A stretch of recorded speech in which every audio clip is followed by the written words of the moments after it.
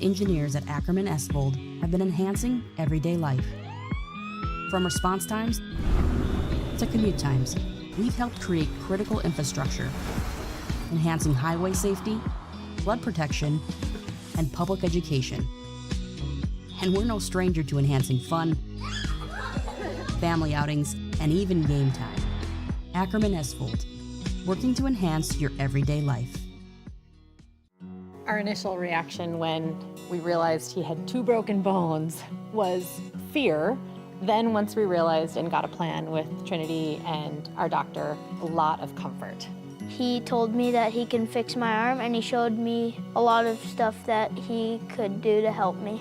Trinity Health Orthopedics is as good as you can find anywhere in the country. A lot of us take pride in that, and that's why we stay here and we keep doing what we do. Trinity Health, making more possible. This presentation on the PSP Network is proudly brought to you by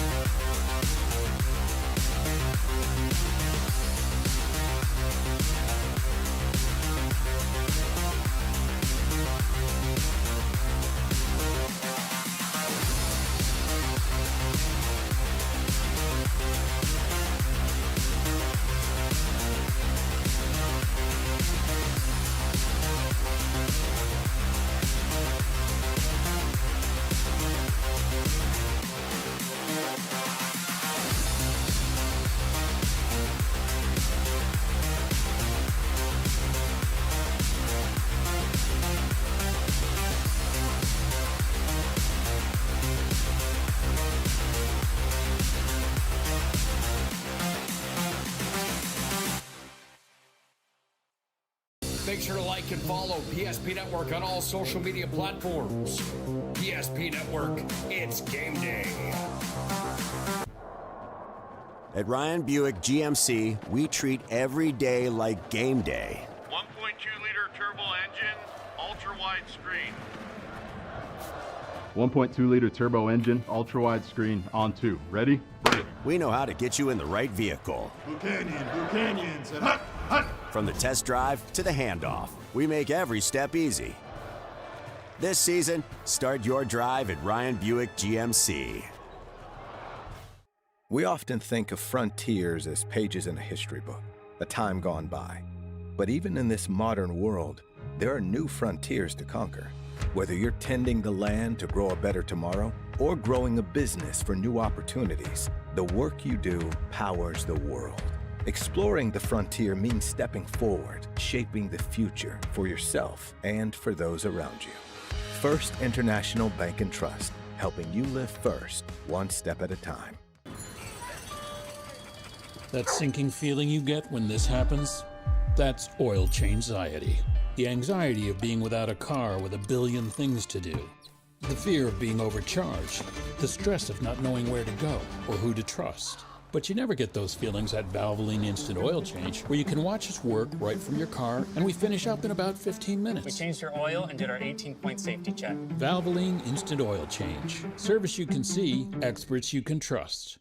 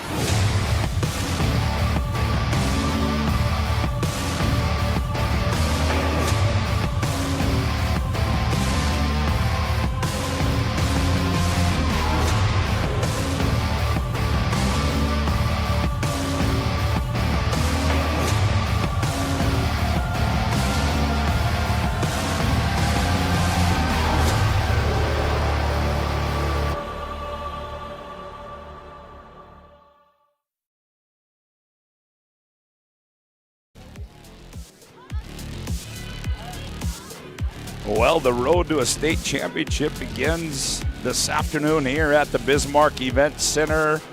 On the boys' side, as 8 teams have converged here this weekend, and we will leave crowning one state champion here in the opening round of the Class AA Boys and Girls State Class AA Basketball Tournament. Hi, good afternoon, basketball fans. Scott Woodmansey alongside Cole Higlin. I'd like to welcome you aboard on our digital radio broadcast on the PSP Network, as we've got 4 of them for you right here this afternoon. We'll start out with the number 1 team out of the West, Bismarck High and Fargo Davies.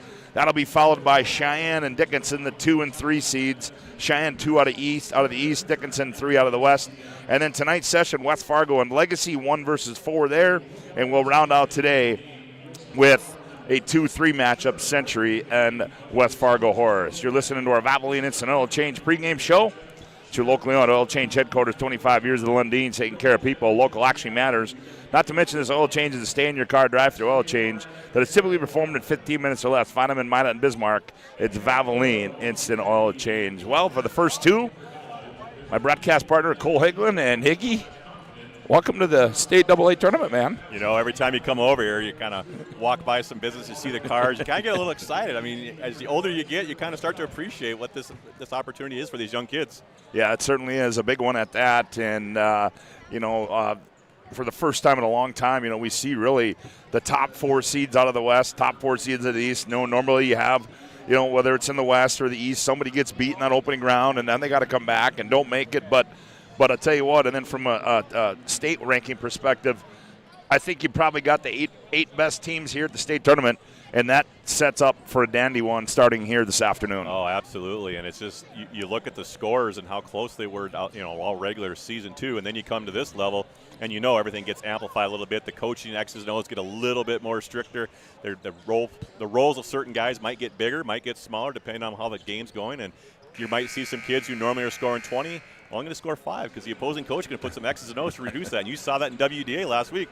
Yeah, we'll see. It should be a fun one this afternoon. 2 teams kicking this one off, Bismarck High and Fargo Davies. Fargo Davies knocked them off last year in the opening round, so this should be an interesting matchup here.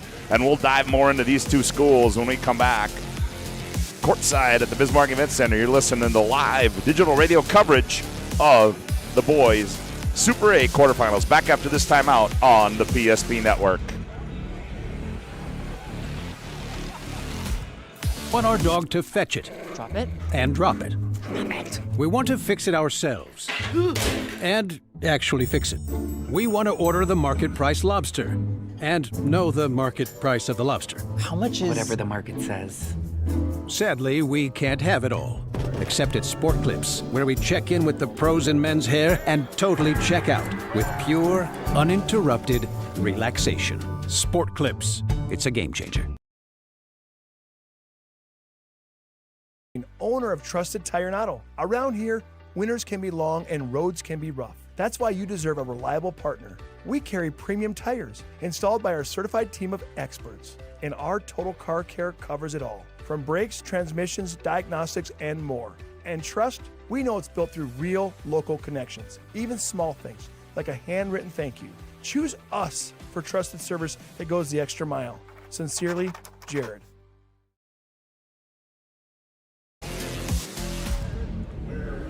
Welcome back to the Bismarck Event Center. Scott Woodmansey alongside Cole Higlin for the first 2 here this afternoon. Chuck Claremont will step in for the final 2 and the quarterfinal round of the State AA Boys Basketball Tournament. We give you an update on the other side in the girls' game. Minot High all over Red River by a score of 50-22.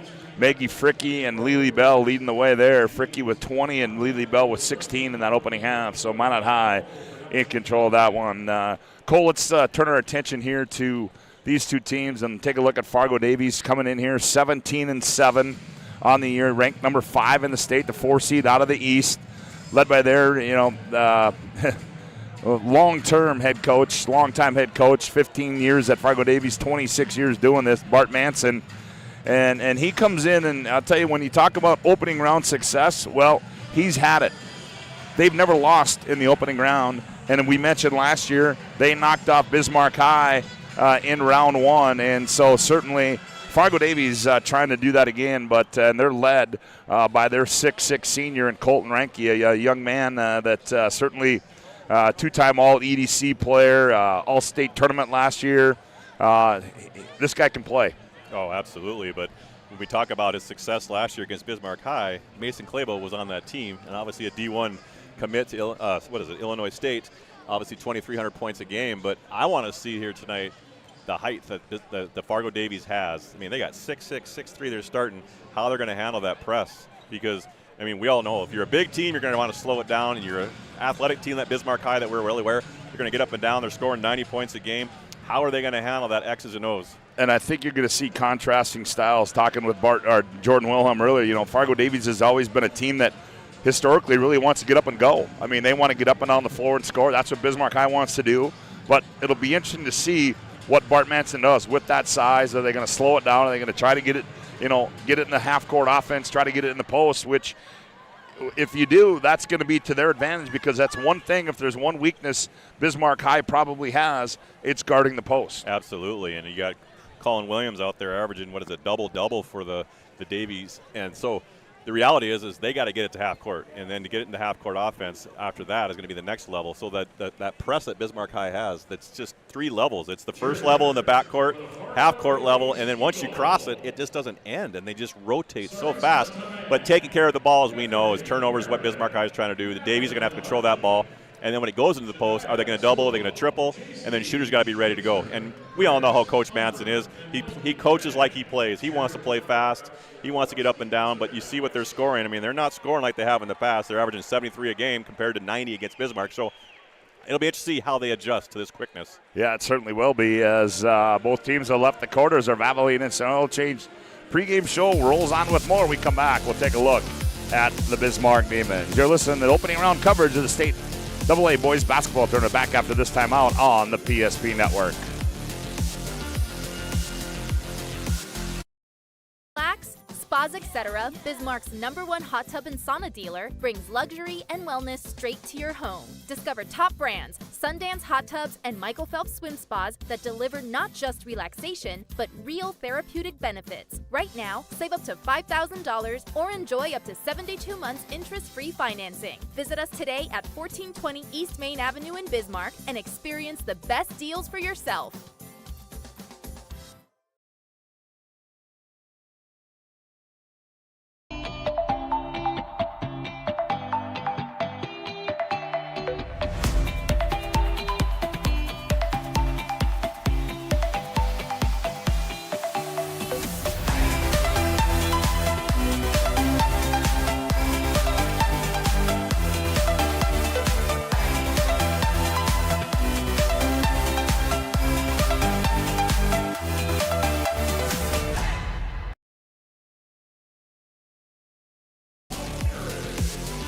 Welcome back to the Bismarck Event Center. Scott Woodmansey alongside Cole Higlin as we get you set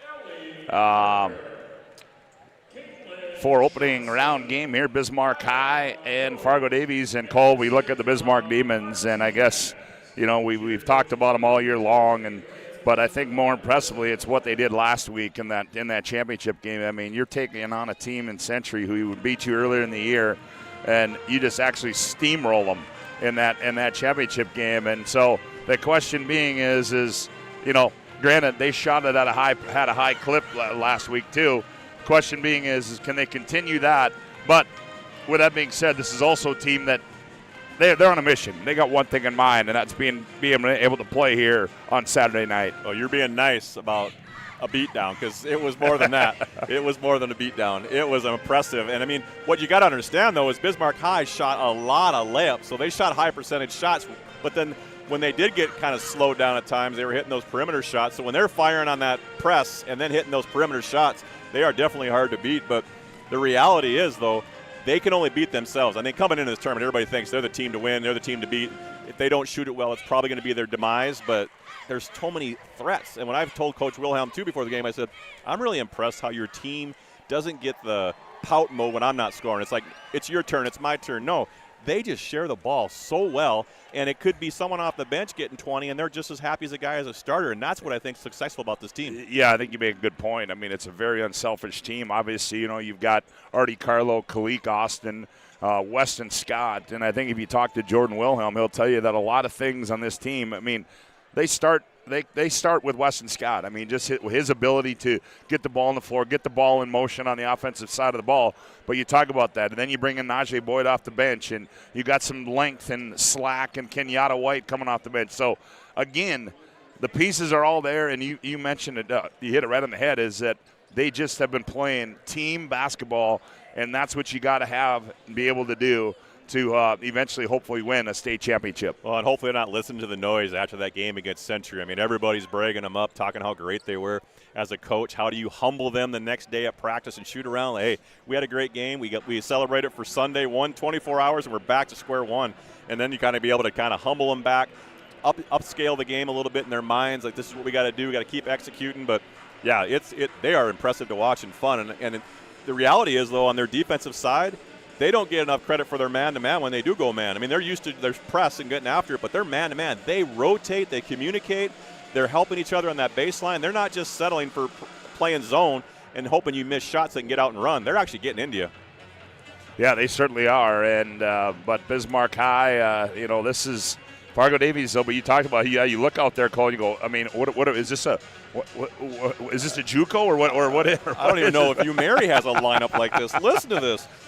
I counted the numbers. They got 6 kids over 6'4". They go 6'4", 6'8", 6'4", 6'10", 6'6", 6'6", 6'4", and not all of them play. So, holy, they got some height out there today. Hopefully they can run. Once again, you're listening to our Valvoline Instant Oil Change pregame show. Your locally owned oil change headquarters, 25 years of Lundin, taking care of people locally actually matters. Typically performed in 15 minutes or less. You can find them on Bismarck. It's Valvoline Instant Oil Change. We'll take another quick timeout. We come back. The national anthem, the starting lineups, the opening tip, quarterfinal game number 1. We got it for you right here on the PSP Network. Bismarck High Davies coming up after this timeout. We realized he had 2 broken bones was fear. Then once we realized and got a plan with Trinity and our doctor, a lot of comfort. He told me that he can fix my arm, and he showed me a lot of stuff that he could do to help me. Trinity Health Orthopedics is as good as you can find anywhere in the country. A lot of us take pride in that, and that's why we stay here and we keep doing what we do. Trinity Health, making more possible. I can't believe I wrecked my car. There are some things in life we can't control, but what's important is how we respond. At Jerome's Collision Center, they provide the highest quality of service, assuring the job gets done stress-free and making it feel like a breath of fresh air. And to give you peace of mind, they handle the insurance. Are you even a therapist? Don't worry about it. Jerome's, they're the experts. Jerome's.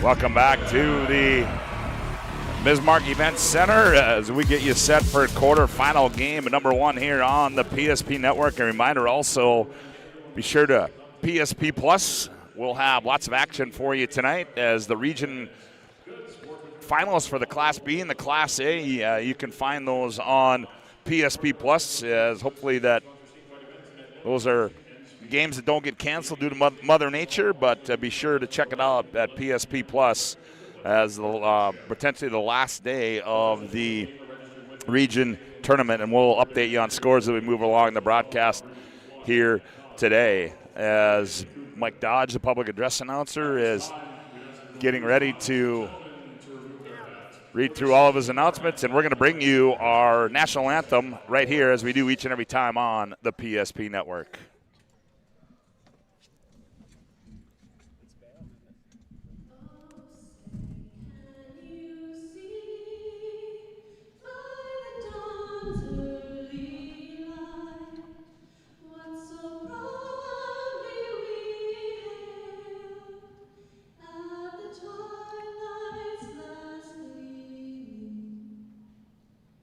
Whose broad stripes and bright stars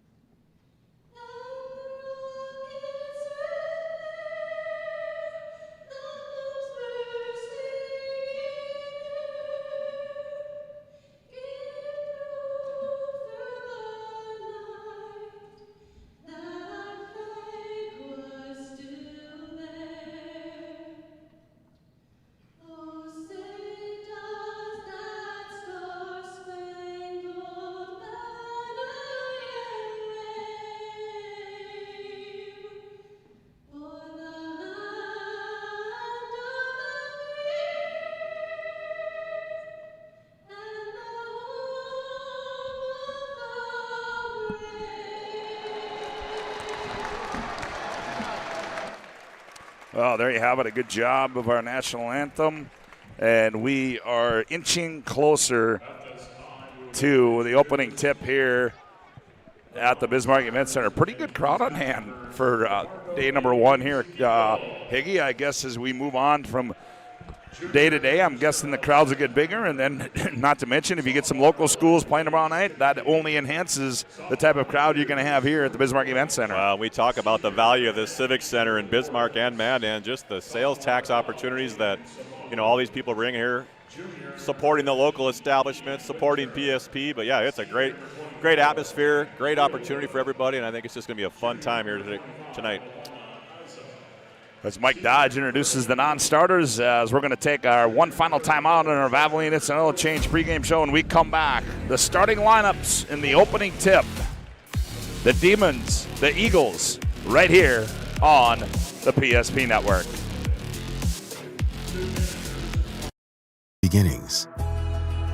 And just like the visionary entrepreneurs we serve, we turned an idea into reality. Today, we give you the power to grow your ideas by building meaningful relationships in the communities we serve. Because it's the same place we started. BNC National Bank, where possibilities begin right here at home.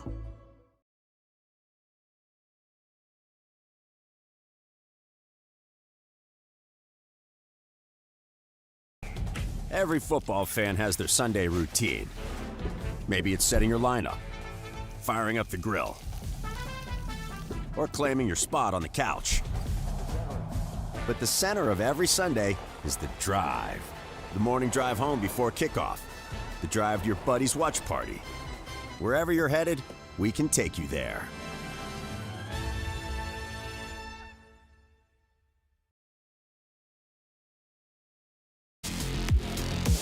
Well, back at the court side at the Bismarck Event Center. Cole Higland, Scott Woodmansey with you. Glad to have you aboard here on the PSP Network as we inch closer to the opening tap of quarterfinal game number one as the starting lineups are being introduced on the floor. They go like this. First of all, for the Eagles, at one guard will be Thomas Lawrence. He's 5'11" and a senior. The other guard spot will be Cam Miller. He's 6 foot and a senior. At 1-4 will be Brady Vetter. He's 6'4" and a junior. At 1-4 will be Colton Ranke, 6'6" and a senior. And in the middle will be Colin Williams. He's 6'5" and a senior. Their head coach is Bart Manton. For the home team, the Demons, they'll go like this. At one guard will be Grant Beaver. He's 6'2" and a senior. The other guard will be Artie Carlo. He's 6'2" and a senior. At another guard spot will be Weston Scott. He's 6'2" and a junior. At 1-4 it'll be Kalik Austin, 6'4" and a sophomore. And the other forward will be Tadarian Slack. He's 6'2" and a senior. Their head coach is Jordan Wilhelm. It'll be Ranke, Vetter, Williams, Miller, Lawrence for the Eagles. It'll be Austin, Scott, Slack, Carlo, and Bieber for Bismarck High. The officials for this afternoon's game is Reed Floggen, Todd Rialt, and Caden Kuhneman are your officials. Cole, any last-minute thoughts? If you had to give me a Northern Plains Heating Air key to the game, what's your one key for Fargo Davies? Obviously handle the press. You got to take care of the ball, limit the turnovers. They're going to happen, but don't panic and make 2 turnovers and then 3. You can't compound on those turnovers. And then Bismarck High, I mean, if you look at it, keep doing what you're doing. I was just going to say, don't mess it up. You got to keep that mojo going. Yeah, there you have it. Keys to the game brought to you by Northern Plains Heating and Air. There's no other choice to see your heating and air game other than Northern Plains Heating and Air. Call Dylan today at 222-2155 to make sure your furnace is ready for the winter. Months ahead, new installation upgrades, and all your furnace and AC needs. Again, call Dylan today at 222-2155. I want to thank you for tuning in to our Valvoline It's an Oil Change pregame show. Lundin's have been over for 25 years. You can find them in Minot and Bismarck. It's Valvoline Instant Oil Change, and we are ready for basketball here.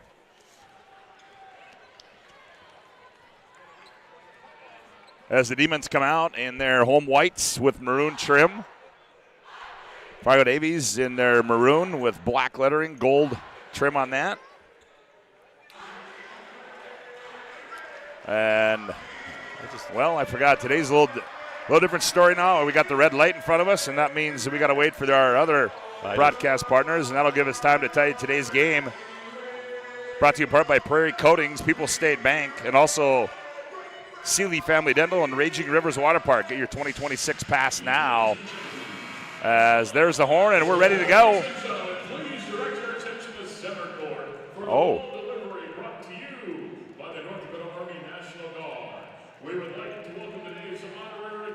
North Dakota Army National Guard delivering our game ball. It's like we're getting ready for a prize fight. Both teams are kind of just waiting for this itching to go, and then you get this pumped up music and warm-ups, and then you got to wait for the TV and the ball to get introduced, and the nerves are there. You can just see those guys. They're looking down at the floor just pacing. They're ready to go as Reinke will go up at center court. He'll go up, I do believe. That'll be Tadarian Slack. We'll meet him at center court, and we are just about underway.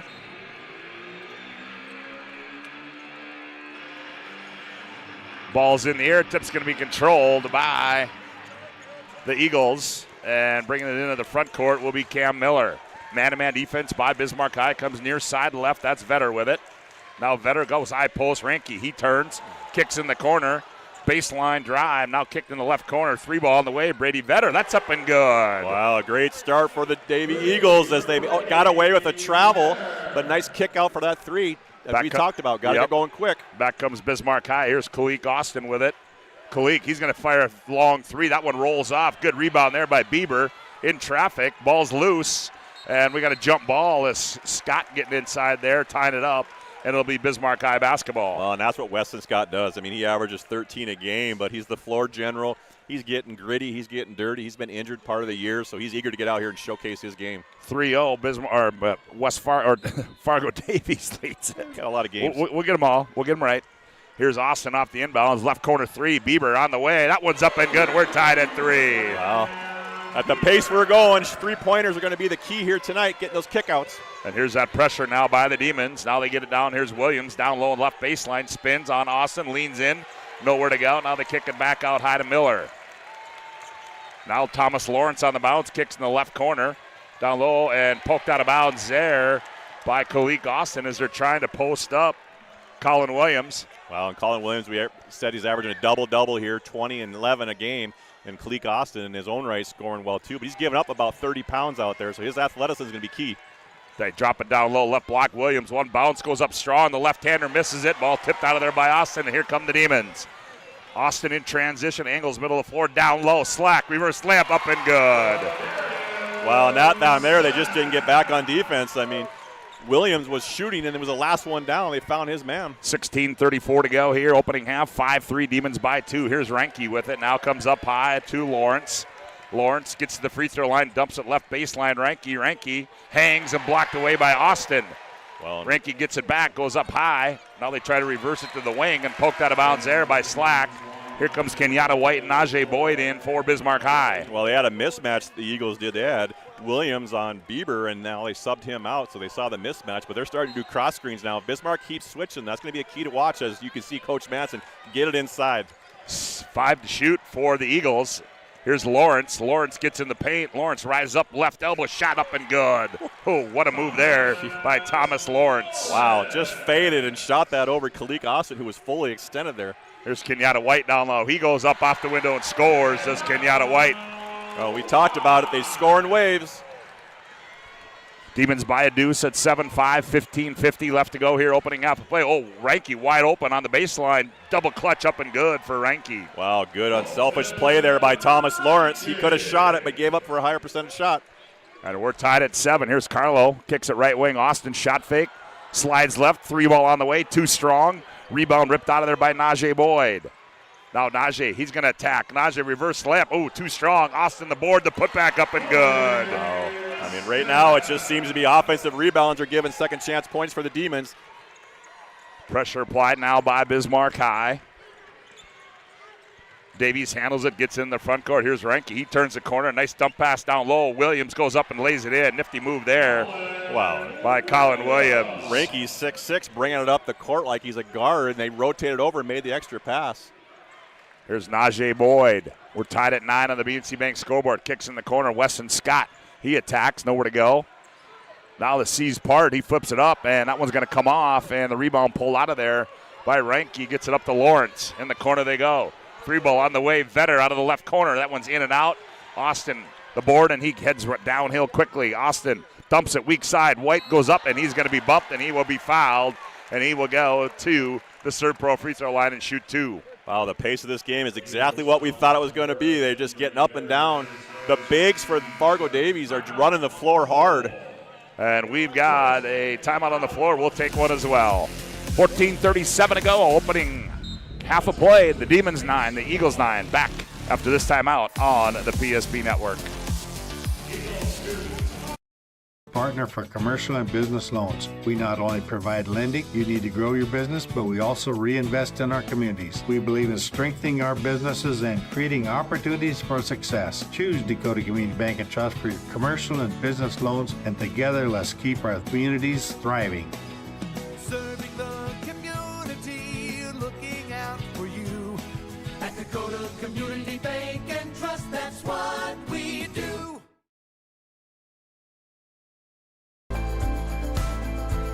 At Planning Team Financial Advisors, we help individuals create their personalized strategies.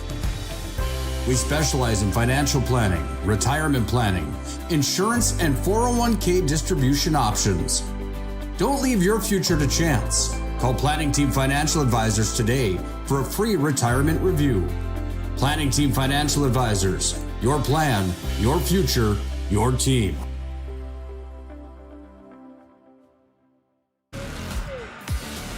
Back at the Bismarck Event Center, we're tied at 9 on the BNC Bank scoreboard. BNC National Bank.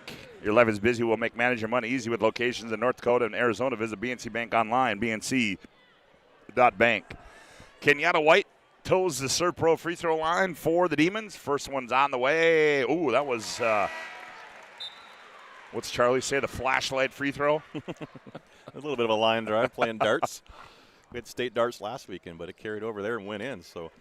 Hayden Bonley checks in for Bismarck High now, and Kenyatta White gets them both. He's got 4.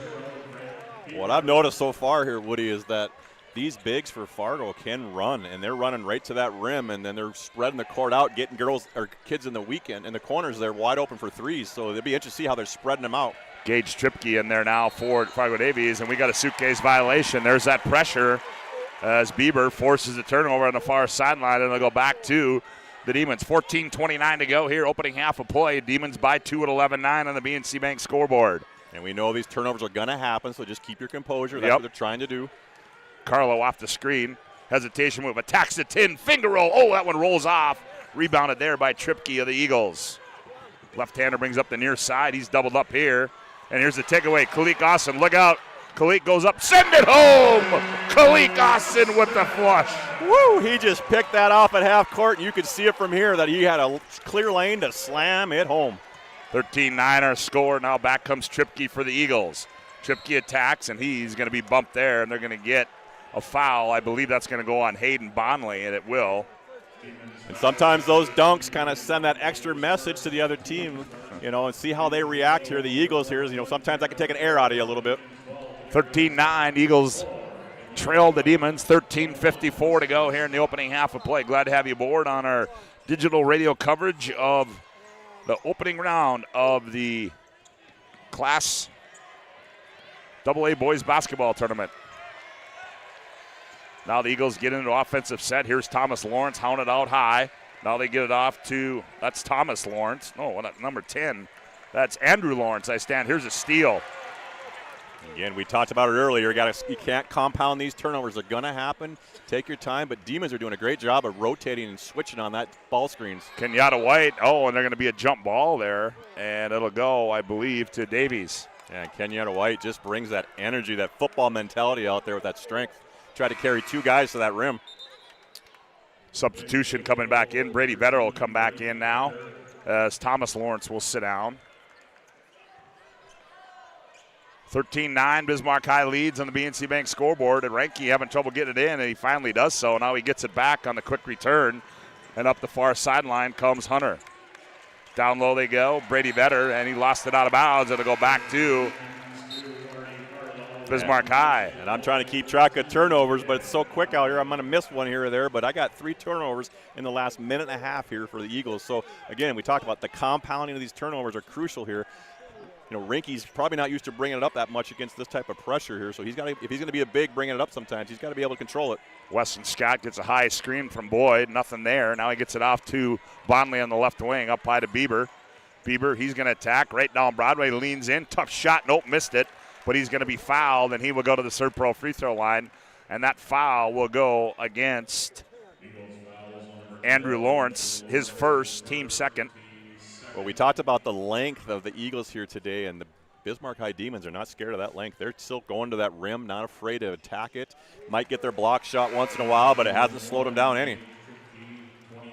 And Beaver knocks down the first one. He's got 4 in the afternoon, makes it 14-9 on the BNC Bank scoreboard. Kind of nice when you can trade out Colin Williams at 6'4" and then bring in Jack Wilden at 6'8", so you're not losing any height. You still got Rinke out there at 6'6". As Cole mentioned, Jack Wilden checks in.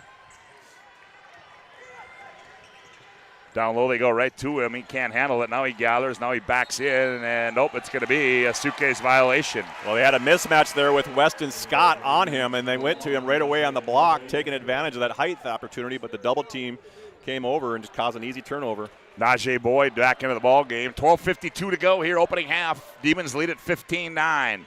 Kenyatta White off the right elbow, hand back to Bonley. Bonley jabs right, goes left, kicks in the corner. Weston Scott for 3, bingo! Yes, you just like to see him get going.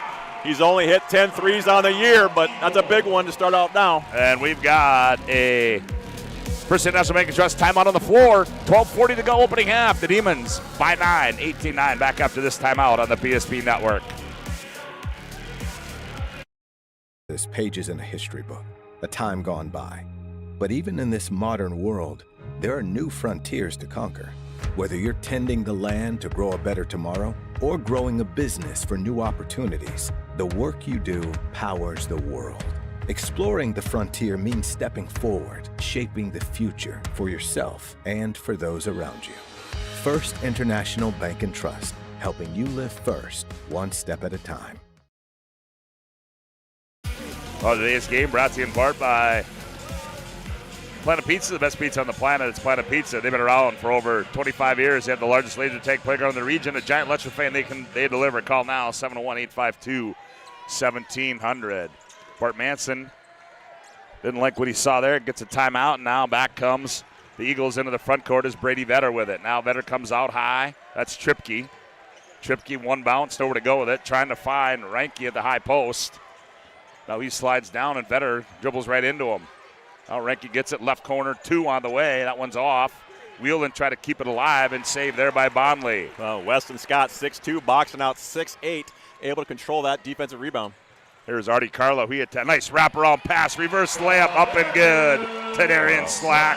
Again, they are so unselfish. They just break down the defense of the Davies here, and then they get to that paint, and you can't help, and then you make the extra pass. It's hard to defend. Yep, Demons by 11 at 20-9. 11:53 left to go here in the opening half of play. Here's Vetter with it, high right side. Now one bounce. Now comes between the rings. Attacking down the left side. Oh, up and good there. A good take there by Gage Tripke. Final from the other side. Minot wins it 87-37 over Grand Forks Red River.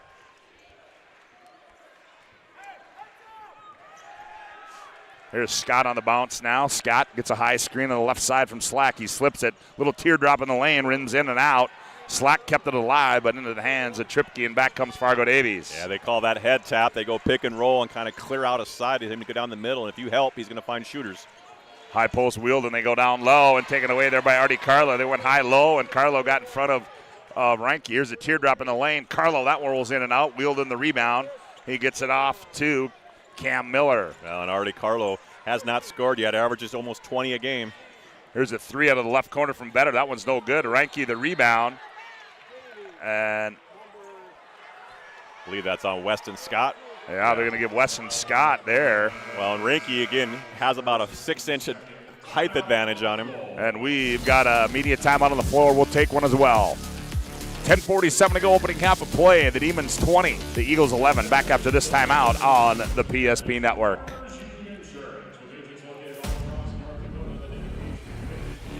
Partner for commercial and business loans. We not only provide lending, you need to grow your business, but we also reinvest in our communities. We believe in strengthening our businesses and creating opportunities for success. Choose Dakota Community Bank and Trust for your commercial and business loans, and together let's keep our communities thriving. Serving the community, looking out for you. At Dakota Community Bank and Trust, that's what we do. And invested wisely. Whether it's paying for a child's education, taking the family trip you've dreamed of, giving back to the community, or funding a confident retirement, we can help you reach your goals. We are passionate about helping you make smart decisions about your spending and saving so you can feel confident about the future while enjoying life today. Together, we can design a personalized plan that takes into account your short and long-term needs and wants, but is flexible enough to adjust as your life changes.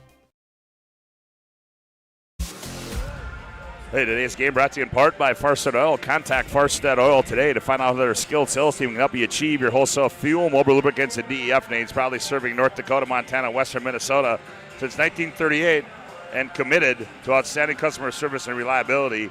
Farstead Oil.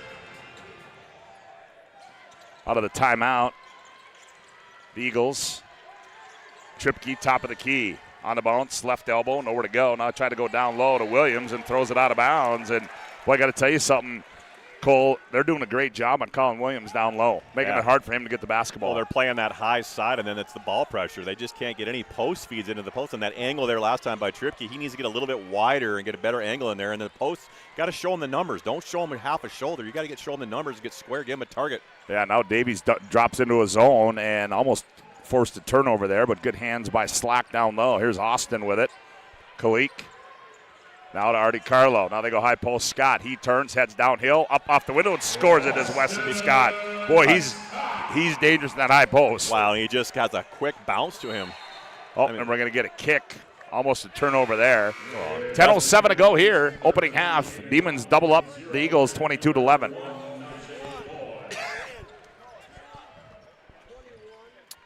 Najee Boyd back in. Hayden Bonley back in.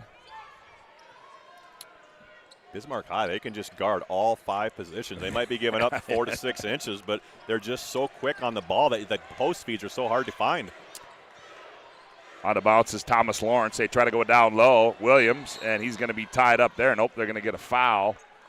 And that's going to go on Kalik Austin, his first. That'll be the team's third.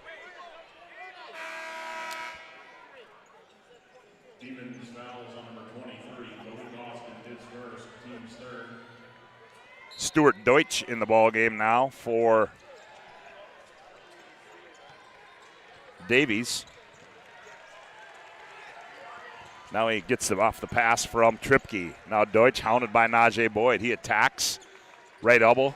Gets it back to Thomas Lawrence. He rises up from 12. That one comes off. Ball's loose into the hands of Austin.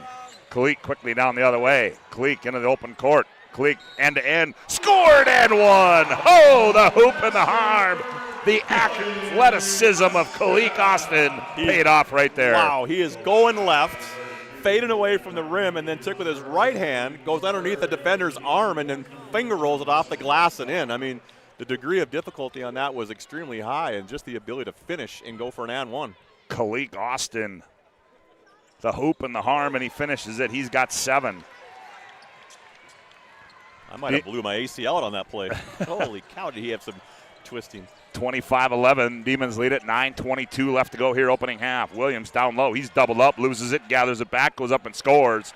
And he had to he had to give everything he could on that hoop. Here's a quick return. Beaver can't hang on to it. It goes out of bounds. Yeah, that last possession for the Eagles there. Got it into the post to Williams, again, averaging 20 a game. As soon as he touches the ball, there are 3 people all over him. So he's got to make a decision. Do I go quick or do I kick it back out? He's got to make a decision quicker than that. Yeah, I mean, if I'm scoring 20 a game, it's going up. Here's that pressure applied again by Bismarck High, and breaking that was Tripke. He's hounded by Slack.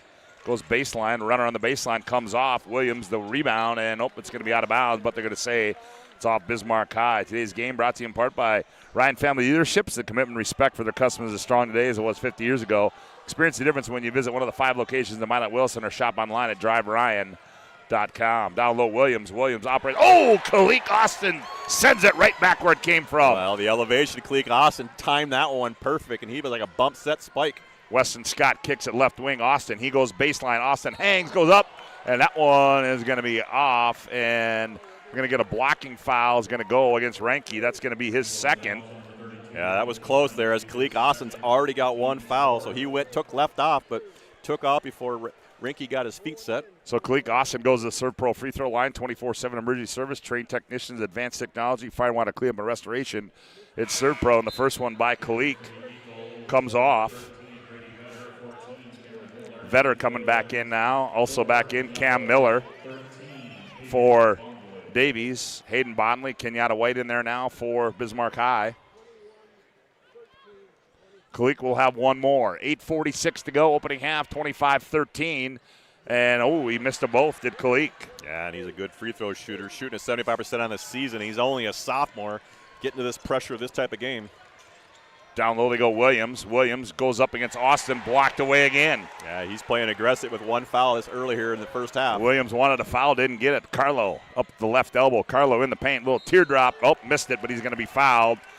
And I believe that's going to go against Thomas Lawrence, and it does. That'll be his first. That's Davies' 5th team foul. We talked about before Artie Carlo averaging averaging 19 a game, and has yet to score here tonight. So getting to this free throw line, hopefully gets him rolling here a little bit. Yep, see something go through the hoop, and he did. Artie's first. But we talked about that with Bismarck High. They're so unselfish that Artie Carlo's like, yeah, whatever. I haven't scored yet. I got my teammates involved, dispersing it, getting the rebounds, taking a different role at times, and that's what's so successful about this Demon team. 6 different players to score thus far, and Carlo goes 1 for 2 as he misses the second one. And the Demons lead it by 13 at 26-13. 8:22 to go here in the opening half of play. I just look at the faces of the Fargo Davies Eagles, and they just looked already like, wow, what did we walk into? This press is like never ending. Ooh, attacking goes Lawrence, and he hangs and misses it, but he's going to be fouled, and he will shoot 2, Will Thomas Lawrence.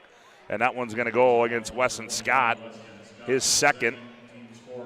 4th personal or 4th team foul. So to the ServePro free throw line goes Thomas Lawrence for Fargo Davies, a 66% free throw shooter. Free throws up, that's going to be short. He will have another one, Will Lawrence.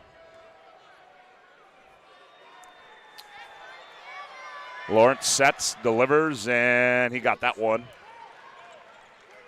Lawrence has got 3. 8:13 to go, opening half. 26-14. Demons lead it. Yeah, and the Eagles at that last time there was looking at a 1-2-2 zone. Now they're switching it up. Weston Scott comes up short, gets his own rebound, goes up and scores. Relentless on that one. He missed the first one, stayed with it, got it back, and went up and scored it. Yeah, he's 6'2", but his bounce and his recovery is so quick to be able to get back and put that in. That was a loose ball. They wanted over and back violation, didn't get it. I think it was deflected. That might have been why. Here's Cam Miller. Nope, that's Vetter with it. Now he gets to Lawrence. Thomas on the bounce. Down the left side, turn. Little jump hook comes off, and it'll go back to Bismarck High. Yeah, they had 2 people all over Williams down there. He just can't get any positioning down there, down low. And we've got a media timeout on the floor. 7:39 to go here in the opening half of play. Bismarck High 28, Fargo Davies 14. Back after this timeout on the PSP Network.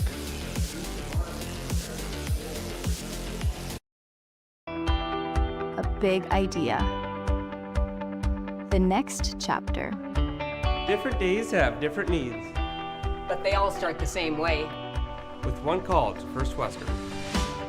Banking. Insurance. Trust. Not departments, just different ways we show up for the same people. First Western. All under one roof, all in your corner. You can bank on us.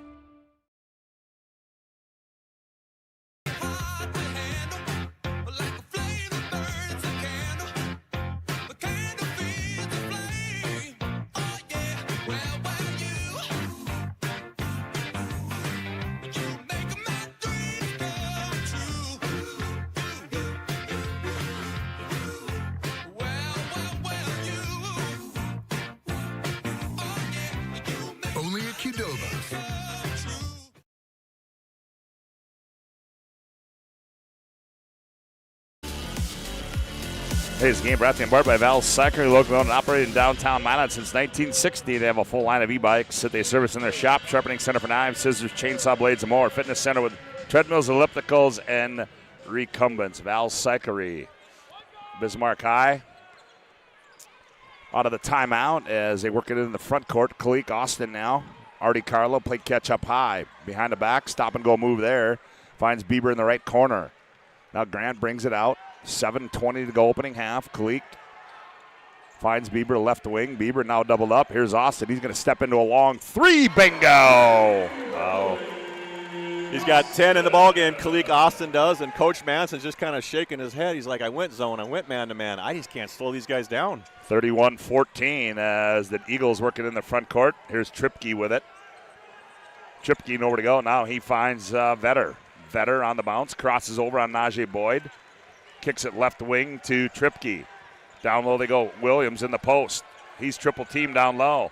Gets it back out high. Tripke in the right wing. They fired Vetter.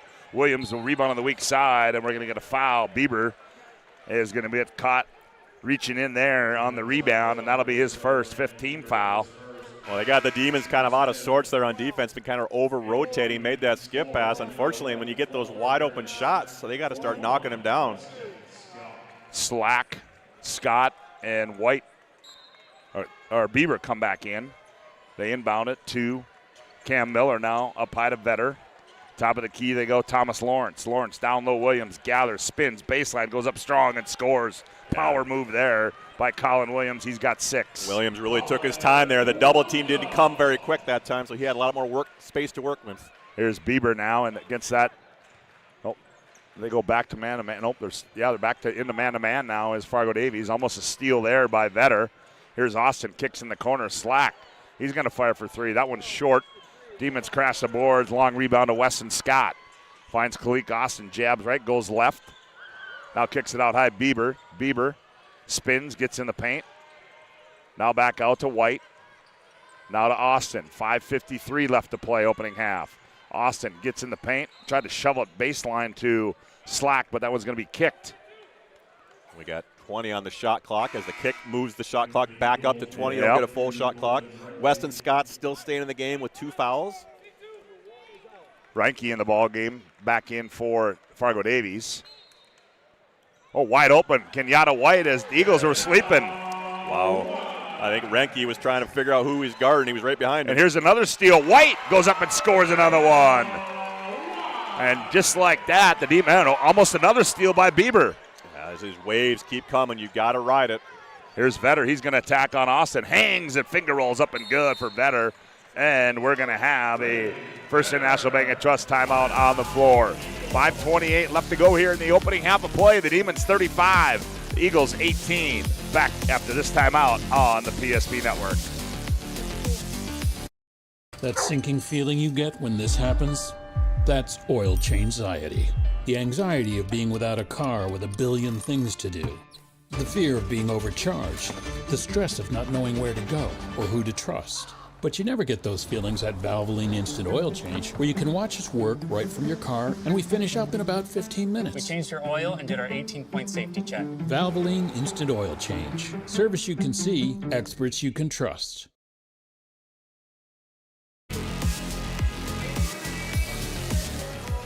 Firstead National Bank and Trust, the full-service family-owned independent community bank built on the bond between our employees and customers. Founded in 1910 and growing to serve rural and urban communities across Arizona, Minnesota, North Dakota, and South Dakota. Find them online at fibt.com. Artie Carlo will run it in the front court now for Bismarck High. Gets a high screen there from Boyd. Now Carlo goes down the right side. Little floater comes off. And Carlo, the rebound, but he's going to be fouled. We got a jump ball. Well, I was watching Coach Manson that last time out, and he's asking his play, how don't we know who we're guarding? And when you play in this type of level of game and you think they're at this varsity level and it's state AA, it's things happen because it's the wear and tear that the Demons have done to them. They're just kind of mentally like, what is going on out here? I got 22, you got 23. They're fatigued. Inbound to Austin. Good closeout there by Vetter. Now gets it off to Najee Boyd. 5:07 to go opening half. Weston Scott on the bounce on the left wing. He's going to attack in the paint. The runner rolls off. Rebound to Colin Williams. Oh, good defensive set there. Yeah, it was. They'd be able to make him work for it. And then we're going to get a foul in the backcourt. That's going to go against Najee Boyd. He tried to go for the steal. That'll be his first 6-team foul against the Demons. Tripke comes back in for Fargo Davies. 4:55 left to go here, opening half, 35-18. Demons lead it on the BNC Bank scoreboard. Baseline, here's Williams, backs in, and taken away there by Bonley. Yeah, he's left-handed, so he went to his right hand, spun back, and they timed There's it. Scott on the quick break. Oh, he can't miss it. Got going too quick. It rolled off. You know, he wanted to dunk it, it looked like, for a second. Yeah, I think so. Here's Reinke. Attacks. Now kicks it left wing. Tripke with it. Tripke in the paint. Left-hander, nowhere to go. Now gets it back out. Here's a 3-ball. Brady Vetter. That one's short. And rebound tipped. And what are we going to have here? I believe we're going to have a foul. It's going to go against Colin Williams. Yes, it is. And that will be his first. And that will be Fargo Davies' 6th-team foul. 4:21 to go, opening half. Demons lead at 35-18 on the BNC Bank scoreboard. There's Najee Boyd. Hands back to Austin. Down the right corner, they try to go to Carlo. Carlo has it deflected, but was able to hang on to it. Now Carlo attacks down the right side. Ooh, nifty move there by Artie Carlo. Well, what a Artie little Carlo, floater off the window, leaning back. Yes, just hesitated a little bit and just faded and hung in the air. Like the defensive player went down, he was still rising. There's a loose ball. Oh, and Bonley quick to the basketball. Oh, no. Oh, they're going to say a double dribble there. And we're going to have a media timeout on the floor. We'll take one as well. 3:48 to go on the BNC Bank scoreboard. Opening half, Demons 37, the Eagles 18. Back after this timeout on the PSP Network. Views meet unforgettable flavor. Welcome to Bea Wolf Kitchen and Lounge. Upscale casual dining crafted with care, paired with an exceptional selection of wines and bourbons. A place for family fun and nights meant just for two. Or gather with friends to watch the game in our reimagined lounge, all overlooking Bea Wolf Golf Club, North Dakota's #1 rated course. Bea Wolf Kitchen and Lounge. Come experience Chef Barry's fusion of flavors. At any time, to anyone. It's not really something you can schedule on your calendar. But when it happens to you and it's not your fault, there's one law firm to remember. That firm is Schweigert, Clemene, and McBride. We live here and take pride in helping our community. We know this area inside and out. We put in the work and fight for what's right so justice can prevail for you. That is what we're all about. We're on your side. We're Schweigert, Clemene, and McBride.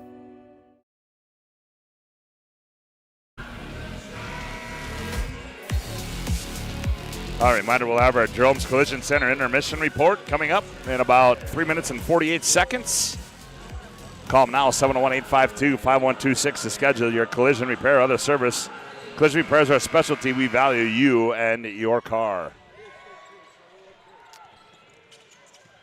Out of the timeout, the Eagles moving into the front court. Now they get it back to Thomas Lawrence. He runs the show for Fargo Davies. Here's Tripke. Tripke goes baseline left behind the back. Now brings it back out on the left wing. Looks down low to Williams. Good D down there by Kalik Austin. Now attacking high. That one comes up air ball. Thomas Lawrence. Rebound and putback is up and good by Colin Williams. Colin Williams just got good position on that weak side as they kind of overshot the rim, held his position, nowhere to go. Used his time, used that lefty. Artie Carlo now runs the offense here for Bismarck High. Carlo, right side three on the way. That one comes off. Reinke the rebound. Oh, he almost threw it away. Gets it into the hands of Lawrence. Now here's Tripke on the other end. Tripke rises up in the baseline. That one too strong. Williams the board, turns and fires, misses that one. Reinke the board. He goes back up and scores it off the window. Well, that's where you're seeing the length and the athleticism of the Eagles there. Got 3 offensive rebounds, putting them back. Colin Reinke, here's a 3 on the other end. Kalik Austin from South Bismarck. He's got 13 in the ball game, the 6'4 sophomore, shooting it unbelievably here so far in his first half. 40-22, 2.5 to go here in the opening half. Here's Colin Williams. Reinke falls down. Now here's Tripke, right side 3. That one comes off. Weak side rebound to Slack. He turns and heads quickly downhill. Kicks it right wing. Beaver thought about it. Now gets it back to Carlo. And now the Demons put the offense in motion. Carlo down the right side. He's double teamed there. Gets it out high to Austin. Austin off the left elbow. Step back. Jumper's up and good. Oh, have an afternoon, Kalik Austin. Wow, they're playing a man-to-man, and he just beats him off that dribble, and you have to give him so much room, and then he has the ability to elevate on his jump shot. 42-22. Here's Reinke. Bounces down low. Williams, he goes up and scores. Got free on the baseline, and Reinke found him, and he finished it. Yeah, he gets so low on that opposite block. He's just a load down there. You cannot get around him. Down low, they go to Carlo. He can't hang on to it, and the Demons turn it over into the hands of Reinke. 42-24, minute 30 left to go here, opening half. Quarterfinal game number 1. Tried to find Williams, did Thomas Lawrence, and he throws it. It was tipped out of bounds by the Demons. Najee Boyd and Kenyatta White come back in now for the Demons. Well, and Davies just got to end this minute 25 on a positive note. Just try to find some wins here at least to go into halftime. So otherwise they're going to get a little bit of a ear chewing, I think, on their ball handling. I think they're going to get that either way. And Lawrence has a blocked out of bounds there by Beaver. Well, we talked about the length of Davies, but the athleticism of the Demons and their ability to just contest every shot. I mean, they're giving up 4 to 6 inches in the post, but you can't even notice it out there because they're just getting off the ground so quick, the Demons are. They inbound it to Lawrence on the right wing. Here's a steal by Austin. Austin on the other end. He's going to go up. Oh, whoa! He missed the one-handed rip dunk, but the ball comes into the hands of Najee Boyd. Cleek gets it again. He's going to attack. Jump stop in the lane. Teardrop. Rolls around, comes off, and rebound pulled out of there by Andrew Lawrence. He took off a little too far, I think, too, and was trying to just hammer. He was going to try to hammer that one, and that one's going to go against Kenyatta White. And that's going to send Thomas Lawrence to the ServePro free throw line. I mean, he's got one dunk already in here. Put it down with 2 hands. That one just tried to slam it a little bit harder. Kalik Austin did. And, as a coach, you're like, keep going. Just all right. Keep playing. Stuart Deutsch comes back in for Davies. Also coming in is Brady Vetter.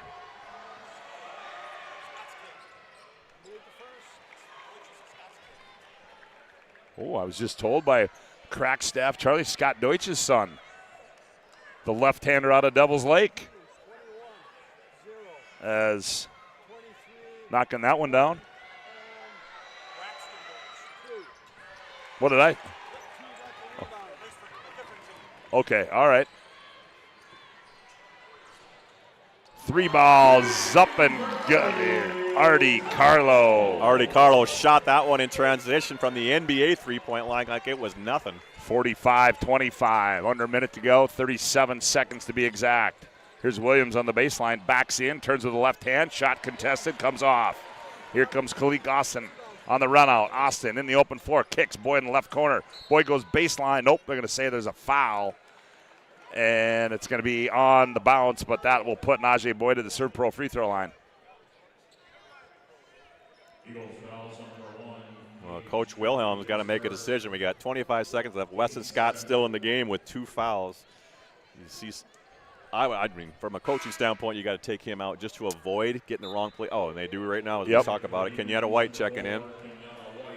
Yep, 25.3 to play as in the opening half. Kenyatta White comes in, and then the Demons lead it by 20 on the BNC Bank scoreboard. Free throws up and good by Najee. His first of the point of the ball game. 7 Demons in the scoring column for the opening half for Bismarck High. Najee got them both. And now they're doing this substitution just to get their defensive set up, not giving the Davies Eagles an opportunity to get something going on the offensive end. So they got their defensive set, make sure they're going, and they still don't pull off that press. 25.3 to play. Davies works in the front court. Here's Tripke with it. Tripke goes baseline Williams. They find Vetter on the trail. Now they go up high to Thomas Lawrence. Lawrence attacks, and he's going to be bumped on the way to the hoop, and he's going to go to the ServePro free throw line. That one's going to be on Kenyatta White. That'll be his second personal, 8th team foul. So that'll send Thomas Lawrence, 5'11 senior, 66% free throw shooter, Well, and that time Lawrence there really took the opportunity to kind of put it on the floor, created that double team, and he kind of leaned in and created that contact. And the Demons want a timeout. We'll take one as well. First National Bank and Trust timeout on the floor. 10.4 to go. Bismarck High 47, Davies 25. Back after this timeout on the PSP Network.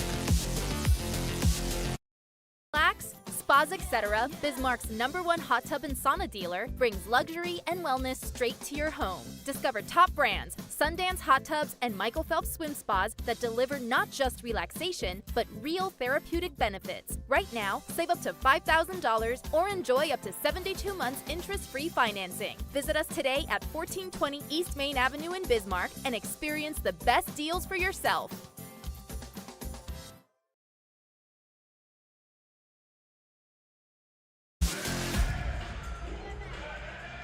Back at the Bismarck Event Center, we've got 10.4 to play here in the opening half. Bismarck High leads it by 22 on the BNC Bank scoreboard.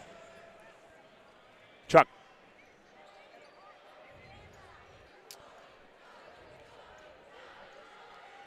As Lawrence toes the ServePro free throw line for Davies, and he gets that one.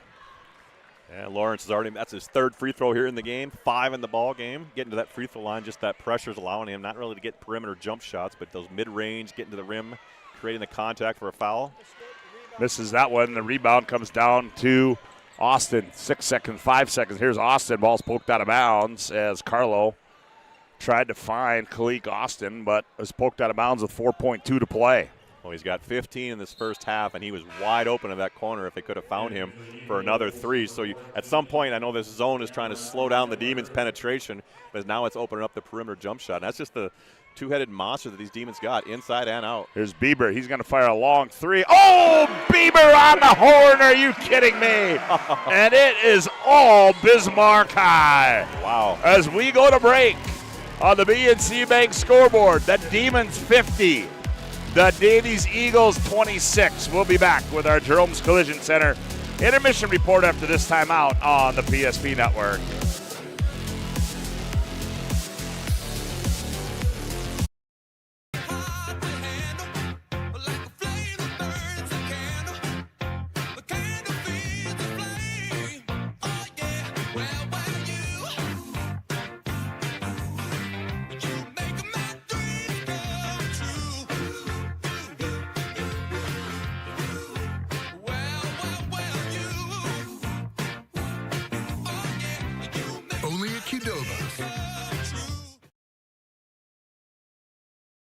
We started with small beginnings, and just like the visionary entrepreneurs we serve, we turned an idea into reality. BNC National Bank, where possibilities begin right here at home. This presentation on the PSP Network is proudly brought to you by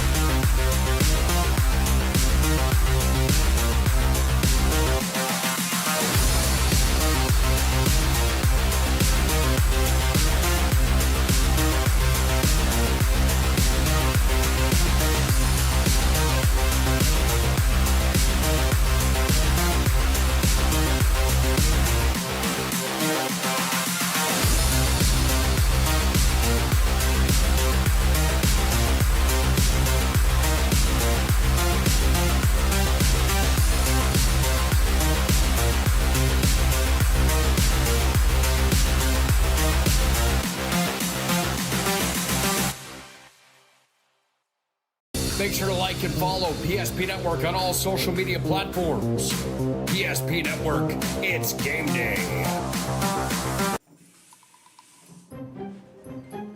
Sometimes life gets messy and accidents happen. So when life gets messy, ServePro's ready. Call ServePro of Minot, Bismarck, or Williston today. The foundation of the financial planning approach at Legacy Financial Partners is a personal relationship. Our unique and collaborative approach to financial planning starts with your dreams, not just the numbers. We will work with you regularly to take action to update your plan as your needs evolve, recommending products and services that are right for your situation.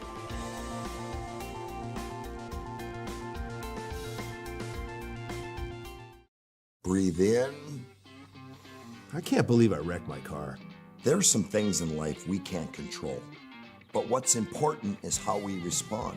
At Jerome's Collision Center, they provide the highest quality of service, assuring the job gets done stress-free and making it feel like a breath of fresh air. And to give you peace of mind, they handle the insurance. Are you even a therapist? Don't worry about it. Jerome's, they're the experts. Jerome's.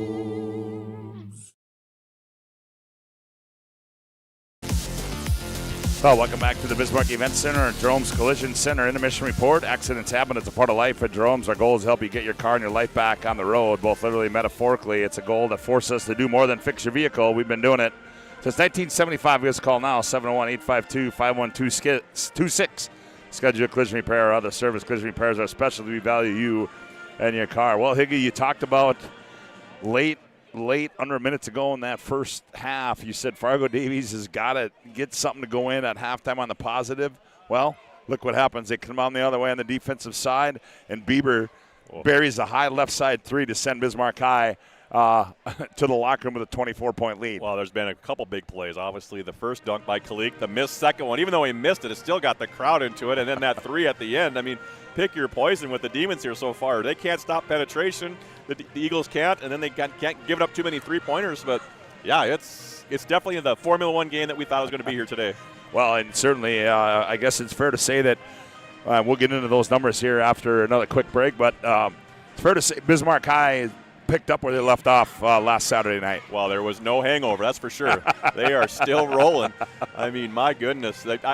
If you're trying to figure out how to stop them, it's like they don't miss. And then, Artie Carlos started out really slow, and he didn't really have a lot of points, but he was doing so many other things. But what I'm impressed with, we talked about the length of the Eagles on there, 6'6" and 6'8" in those posts, and Colin Williams averaging a double-double. He's not there yet. I mean, he may get there by the end of the game, but the rotation on the defense on that half-court offense, I mean, you always hear about their full-court press, but in the half-court, they just fly around, and you get by one guy, there's two more coming at them. Yeah, and the Demons up big in this one. They lead it by 24 at the break. Our Jerome's Collision Center Intermission Report rolls on with more. We'll be back with the first half numbers after this timeout on the PSP Network. 8 gallons of homemade ranch dressing every day, so you can smother your dinner salad with it, dip those crispy golden French fries in it, and dunk your breaded chicken strips. You can even cover your... Wait, no. You can't put ranch on steak. Or can you? Shots Crossroads. Don't forget the ranch.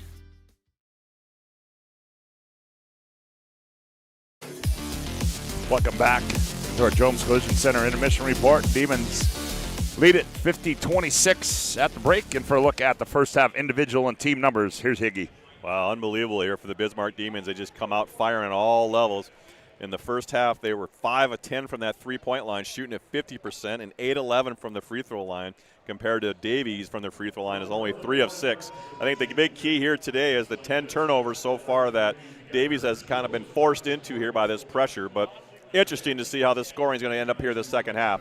Grant Bieber with 8, Najee Boyd with 2, Artie Carlo started out a little bit slow there in that first half, 2 of 6 from the field with 6 points. Kenyatta White, 3 for 3 from the field and 2 for 2 from the free throw line. Has not missed yet today, has 8.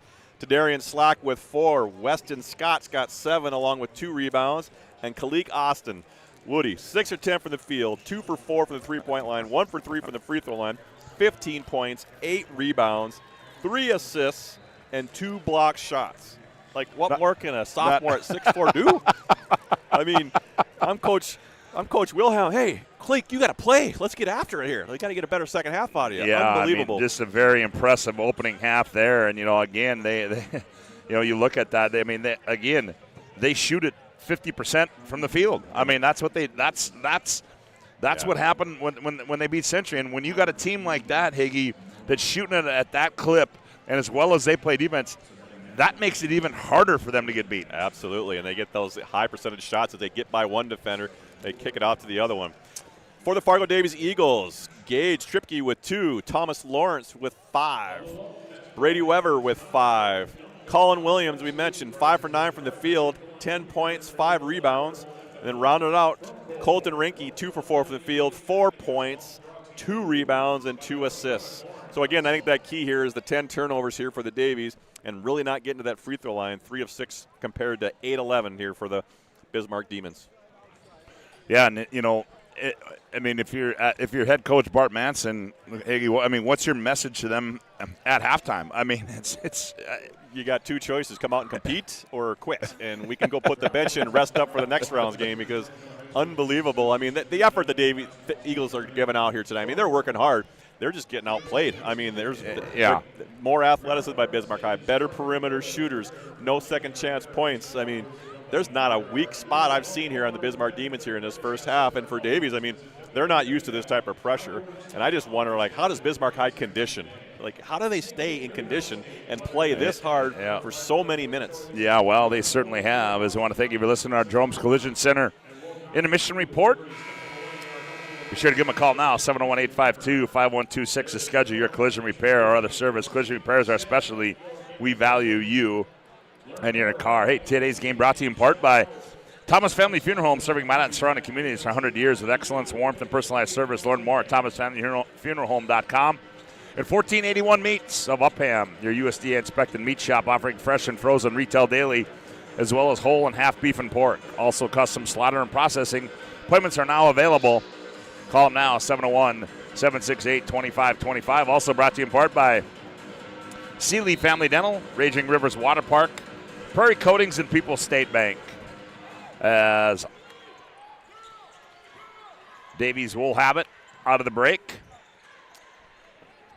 They go down low to Ranke. He's posted up on slack. Drops step baseline. Tough shot off the glass and scored it to Ranke, and that's what Fargo Davies wants to do. Yeah, that's the emphasis there, but they didn't get a double team that time. They all stayed at home, the Bismarck Demons did, so had plenty of room to work in that post. Here's Beaver. Kicks it in the corner to Weston Scott. Now Scott threw it away, and it's got to be run. No one taken away there by Vetter. Vetter's going to go up. Oh, he's going to send one in. Nonchalant. Kind of comparing that to what Kalik Austin did, but again, Vetter getting up and putting one down. And the Eagles with the first 4 of the second half here. That's always the worry when you come out of halftime, up 20+. Oh, well, Kalik Austin says, don't worry about it, Coach. I got you. Yep. Add 3 more to the total. Sit down, Coach Wilhelm. I got it. We got it. Unbelievable, this young man. 53-30. Boy, does he got a bright future on the basketball hardwood, that's for sure, as right now he's got it going on all cylinders. There's Vetter, right side 3 on the way. Comes up short. Battle for the rebound on the weak side. Tipped into the hands of Weston Scott. West brings it in the front court on the left-handed hip-high dribble. Kalik thought about a heat check. Now he crosses over, gets downhill, and throws it up out the window and scored it. He got the outside game, got the mid-range game, got to the rim there, and just kind of a little off balance, took a bounce. Here's a steal by Artie Carlo. Carlo on the bounce, kicks it left wing. Weston Scott, he's going to fire for 3. Bingo, Weston Scott. That's 2 threes already in the start of the second half. I think and just like that, the Demons extend their lead to 28, and here's a steal. Scott, alley-oop. Oh, he threw it. That was probably the best defender on the court was that rim. Holy alley-oop hit the rim, unfortunately. Otherwise, we would have had another dunk. Ooh, tough move there by Williams, the left-hand finger roll. And Bart Manson wants a timeout. It's the First National Bank and Trust timeout on the floor. We'll take one as well. 16 minutes to go. Demons 58, Eagles 32. Back after this timeout on the PSP Network. And And just like the visionary entrepreneurs we serve, we turned an idea into reality. BNC National Bank, where possibilities begin right here at home. Fast. ServePro arrives within the hour with certified technicians and the tools to handle any challenge. Breathe easy. Trained professionals are here when it matters most. Call ServePro in Minot, Bismarck, or Williston today.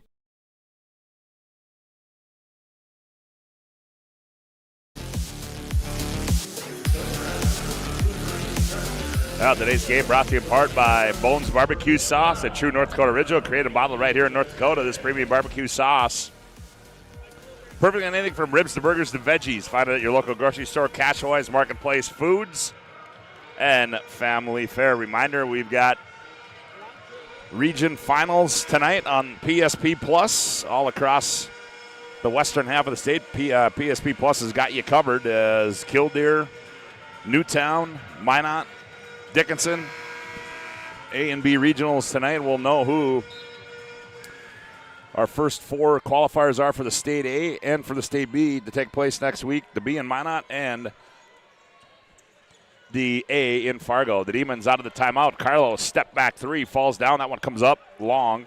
Here's the leak out. Williams gathers in the open floor. Colin, left-hander, goes up and lays it in. Does Colin Williams. I see why Colin Williams, averaging a double-double, can get out and run. You know, he's been on the block a little bit, working it with his left hand. Gets out in the open court, too. Najee Boyd up high. Najee on the bounce. Gets down the right side of the lane, leans in, off the window, in and out. Tipped it back up, no good. Fought for. And the rebound goes off of Davies. It'll go back or stay with the Demons. Now you're at a point now where you're just trying to get a gut check with your team here, see if they can kind of respond. I mean, yes, they're getting drilled here right now. Unfortunately, the Demons are just putting the beat down on them, and you got to be able to find a way to respond and have a gut check here. 15:25 to go in the ball game. 58-34. Here's a runner on the baseline by Austin. Comes up short. He knew it was a bad shot as he came back, clapping his hands. It's my bad, coach. Tripke doubled up out high. Here's Lawrence in the corner. They go to Vetter on the right side. Vetter, a teardrop in the lane, comes up short. Rebound Williams. He goes back up, blocked out of bounds on the backside by Kalik Austin. A lot of contact there as Williams is looking for a foul, and I would agree that there's a lot of body contact there. Officials are letting it go here inside. Bieber and Bonnelly come back in. White and Scott sit down for the Demons. They lob it in. Reinke with it off the left elbow. Now here's Vetter. Vetter attacks in the lane, too strong, and they attack the glass. And what are we going to have here? We're going to get a foul. Boy, Reinke just attacked that. That's Kalik Austin's. That's going to be Kalik Austin. Second team foul, first of the half for the Demons. And you can see the Eagles are just crashing the offensive rebounds, trying to get those second chance points there. Bieber almost a steal there, and it goes out of bounds. BNC National Bank with locations throughout North Dakota, Minnesota, Arizona. BNC National Bank provides you with banking, wealth management services for your business and family. Visit BNC Bank online today at bnc.bank. They inbound it to Thomas Lawrence. Gets a high screen from Williams. He rolls. Good D there by Bieber as he got in the way of Williams on the roll. Back comes Bieber in the front court for the Demons. 14:39 to go here in the ballgame. Austin stop and go move in the paint, dumps a baseline. Here's Najee Boyd. Straight away, 3, bingo. Welcome to the 3-party, Najee. Woody, they went from inside out. They made 5 passes, and they could have shot 3 of them, and they gave up to a higher one, and Najee Boyd, the recipient there. Williams down low, left side, turns, fade away, comes up short. Saved by Austin in the hands of Reinke. Nope, we're going to get a foul. As I believe he pushed off, did Hunter Reinke. Yeah. Again, just that pressure, speeding everybody up there, just being aggressive on that perimeter. It just doesn't stop as they just continue to rotate 3 poor people every 2-3 minutes. That's Reinke's 3rd personal foul. Scott and White back in the ballgame now for Bismarck High. Weston will bring it in the front court for the Demons. They lead 61-34 on the BNC Bank scoreboard. 14:07 left to go in the ballgame. Austin, one bounce, rises, fires, and buries it. Wow, we got 4 3-pointers starting this second half here so far. Kalik Austin with another 3, add to his total. He's in.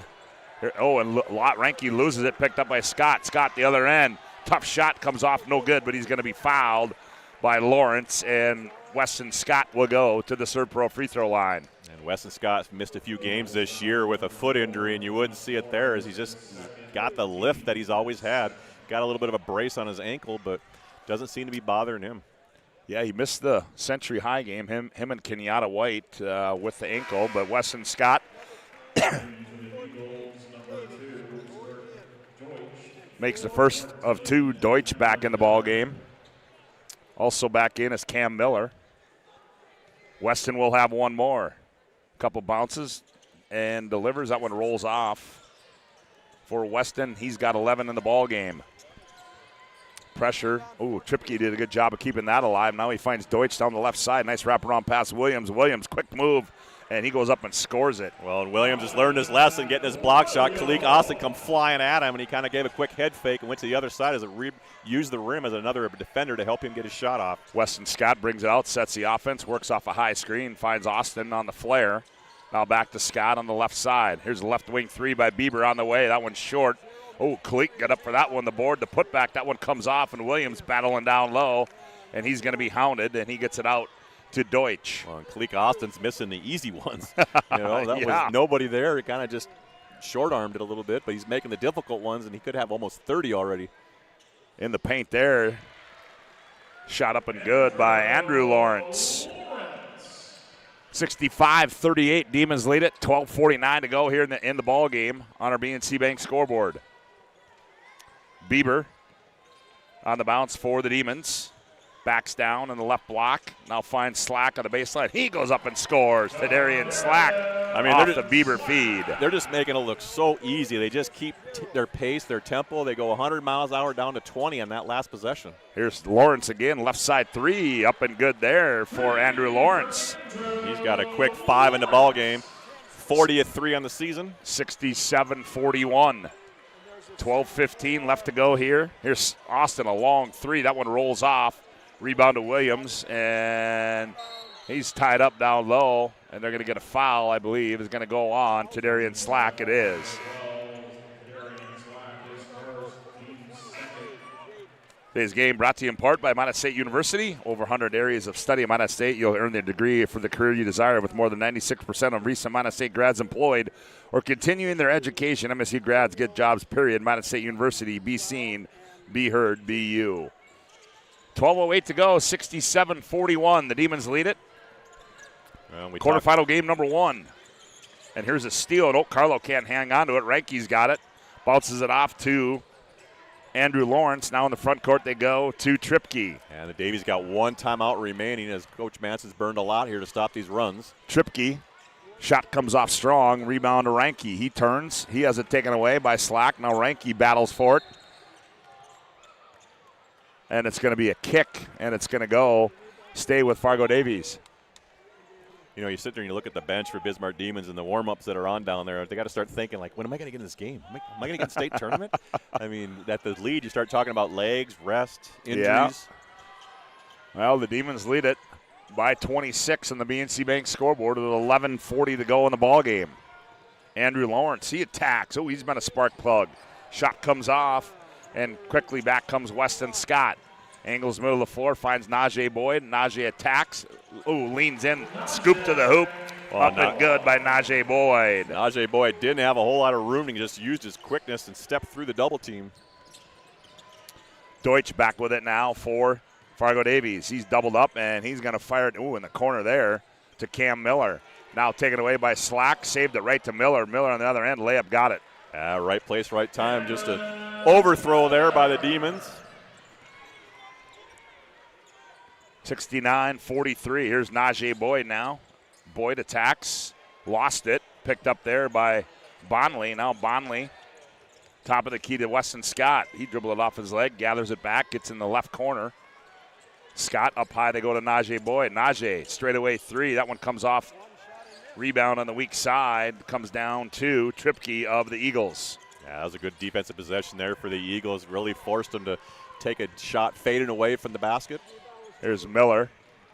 Now Deutsch skips it up high to Tripke. Tripke, he's going to attack. Ooh, running left-handed layup is up and good there by Gage Tripke. Yeah, Tripke's got 4 in the ball game. He really got that lefty smoothness to him, his game. 69-45 as Bonnelly gathers now to Scott. Now here's Artie Carlo. Artie on the bounce. Ooh, nice scissor move there, and he goes up and buries it from 10. It's got to be frustrating for Renke. He played great defense and then just got crossed over back for a fadeaway. And we're going to have a First and National Bank and Trust timeout on the floor. 10:03 to go in this one. The Demons 71, the Eagles 45. Back after this timeout on the PSP Network.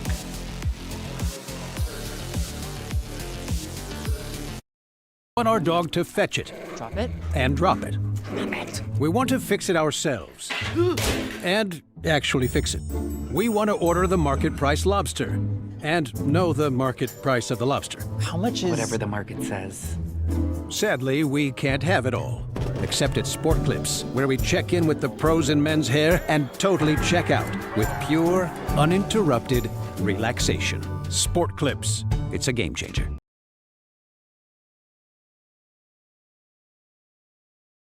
Owner of Trusted Tire and Auto. Around here, winters can be long and roads can be rough. That's why you deserve a reliable partner. We carry premium tires installed by our certified team of experts, and our total car care covers it all, from brakes, transmissions, diagnostics, and more. And trust, we know it's built through real local connections, even small things like a handwritten thank you. Choose us for trusted service that goes the extra mile. Sincerely. Back at the Bismarck Event Center, the Demons lead this one on the BNC Bank scoreboard.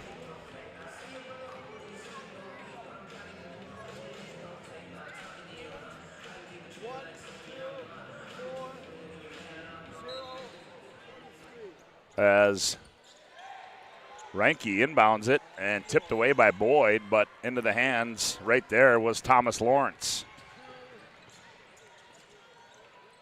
Andrew Lawrence on the other end. He's had himself a nice second half. Yeah, Lawrence held scoreless in that first half. Oh, there's a quick return there, and Kenyatta White wide open on the other end. He's got 10. You can't even put the score in the scorebook. He's already got another one going in. Here comes Austin. Ooh, he tried to dribble through traffic, taken away by Renke. Renke, little step move. Finger roll comes up short. Austin the rebound. And what are we going to have here? Is that going to be on Renke? That's what it looked like, but yeah, that's going to be his fourth personal.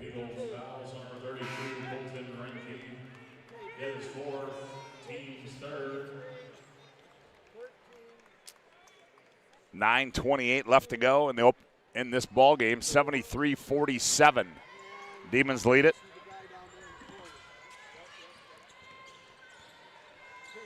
Every time Bismarck High has the ball, their heads up, looking to see where that guy's cutting. Who's the skip pass? Who's open? Who's coming from the weak side? Ooh, here's a three by Artie Carlo. He's got a quick 5 in the ball game. Artie, quick 5 at the second half, you mean, right? Sorry, he's got 11 on the ball game. Yep. On the other end, Williams goes up and scores. Williams just keeps grinding away. 10 at halftime. Already got 8 here in the second half for 18 in the ball game. 76-49 as Carlo loses that, and back comes Fargo Davies. In the left corner, Colin Williams goes baseline left, double team down there, goes up strong and finishes it, does Colin Williams. Yeah, he's got now 10 in the second half, but again, just bullied his way to that block. Kalik Austin kind of let him go, didn't want to pick up another third. 76-51, 8:24 left to go. Here's Kalik Austin on the bounce. Kalik loses it, now gets it back, gets it off to Najee Boyd. 10 to shoot for the Demons. Kenyatta White attacks. Gets on the baseline, leans in and scores. Tough move there by Kenyatta White. He's got 12. Well, and the Demons did that weave to use some of the clock there to kind of hopefully slow down this offense here for the Eagles, but did no. Back the other way. Williams on the other end. He goes up. He's got 2 more. It's like a Y-ball game now. It's like he just runs to the block and waits for it to come to him. 78-53. 7:44 left to go here in the ball game as Beaver tried to shovel a pass on the baseline to White, and we're going to get a jump ball. And we're going to have a timeout on the floor. 7:39 to go. Demons 78, Eagles 53. Back after this timeout on the PSP Network. proudly brought to you by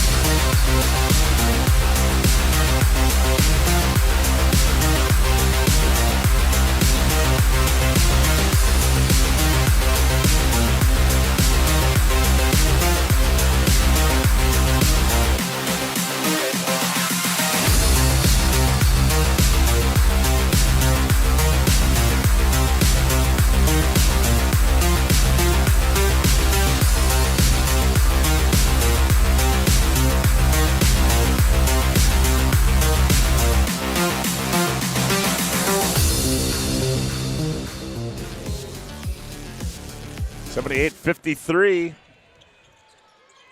Demons out of the timeout. Beaver attacks left side, now goes out high. Scott angles left elbow, now in the corner, Bonley. Now here's Beaver, top of the key. Beaver.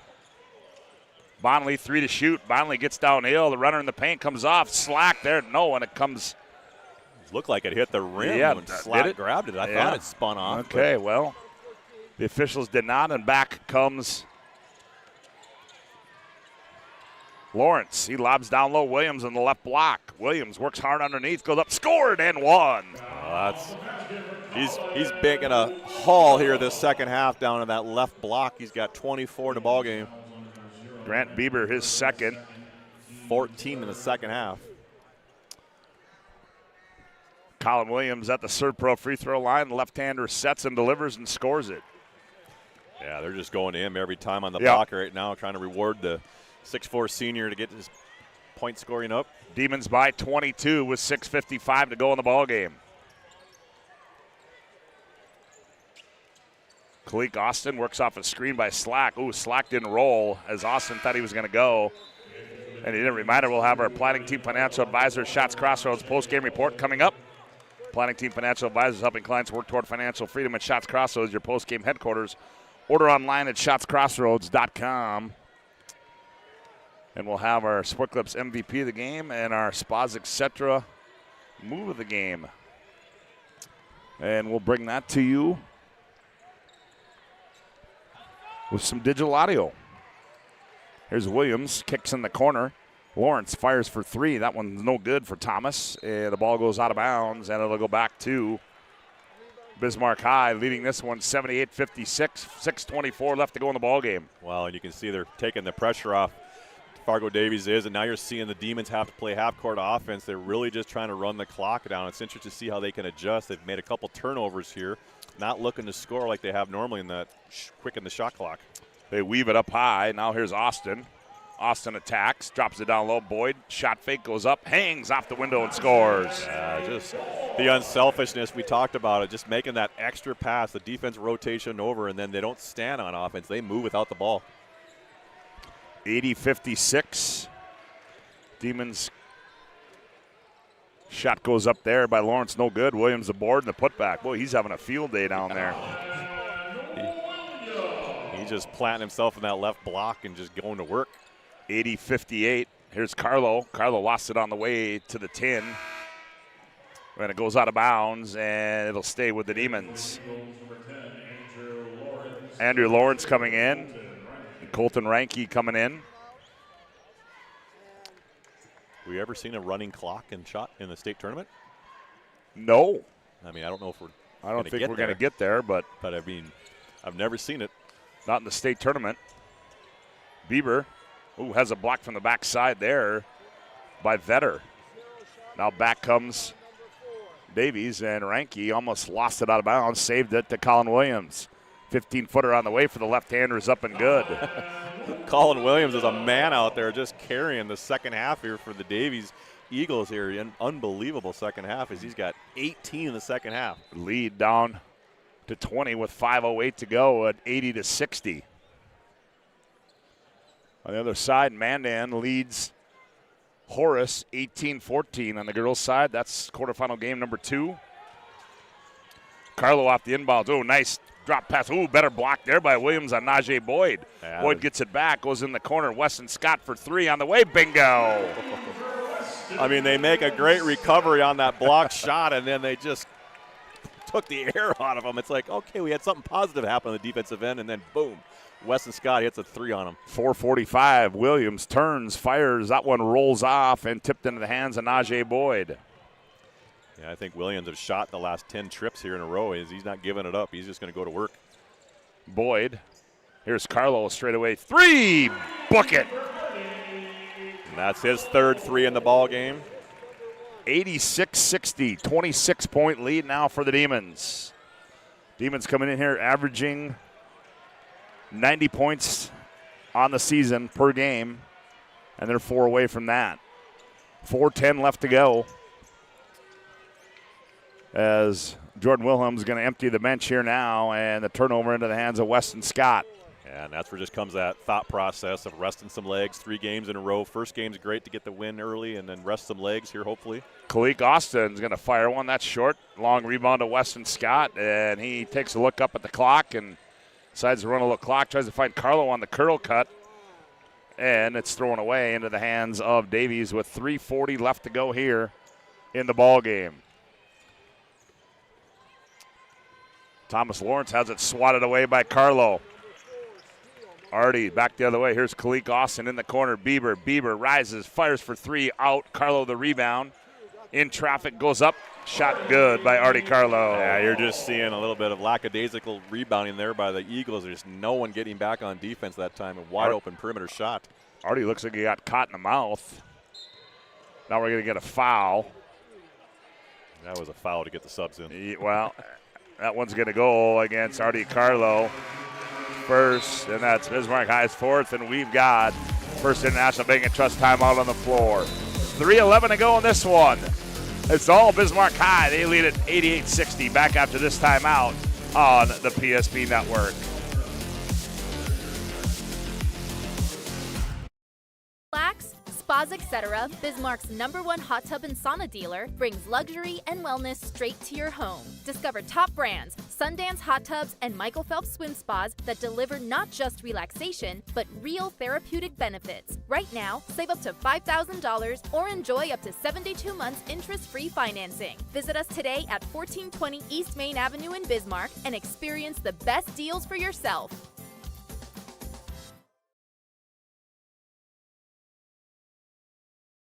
This page isn't a history book, a time gone by. But even in this modern world, there are new frontiers to conquer. Whether you're tending the land to grow a better tomorrow or growing a business for new opportunities, the work you do powers the world. Exploring the frontier means stepping forward, shaping the future for yourself and for those around you. First International Bank and Trust, helping you live first, one step at a time.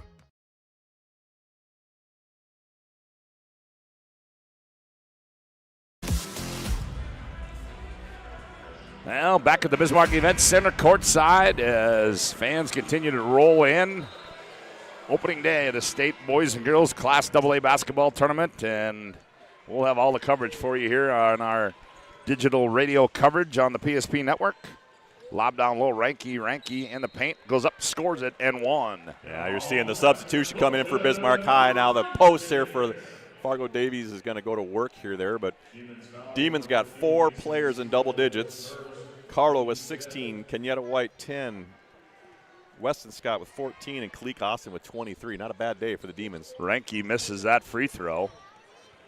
And in the ballgame now is Isaiah Doctor. Also in the ballgame is Mason Seafeld. Braxton Beekler in there.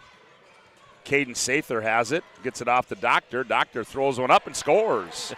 You get in that game, you're going to get after it. I like that. No hesitation from the bench squad coming in. Alex Lugo in the ball game as well for Bismarck High, and it's 90-62. Down low, Ranky goes up in traffic and scores. Yeah, you're just seeing the ability there. Is, Colton Ranky, 6'6" senior, averaging 13, got 10 in the ball game. Seafeld on the bounce, comes up high. They go. That's Beekler with it. Beekler in the paint. Gets it back out. Here's Sather. Now on the bounce is Seafeld. 7 to shoot in the corner. Beekler has it. Here's a long 3 by Seafeld. That's going to come up short. And it'll go back to Fargo Davies.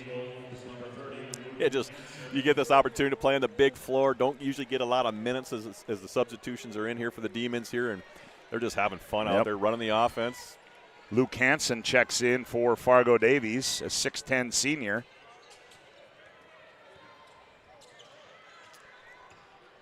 Andrew Lawrence tacks the 10, misses a shot, and rebound to Isaiah Doctor.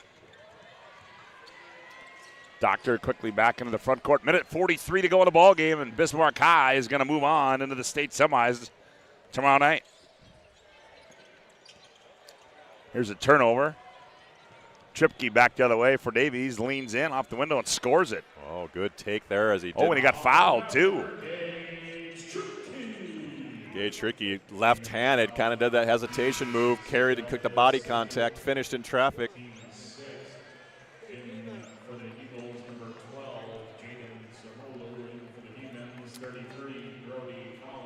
Jaden Samolu in the ball game. Also in there is coming in for Bismarck High, Cale Fisher. As Tripke converts, Seth Heidenreich in the ball game now for Davies. 90-67.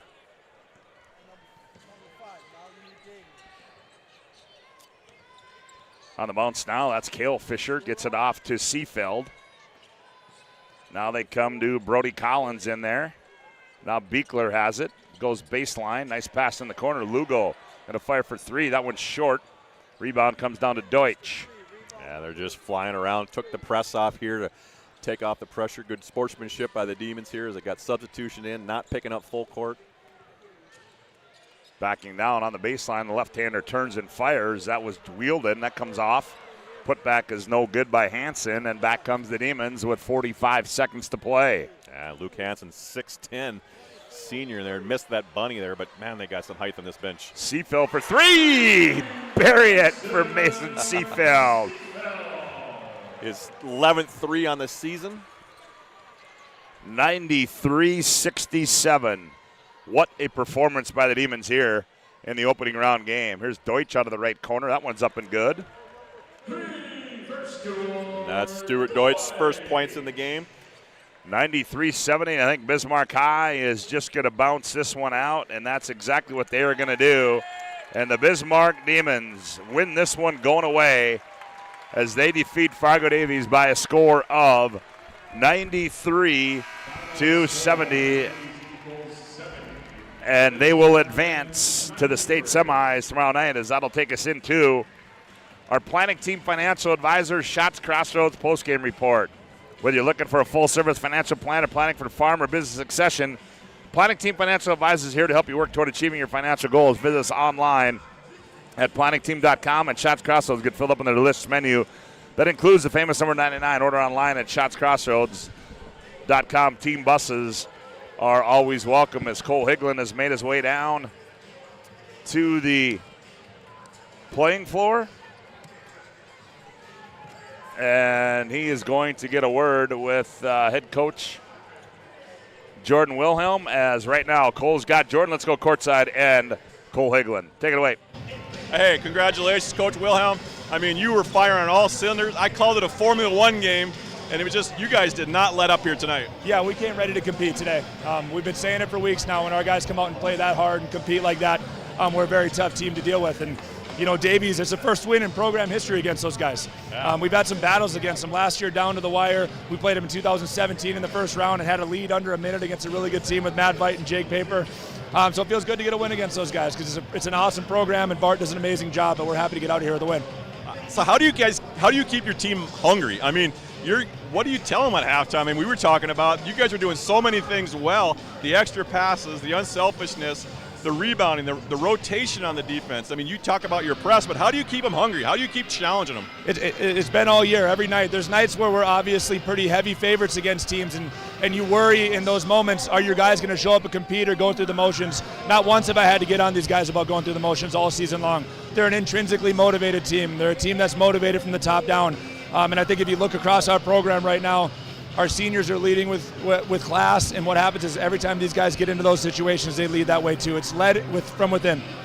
Well, my last question for you is, how do you condition these kids? I mean, they are flying around. There's not one kid that's out of shape. So what are your practices like, and how do you keep the wear and tear on these legs with 2 more games to go here tonight? Yeah, you know, we condition like crazy in the preseason, but once the season gets rolling, we try and run our practices to prepare them for the game. So it's very short, 4 to 5 minute drills. You're in, you're out. You go as hard as you possibly can in short stints, and then you're out. You're as hard as you possibly can in short stints, and then you're out. So our guys get used to that because they're playing 2 to 4 minutes at a time, and then when they come out, they're back in after a minute. So they got to get used to doing that same sort of stuff in practice. So we try and simulate it the best we can in practice. Hey, you got the first one down. Go celebrate with your team. Congratulations. Back to you, Woody. All right, there you go, Cole Higlin, as Jordan Wilhelm, his team victorious here by a score of 93-70. Our planning team financial advisor, Shots Crossroads postgame report rolls on with more after this timeout on the PSP Network.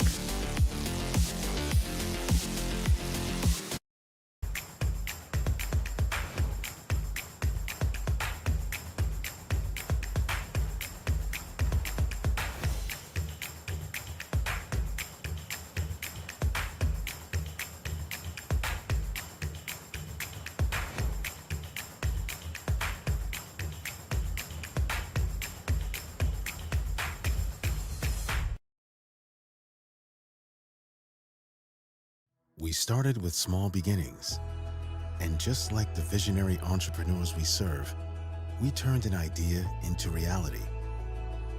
BNC National Bank, where possibilities begin right here at home.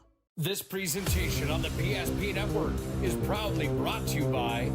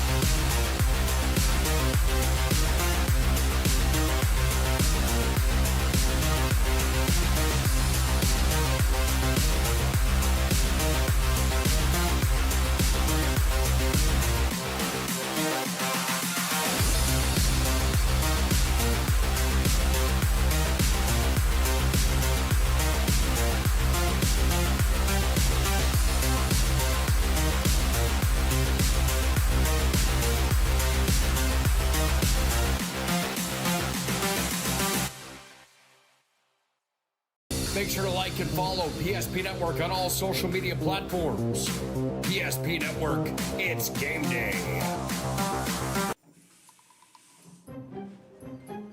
Sometimes life gets messy and accidents happen. So when life gets messy, ServePro's ready. Call ServePro of Minot, Bismarck, or Williston today. Every football fan has their Sunday routine. Maybe it's setting your lineup, firing up the grill, or claiming your spot on the couch. But the center of every Sunday is the drive. The morning drive home before kickoff.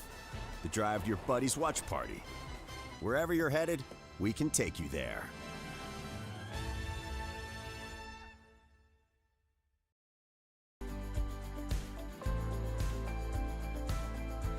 At Planning Team Financial Advisors, we help individuals create their personalized strategies. We specialize in financial planning, retirement planning, insurance, and 401k distribution options. Don't leave your future to chance. Call Planning Team Financial Advisors today for a free retirement review. Planning Team Financial Advisors, your plan, your future, your team.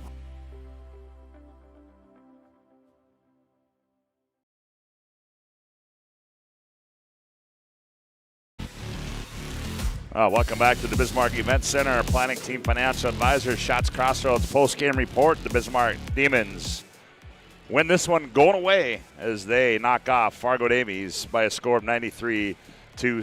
And for a look at the first half individual or the final individual and team numbers, here is Cole Higlin. For the Fargo Davies Eagles, just an unbelievable effort on their part. Just fell short here tonight, unfortunately, from the field. Shot at 51% for 31 out of 60 from the field, but a lot of those points kind of came in that second half. For the Davies, Gage Tripke with 7. Stuart Deutsch coming off with 3. Thomas Lawrence with 5. Andrew Lawrence, all in the second half, had 7. Brady Vetter with 7. Cameron Miller with 2. Colin Williams averaging a double-double, just missed it by 1 as he was 14 of 20 from the field, 29 points and 9 rebounds. And rounding out the scoring is Colton Rentke with 10 points and 3 rebounds. For the Bismarck Demons, Grant Bieber with 8, 2 for 4 from the three-point line. Najee Boyd, 9 points, 5 rebounds. Artie Carlo, we mentioned, kind of a slow start, but man, he filled it up after that. 6 for 11 from the field, 3 for 6 from the three-point line, 16 points, 3 rebounds, and 2 assists. Kenyatta White with 12. Tadarian Slack, 6. Weston Scott, 14 points, 3 for 3 from the three-point line, 5 rebounds, and again, 2 assists. And Kalik Austin, 9 of 17 from the field, 4 of 8 from the three-point line. If we could pick anything he did wrong, it was 1 for 3 from the free throw line.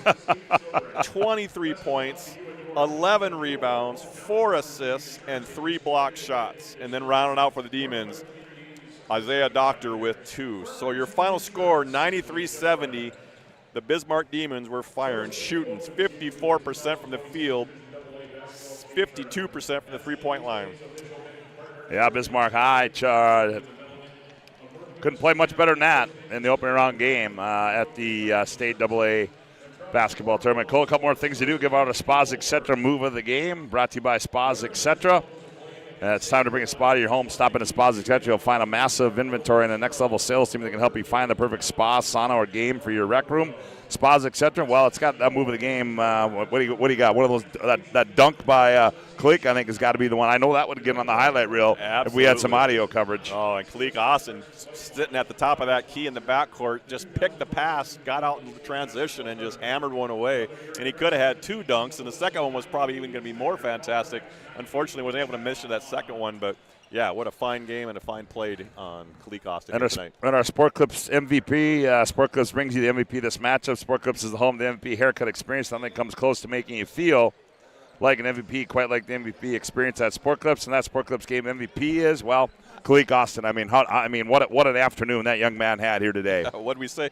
9 of 17 from the field, 4 of 8 from the three-point line, 23 points, 11 rebounds, 4 assists, and 3 blocks. Not a bad game. No, that will do it for game number 1. We'll take a little break. We'll reset. We'll come back. We'll set you up for quarterfinal game number 2.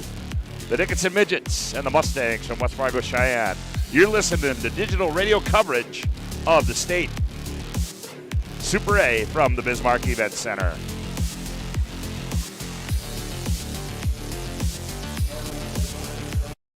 And engineers at Ackerman Esvold have been enhancing everyday life. From response times to commute times, we've helped create critical infrastructure, enhancing highway safety, flood protection, and public education. And we're no stranger to enhancing fun, family outings, and even game time. Ackerman Esvold, working to enhance your everyday life. Our initial reaction when we realized he had 2 broken bones was fear. Then once we realized and got a plan with Trinity and our doctor, a lot of comfort. He told me that he can fix my arm, and he showed me a lot of stuff that he could do to help me. Trinity Health Orthopedics is as good as you can find anywhere in the country. A lot of us take pride in that, and that's why we stay here and we keep doing what we do. Trinity Health, making more possible. This presentation on the PSP Network is proudly brought to you by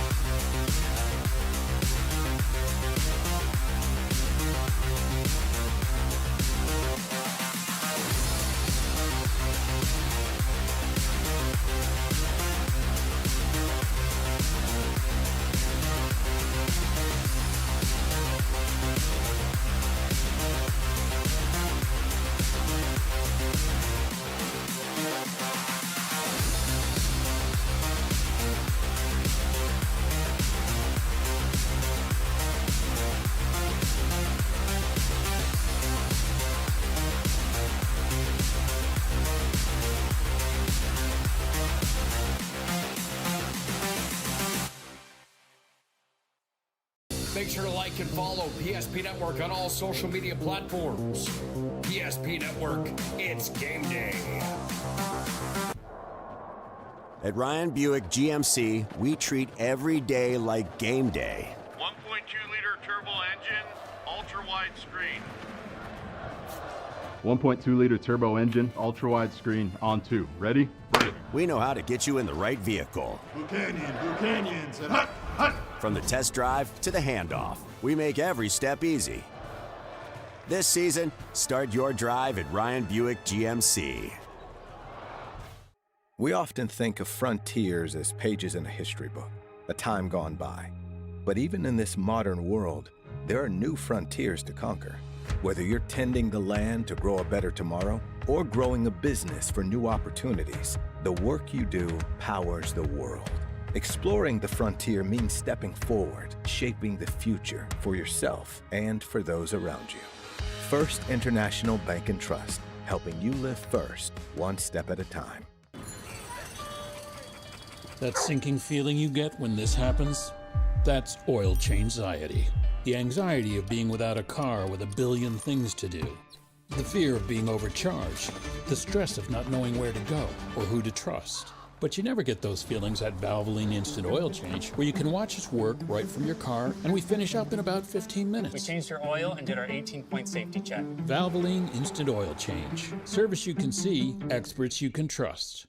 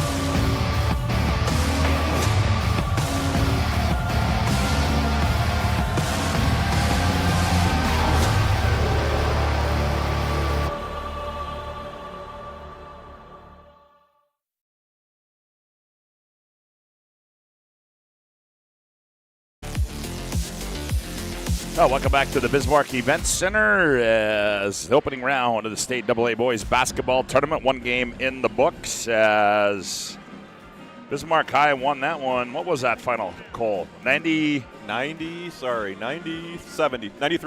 93-70. So Bismarck High will move on to the semifinal game tomorrow night, and they will await the winner of quarterfinal game number 2, Higgy, and that brings us to our Valvoline Instant Oil Change pregame show for this one. Lundine's been doing it for 25 years, and it's typically an oil change, drive-through oil change, typically performed in 15 minutes or less. Find them in Minot Bismarck. It's Valvoline Instant Oil Change. Well, let's take a look. The Mustangs, the number 2 seed out of the East, come in here 14-10 under their fourth-year head coach, Tim Brandt. These couple of teams met in 2020, the opening round of the state tournament. Cheyenne won that one 81-55. Dickinson, you know, they played the other two teams out of West Fargo, but not Cheyenne. But the Mustangs, you know, hey, this is a team 14-10. We saw them earlier in the year against Mandan, and you know, a team that you felt was going to compete in the East, and they did. And but they've got 2 men, Kyson Keller and Chase Spielman, 2 guys, 2 all EDC kids as juniors, and they bring back a little bit of experience due to the Mustangs. Yeah, and when we watched that Mandan game, I mean, just the length and the rebounding opportunities that they had there, but the guard play, the pressure that Mandan Braves put on them in that regular season game really kind of stifled them, and they kind of struggled with that pressure. And now you're going to see against the Dickinson Mavericks, almost said midgets, but Mavericks, they they definitely are going to put the pressure on them a little bit too and just see if those guards can handle it. But these bigs are going to have to get out and guard.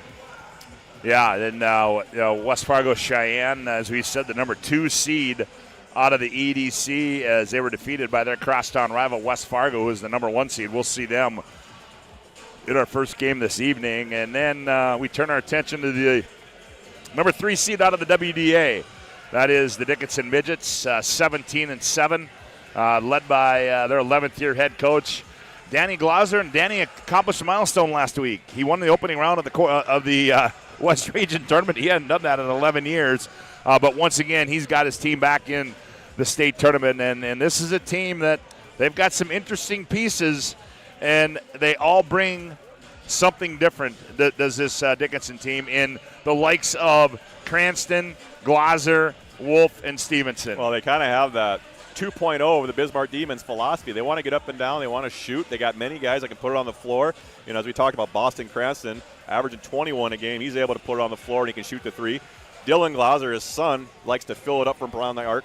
The key will be, though, is if they're not shooting the ball well, can they score inside? Because the length of Cheyenne may have an impact there on the rebounding and the post play. Yeah, and also a guy, too, that I thought really stepped up his game last week for Dickinson was Jordan Daychild, the other starting guard in that lineup. You know, he shot it well in that opening round game of the West Region Tournament, had 19 points in that one, and then he had 14 in the state qualifying game. So he's another guy. If you can get him going and you get the other pieces of the puzzle, I mean, Dickinson's proven that they're a hard beat. But as you said, again, we're seeing another East team, Higgy, as you talked about, that's got some length to them. Yeah, there's just that post play is not going to be there. They're used to getting to the rim a little bit. You're going to see some of the length that the Cheyenne Mustangs bring to them. So they're going to have to learn to pull up for that mid-range, but make those extra passes, move it around. It'll be interesting to see. I mean, averaging 80 points a game for the Dickinson Mavericks, and then you got West Fargo Cheyenne averaging 72. So very equally matched points here and there otherwise. Will Cheyenne play the half-court offense, or is Dickinson going to want to get up and down and run? Well, it should be a fun one as we are about set for quarterfinal game number 2 here on the PSP Network. Glad to have you aboard on our digital radio coverage. We'll take a timeout as our Valvoline Instant Oil Change pregame show rolls on. We come back. The starting lineups, the opening tip, the Mustangs, the Mavericks, next right here on PSP.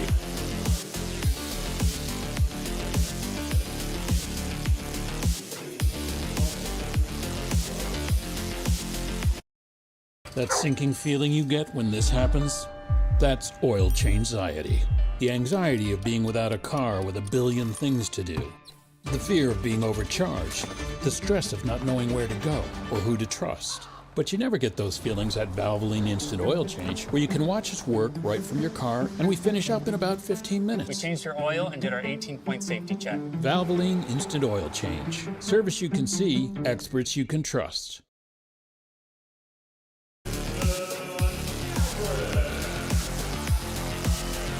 Welcome back to our Valvoline Instant Oil Change pregame show. Cole Higland, Scott Woodmansey with you. Glad to have you aboard on the PSP Network.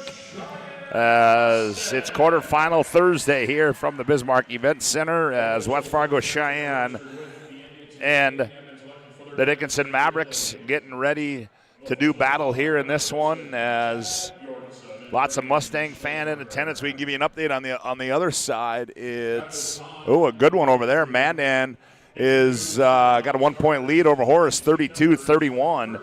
And the winner of that one will take on the Majets as Minot High rolled Grand Forks Red River in that opener. 87-37. So Minot High awaits the winner of that one. And the Minot Majets, they're on a mission. Yeah, they're rolling. What'd you say the first half? They had 70% of the scoring for Minot, both Fricky and Lily Bell. So, yeah, they definitely are rolling, and they're just, again, it's just that hopefully we can get the West dominant here tonight to see how they kind of go both on each side. But interesting to see how they're going to roll here the next game, because if Mandan's able to pull this off, they're going to have the Minot in the next round, and that's a bad pull. Well, Horace is your defending state AA girls champion, so they're trying to stay on the right side of the bracket and hopefully repeat. But the Majets, I think, I'll tell you what, they're on a mission, and but we'll have coverage of those semifinal games for you tomorrow right here on the PSP Network. We'll take another timeout on our Valvoline Instant Oil Change pregame show. We come back. Starting lineups: Mavericks, Mustangs next right here on PSP.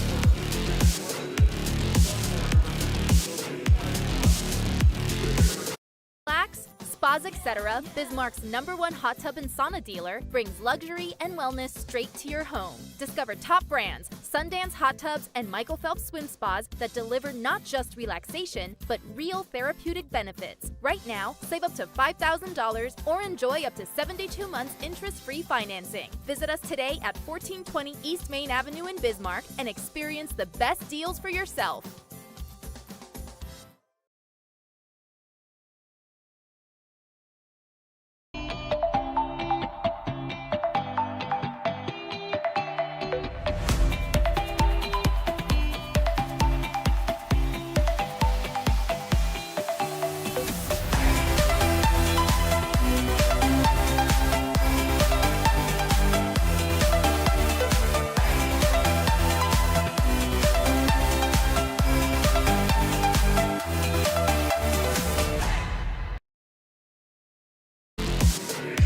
Back at the Bismarck Event Center, Cole Higland, Scott Woodmansey with you. Starting lineups are being introduced on the floor. They go like this. First of all, for the Mavericks, at one guard will be Jordan Daychild. He's 6 foot and a senior.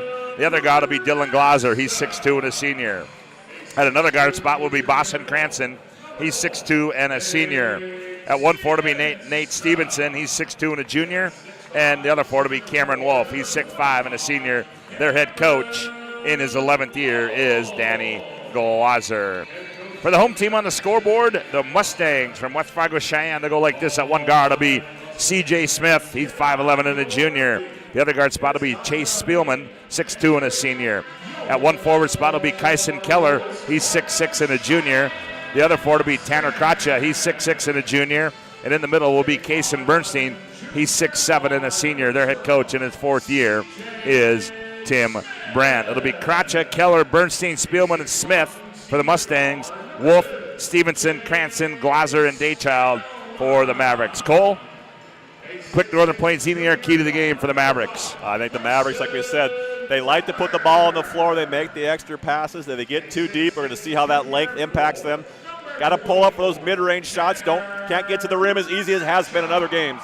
And your Northern Plains Heating Air key to the game for the Mustangs? I think for the Mustangs, pound it inside right away, set the tone, see how they're going to defend you. Are they going to play zone and play man-to-man? Don't settle for perimeter jump shots. That's kind of what happened against Mandan at times. When we watched them first time of the year, they really settled for perimeter shots. I mean, they can shoot it, don't get me wrong, but they got to go inside first and then work inside out. Well, we're ready to go. The Mavericks take the floor in their Texas orange and black uniforms. And the Mustangs, well, they take the floor in their white uniforms with orange and royal blue trim. As it appears that we are going to wait for our media friends. We can tell you that today's game is going to be brought to you in part by these great sponsors of the PSP Network: Prairie Coatings, People's State Bank, Sealy Family Dental, Raging Rivers Water Park. Get your 2026 pass now. Also to 1481 Meats of Upham, your USD inspected meat shop offering fresh and frozen retail daily, as well as whole and half beef and pork. Also custom slaughter and processing. Appointments are now available. Call them at 701-768-2525. As National Guard delivering our game ball, and we are ready for some basketball here. Quarterfinal game number 2. And we'll have 2 more for you right here on the PSP Network, as Keller will go up against Stevenson. Officials for this one are Perry Olson, Chad Bjornson, and Braden Schulberger, and tip's going to be out of bounds. And it will go to the Dickinson Midgets. The Mavericks. See, how about that? I was going to try to get through it. I know, didn't. It's so hard after all these years. Glazer off the inbounds. He's got nowhere to go. Man-to-man defense by the Mustangs. Here's Wolf behind the back, loses the basketball, and now picks it up. Hands it off Daychild. Daychild attacks the 10. The running left-handed scoop to the hoop comes off, and rebound pulled out of there by Kracha. And that man-to-man defense the Cheyenne's doing, they're playing those passing lanes, so you're going to see a lot of backdoor cuts opportunities. C.J. Smith on the bounce, guarded by Cranston. He enters it on the left wing. That's Kyson Keller. Nope, that's Kracha with it. Now comes up high to Smith. Smith, now he's trying to get it to Keller, guarded by Glazer. 8 to shoot. Down low they go, and ball's taken away down low, and good defense down there by Stevenson. Up the near side, here comes Daychild in the front court for the Mavericks. Stevenson attacks. Stevenson kicks it about high to Wolf. He's got to run it down. Now Wolf looking for Cranston, now gets it off Daychild. Daychild on the curl, gets down low, tried to fire it to Stevenson, and he threw it away. Wow, and you saw that penetration by Stevenson earlier. He felt the footsteps and saw that length, so had to kick it out. So, again, we talked about it. Penetration, you got to go up strong. Don't pull up. Here's a steal there by Cranston in the passing lane. Boston on the other end goes up, scored, and one. The hoop and the harm for Boston Cranston. And he got fouled there as Cranston again used his left hand. He's left hand dominant, got to that rim and then slowed down and allowed the contact to hit him from the backside. Spielman gets called for the foul, his first, team's first. So to the ServePro free throw line goes Boston Cranston, the left-hander, sets and delivers. Got it. And the Mavs lead it on the BNC Bank scoreboard, and there they go on 3-0. 16:40 to go, opening half of play here. In the front court, they get it to Bernstein. Bernstein hounded there, now kicks it left wing to Smith. CJ rises and fires. That one's off. Weak side rebound. Poked away and taken out there by Daychild. Finds Cranston on the trail. Now back Daychild. Left corner 3 on the way. That one's short.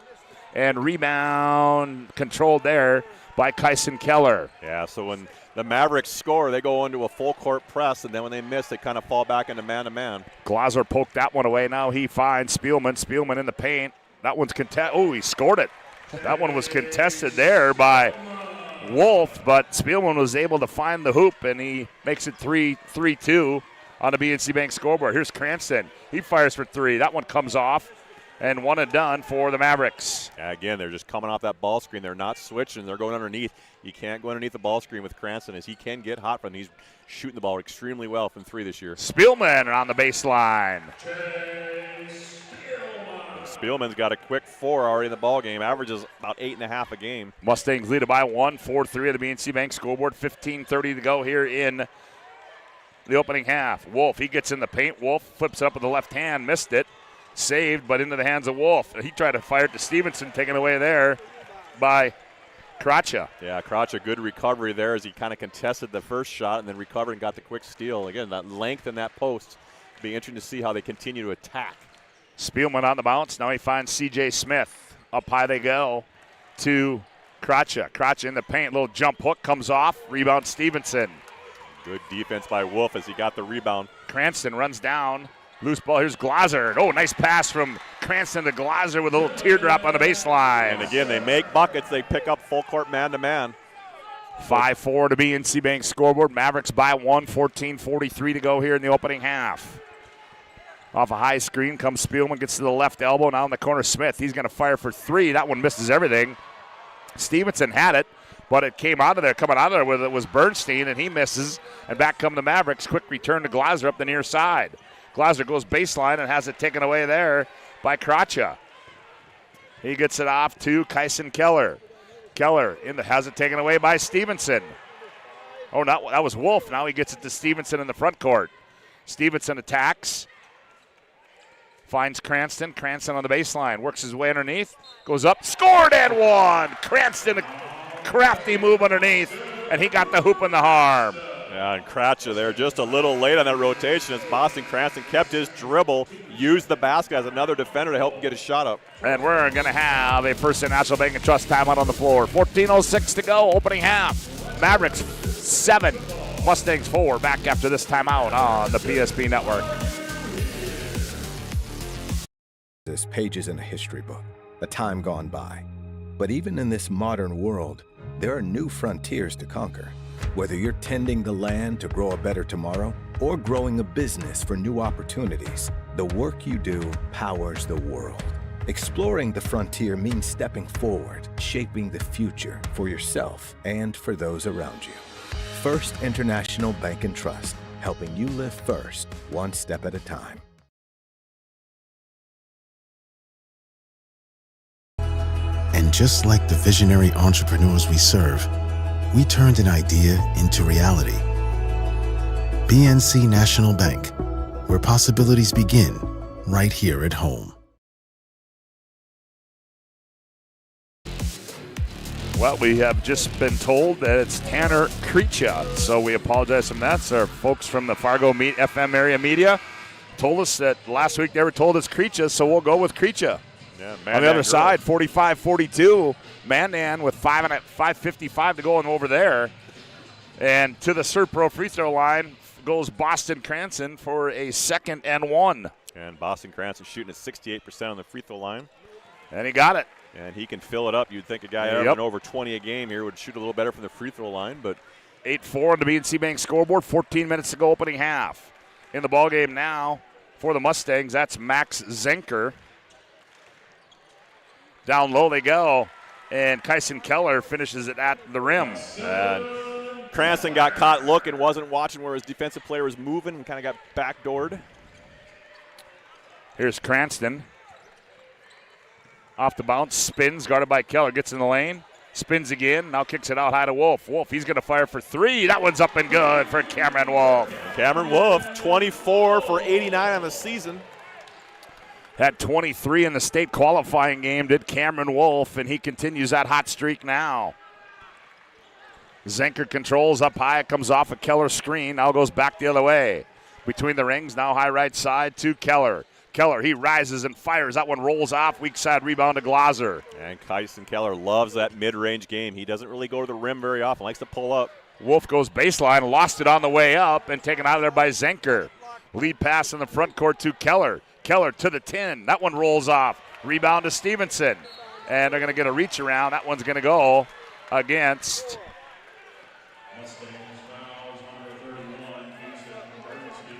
and Kyson Keller wanted that one back. He sidestepped that a little bit with a Euro step. Oh, Kason Bernstein. Is he 31? Yeah, they must have changed the number. Okay. So we'll get that corrected here. That last play, Kyson Keller, though, just a nice Euro step there. Just unfortunately able to get things to go here as a contestant. Every shot he gets to that rim. Okay, Bernstein's 31. Shot goes up there and it comes off, but we're going to get a foul on the rebound. That's going to go against.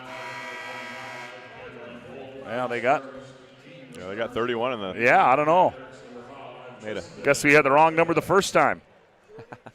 made a switch.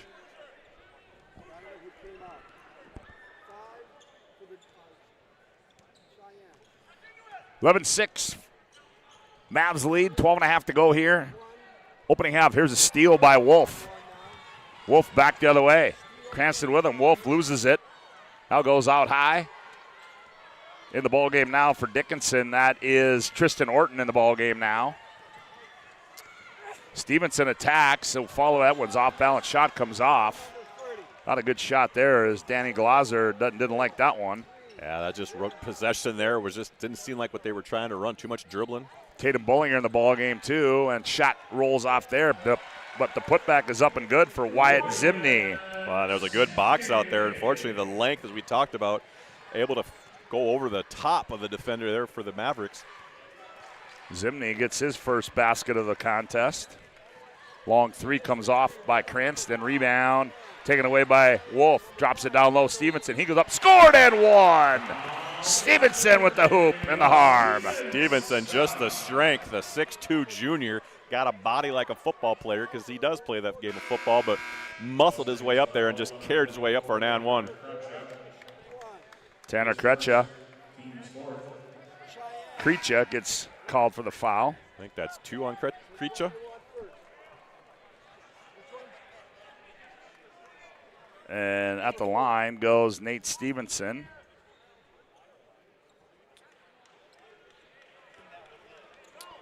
He will shoot one from the ServePro free throw line. Free throw is up and good. And that's one Achilles heel for the Dickinson Mavericks is their free throw shooting. Not a lot of guys shooting much over 65% here on the season. Tatum Bullinger in the ballgame now for Dickinson. Paxton Leeson, Paxton Leeson's in there as he gets called for the foul. Leeson just checks in the game, and Max Zinker's eyes just lit up and just took him 1-to-1 as he didn't even get warmed up out there. Yep, Leeson gets called for his first. And Zinker misses that one. He'll have another one. 11:28 to go, opening half, 14-8. Mavericks lead on the BNC Bank scoreboard. This time, Zinker got that one. We talked about the Mustangs are not going to pick up full court. They're more of that half-court defense there that wants this game in the slow 70s. Down low, Stevenson has it poked out of bounds. In the ballgame now is Brennan Gable for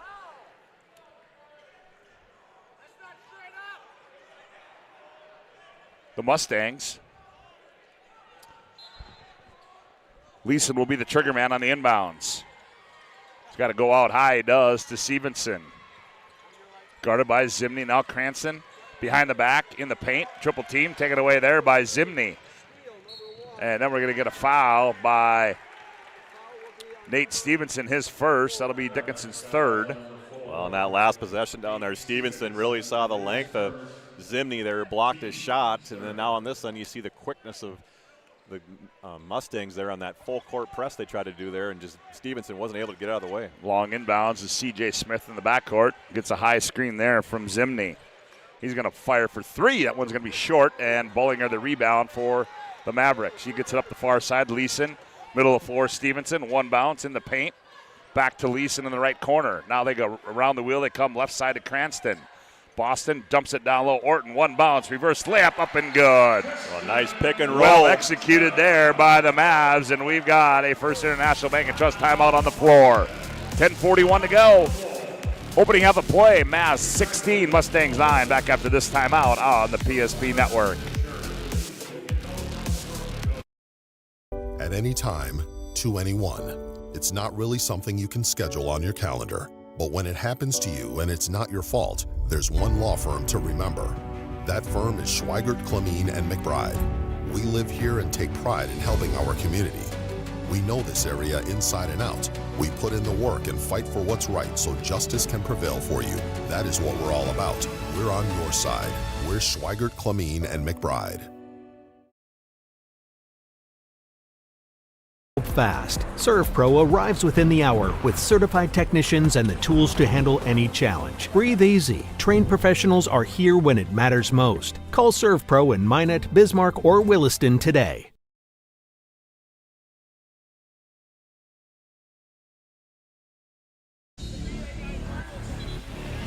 Well, welcome back to the Bismarck Event Center, and now we've been told that it is Krecha Tomato, tomato, right? Tomato, tomato. So we'll get it right now as 16-9 our score on the BNC Bank scoreboard. Good one over there. Mandan leading 53-48 with 3:22 to go. You can listen to that also right here on digital radio on the PSP Network. Cole Martin in the ballgame now for the Mustangs.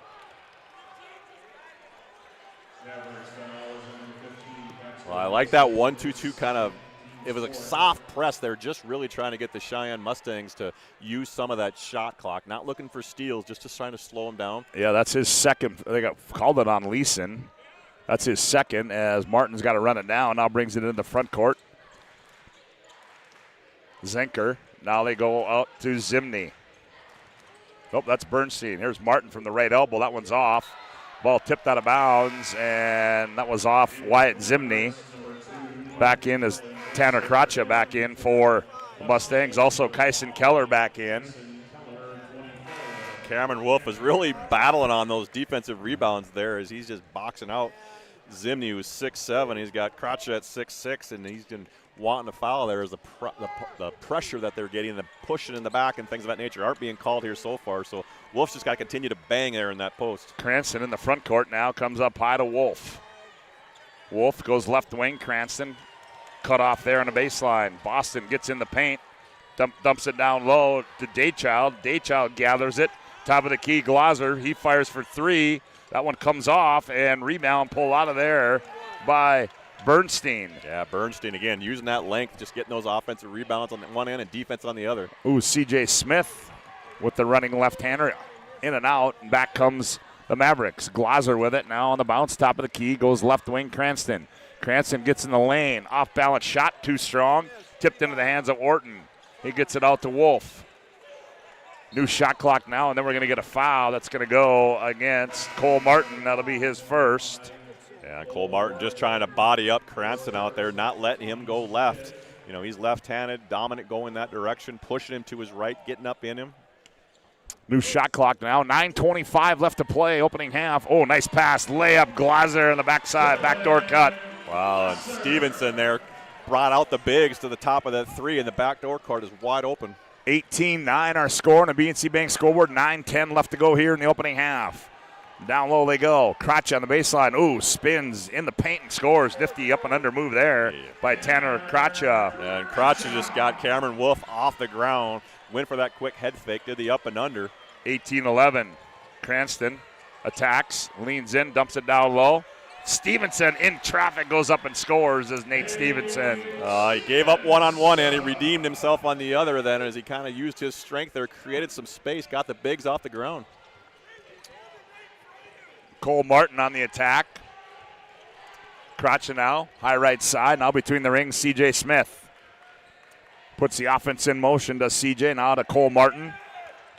Martin gets it down low, Crotcha, and the ball's going to go out of bounds. Well, you can see there they're trying to take advantage of that post opportunities there. They're clearing out the whole side, letting Crotcha work one-on-one on the block. Today's game brought to you in part by UPS Store located in South Broadway and Minot Road Monday through Friday, 8:30 to 7 and Saturday, 8:30 to 3. UPS Store located in the Marketplace Foods Plaza for all your packing and shipping needs. 20-11, Mavericks by 9 here, 8:17 to go in the opening half on the BNC Bank scoreboard.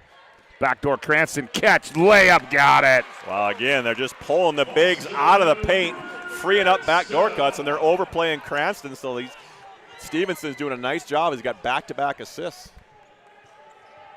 And now they've doubled up. The Mustangs have the Mavericks, and Martin in the paint falls down, goes out of bounds, and they'll go back to the Mavericks. Oh, and there was your guy, Jordan Daychild, and we're staying down. Yep, we're going to have a media timeout on the floor. 7:56 to go, opening half. Mavericks 22, Mustangs 11. Back with more on the PSP Network after this timeout. Man. A big idea. The next chapter. Different days have different needs. But they all start the same way. With one call to First Western. Banking. Insurance. Trust. Not departments, just different ways we show up for the same people. First Western, all under one roof, all in your corner. You can bank on us.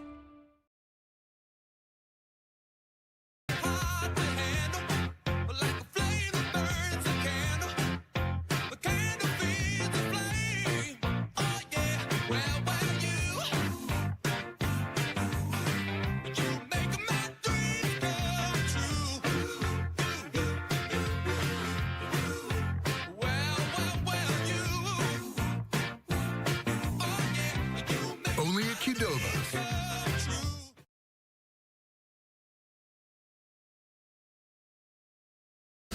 Well, today's game brought to you in part by the Aggie Foundation. Vote each week for the PSP Network Player Performance of the Week, sponsored in part by the Aggie Foundation. Nominees will be posted on social media each Monday with a winner announced on Thursday. Learn about their charitable work at aggiefoundation.com. And out of the timeout, Jordan Day taken away by Stevenson. Here's a leak out. Here's Cranston on the other end. Boston left-handed layup, good. Yeah. Just 2-on-1 fast break there. Nobody getting back for the Mustangs. You just got to figure some things out here and take care of the basketball. And then we're going to have a foul in the front court. That one's going to go against Nate Stevenson, his second. Well, Stevenson's done a nice job kind of playing that hybrid post guard position as he's pulling the bigs out and at the top of the key kind of controlling the ball. 26-11, 7:05 to go here, opening half on the BNC Bank scoreboard. Shot comes up short there for Kracha. Tristan Orton comes back in for the Mavericks. Well, I like what the Mavericks are doing here a little bit is they're just pulling the bigs out, allowing the guards to use the posts. They're kind of doing a flip, and they're letting the guards post up, and then they pull them out if they get double teamed, and then they just keep moving without the ball. It goes inside out, side to side. Here's Daychild, now gets it off to Orton. Now Cranston, top of the key between the rings. Jabs left, puts it on the bounce, rises up, contested three. Orton, right place, right time. Cameron Wolf, left corner three on the way. That one comes off, and rebound pulled out of there by Kracha. Quick return there on the other end. Here's Bernstein, layup, got it. Yeah, just gave up a long three. As you know, sometimes those threes come off long, and then you get a run out.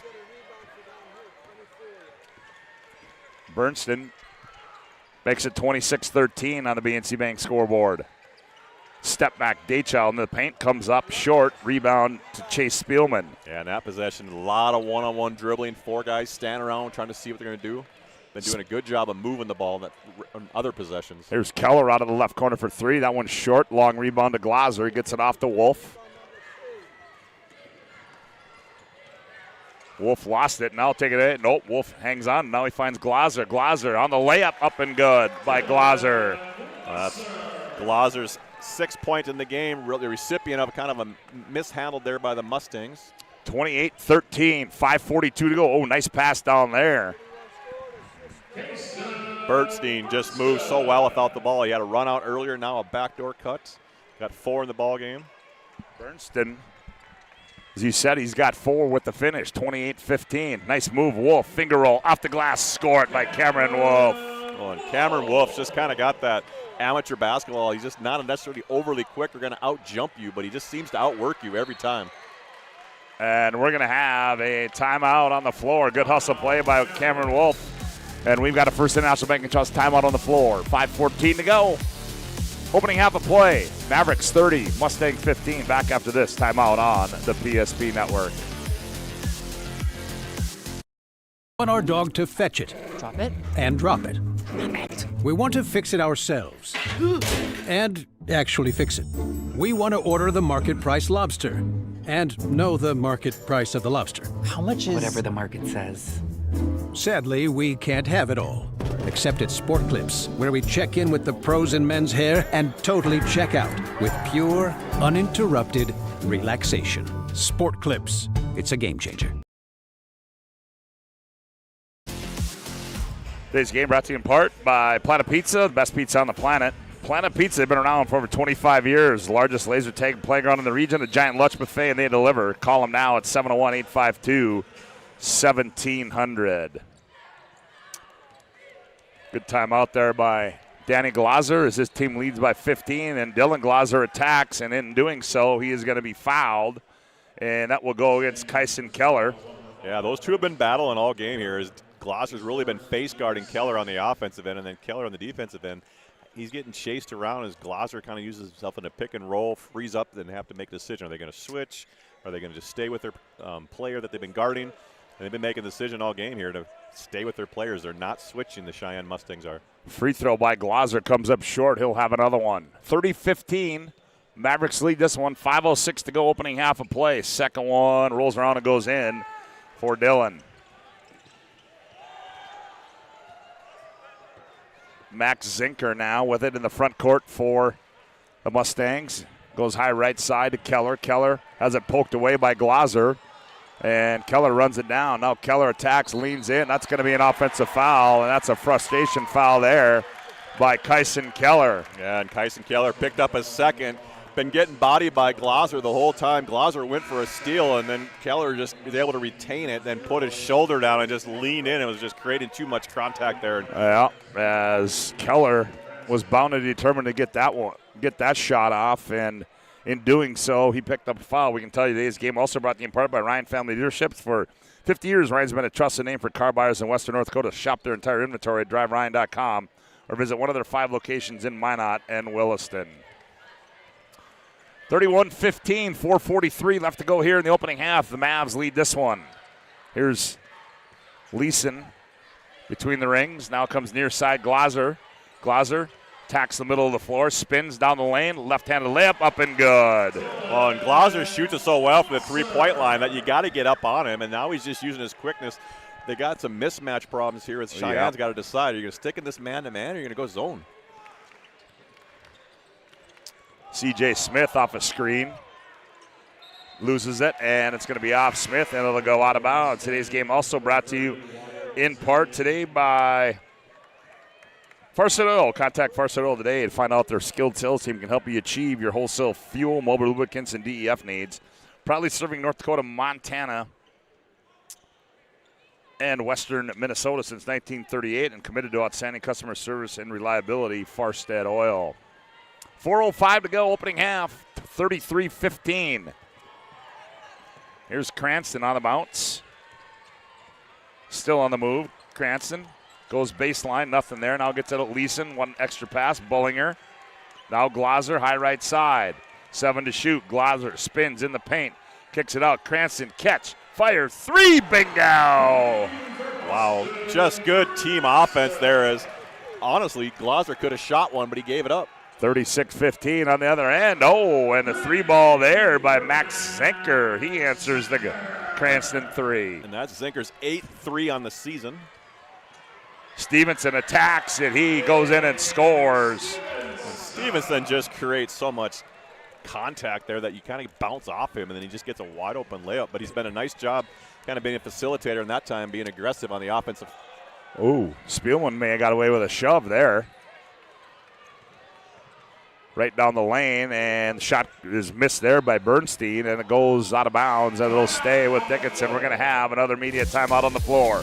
3:03 to go, opening half of play. The Mavericks 38, Mustangs 18. Back after this timeout on the PSP Network. We realized he had 2 broken bones, was fear. Then once we realized and got a plan with Trinity and our doctor, a lot of comfort. He told me that he can fix my arm, and he showed me a lot of stuff that he could do to help me. Trinity Health Orthopedics is as good as you can find anywhere in the country. A lot of us take pride in that, and that's why we stay here and we keep doing what we do. Trinity Health, making more possible. Partner for commercial and business loans. We not only provide lending, you need to grow your business, but we also reinvest in our communities. We believe in strengthening our businesses and creating opportunities for success. Choose Dakota Community Bank and Trust for your commercial and business loans, and together let's keep our communities thriving. Serving the community, looking out for you. At Dakota Community Bank and Trust, that's what we do. Well, the men and Braves girls win their opening round game 63-53 over the defending state champs, the West Fargo Horace Hawks. Oh, Anna Claire Bugbee 25 and 12. Allie Reiner, big game. Sierra Gustafson, wow, good all-around team effort there. Yeah, nice to see the Braves get that first win, and now a fourth opportunity to play the Jets. Yes, that will be. They inbounded there to Bernstein. Now he hands it back to Spielman.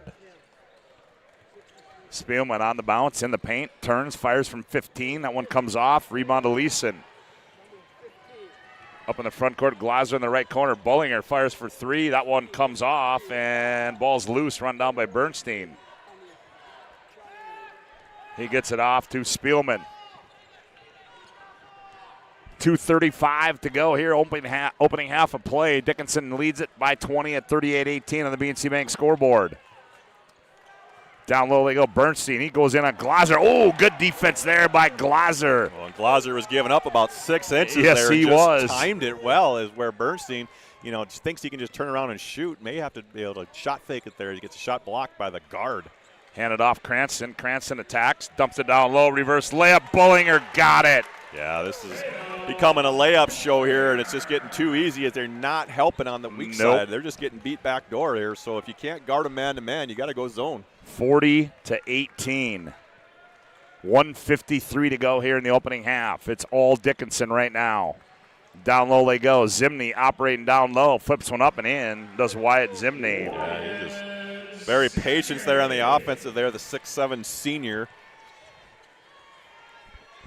Cranston in the front court. Straightaway 3 on the way, short. Long rebound run down by Glaser. Cranston one more time. That one's going to be short as well. And Leeson another offensive rebound for the Mavericks. Yeah, they're just quicker to the ball right now. Yeah, they are. The effort. I mean, the ball hasn't hit the floor, and these guards are just flying in there. So this small play that you see that the Mavericks are playing here right now, they don't have a guy over 6'3" right now. Glaser attacks, gets in the lane, kicks it left wing. Cranston one more time for 3. Looks good, and it is. 43-20, Dickinson by 23, a minute to go in the opening half. Smith, ooh, that was kind of a, what do you call it, a teardrop from 15? Yeah, it was a teardrop from 15. He could have took about 2 more dribbles and probably went around the guy, just settling. Yep. Now checking in is Caleb Pullins now for Dickinson. Well, I got Cranston for 14 in the first half already with 2 threes. So this small ball that the Mavericks are playing here is really wrecking havoc on the Mustangs. They just can't guard them. Nope. 52 seconds to go here in the half. Attacking there is Zenker. Now gets it off to Keller, and Keller heads downhill. We're going to get a foul. It's going to be on Dylan Glaser. 16 foul for the Mavericks. 42.1 to go opening half. Keller, the trigger man, now long inbound to C.J. Smith. Keller gets it back on the right wing. Jabs right, goes right, baseline, loses the basketball. Out of bounds, and it'll go back to the Mavericks. Well, this defense just frustrating Kyson Keller, averaging 15 a game. Only has 2 here so far. An offensive foul, frustration earlier, and then trying to force something there. Turnovers are starting to add up. Caleb Pullins now brings it in the front court for the Mavs. Who he gives it off there in the ball game as well is Logan Bedsole. Bedsole has it. Now to Pullins. Interesting lineup in there now for Danny Glaser. And Paxton Lyson's got 2, and Nate Stevens got 2 fouls. So he's trying to get some extra minutes here this last minute and a half. Bedsole backs down baseline. Little jump hook on the baseline comes off, and it's going to be a shot clock violation with 5.6 to play.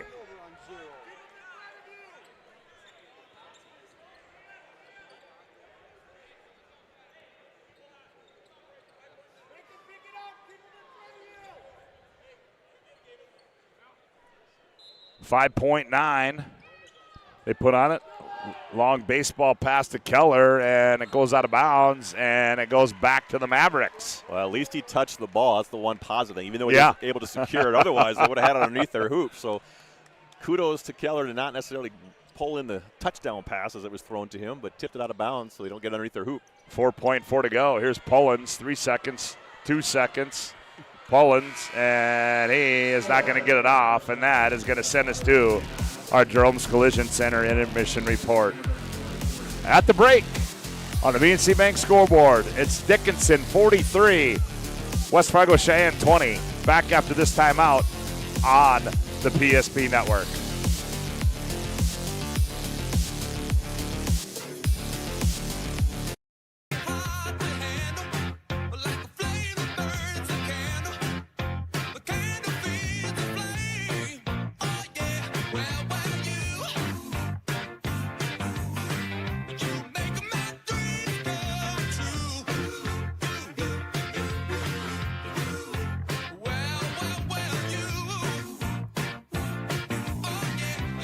Only at Qdoba's. We started with small beginnings. And just like the visionary entrepreneurs we serve, we turned an idea into reality. BNC National Bank, where possibilities begin right here at home. This presentation on the PSP Network is proudly brought to you by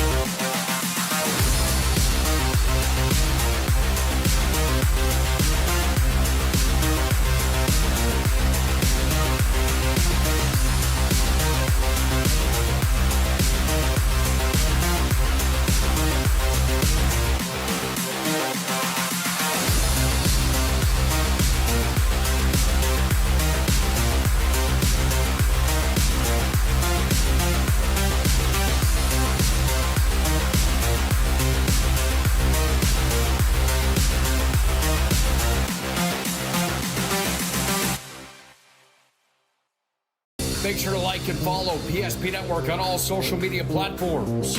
PSP Network, it's game day. Sometimes life gets messy and accidents happen. So when life gets messy, ServePro's ready. Call ServePro of Minot, Bismarck, or Williston today. The foundation of the financial planning approach at Legacy Financial Partners is a personal relationship.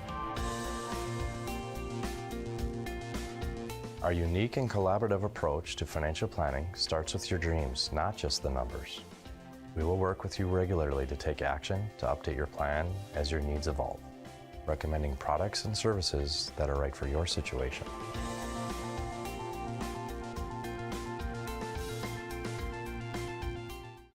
Breathe in. I can't believe I wrecked my car. There are some things in life we can't control. But what's important is how we respond.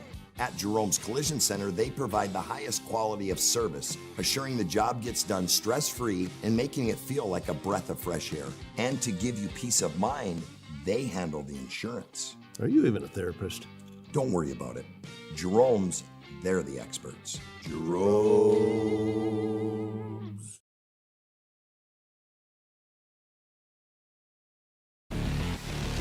Well, welcome back to the Bismarck Event Center and our planning team financial advisors, Shots Crossroads post-game report. Oh, that's after the game. How about our Jerome's Collision Center intermission report?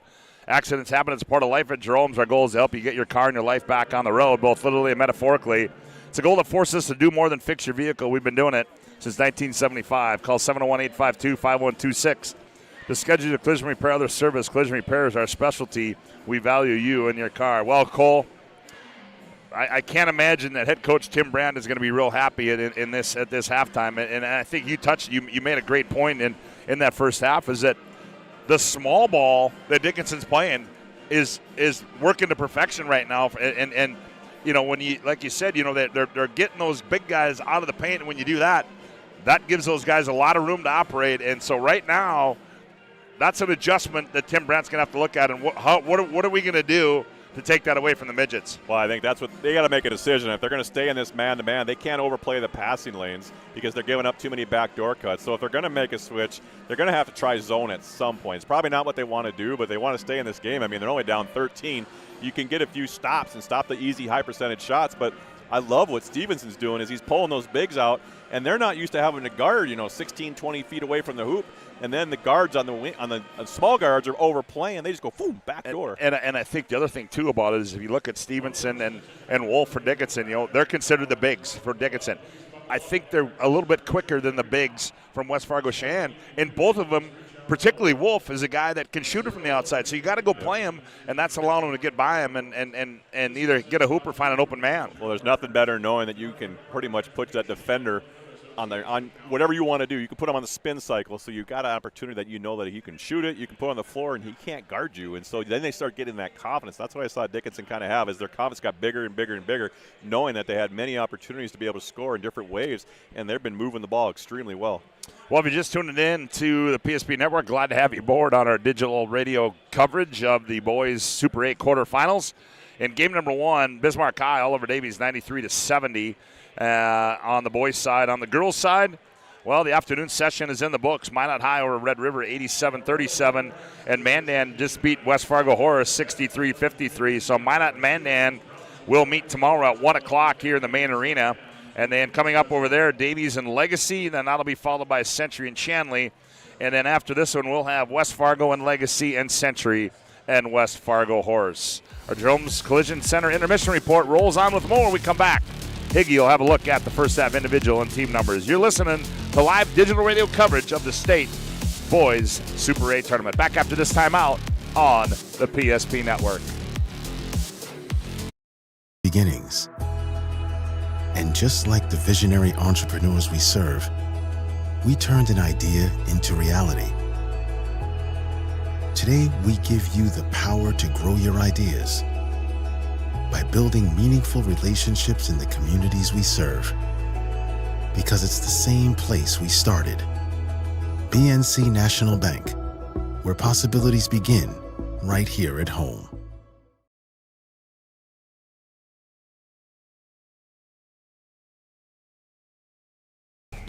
Every football fan has their Sunday routine. Maybe it's setting your lineup, firing up the grill, or claiming your spot on the couch. But the center of every Sunday is the drive. The morning drive home before kickoff. The drive to your buddy's watch party. Wherever you're headed, we can take you there.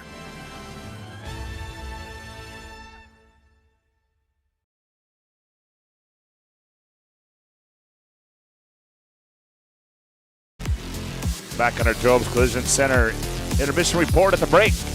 43-20, Mavericks lead it. For a look at the first half individual and team numbers, here's Cole. Just the interesting stat here from the field goal percentage. The Mavericks are shooting at 50% from the field, 18-36.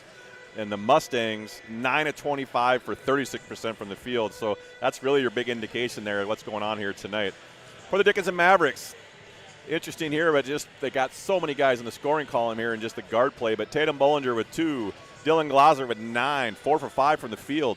Boston Cranston, 6 of 13 from the field in the first half, 2 for 7 from the 3, and 2 for 2 from the free throw line for 16 points and 5 assists. And Nate Stevenson, 5 points along with 2 assists. And Cameron Wolf leading it out there with 9 points along with 3 rebounds. And then Tristan Orton, with 2. So for the Cheyenne Mustangs, Max Zinker with 4, Chase Spielman with 4. Kyson Keller averaging almost 15 a game, held to 2 here in the first half, of 1 for 5 shooting, 0 for 1 from the three-point line. Tanner Kretcher with 2, Cole Martin with 4, and Wyatt Zimney coming off the bench with 4, along with Kason Birdstein, with 4. So your halftime score, 43-20, your Dickinson Mavericks. Good job, Higgy. Those halftime stats brought to you in part by Prairie Coatings, also People's State Bank. Sutley Family Dental, also Raging Rivers Water Park as well. Thomas Family Funeral Home, serving right on the surrounding communities for 100 years with excellence, warmth, and personalized service. Learn more at thomasfamilyfuneralhome.com. Interesting development at the end of the first half is there was a double technical called, and I didn't see who was that on. That was on Gable with 1, and I think it was Caleb Pullins. Yeah. Yep.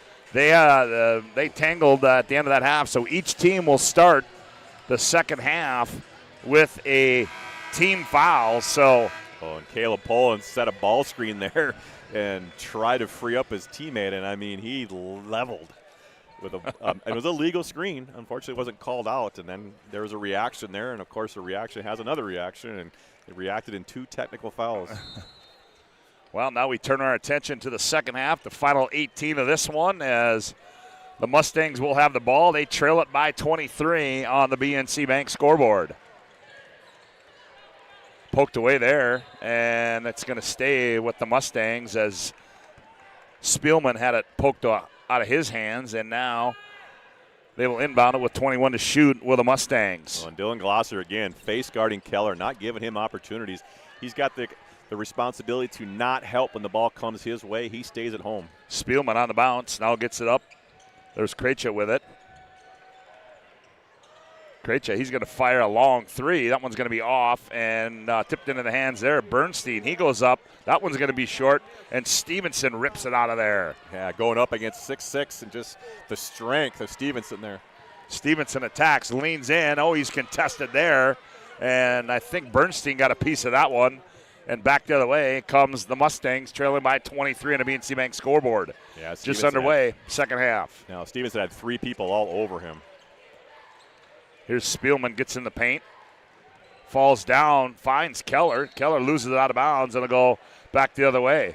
Yeah, we've had 2 empty possessions now for the Mustangs. They've got to find a way on the offensive end to create something. And, I don't know if it's the ball screens, pick and roll, getting your bigs rolling, pulling them out. Yeah, Tim Brandt, he just doesn't know what to do now. But Glosser in the front court. Now they go down low to Wolf on the left block.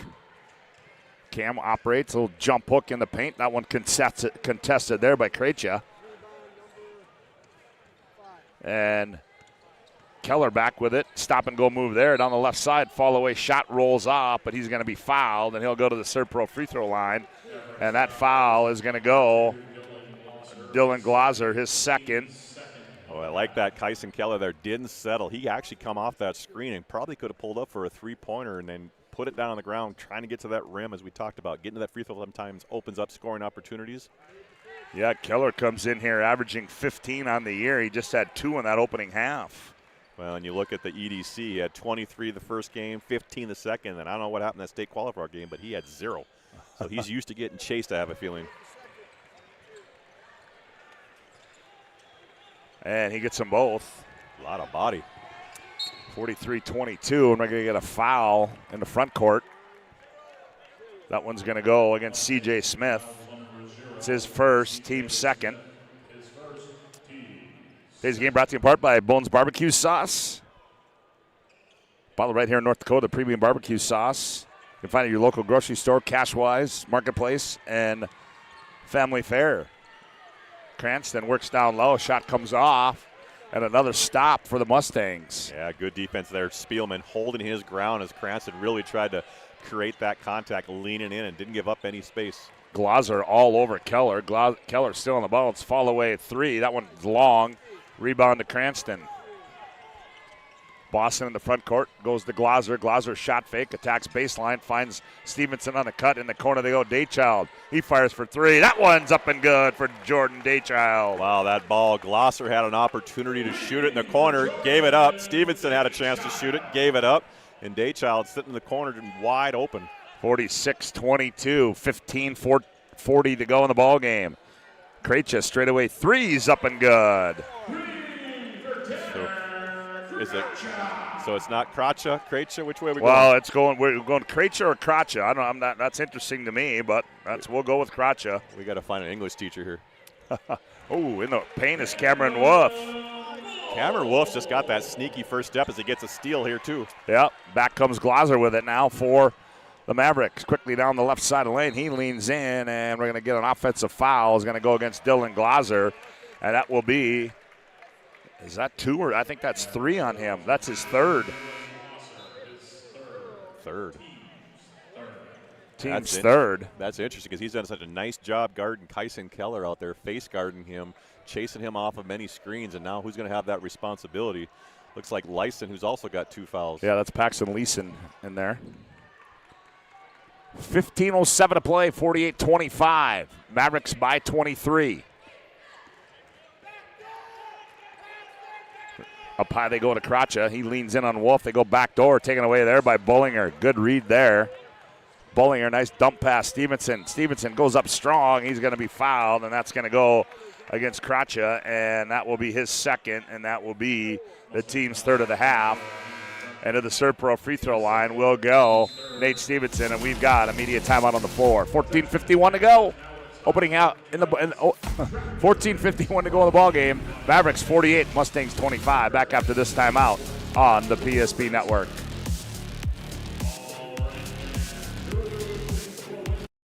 Engineers at Ackerman Esvold have been enhancing everyday life.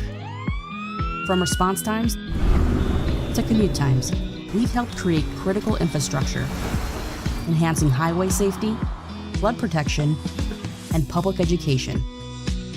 And we're no stranger to enhancing fun, family outings, and even game time. Ackerman Esvold, working to enhance your everyday life.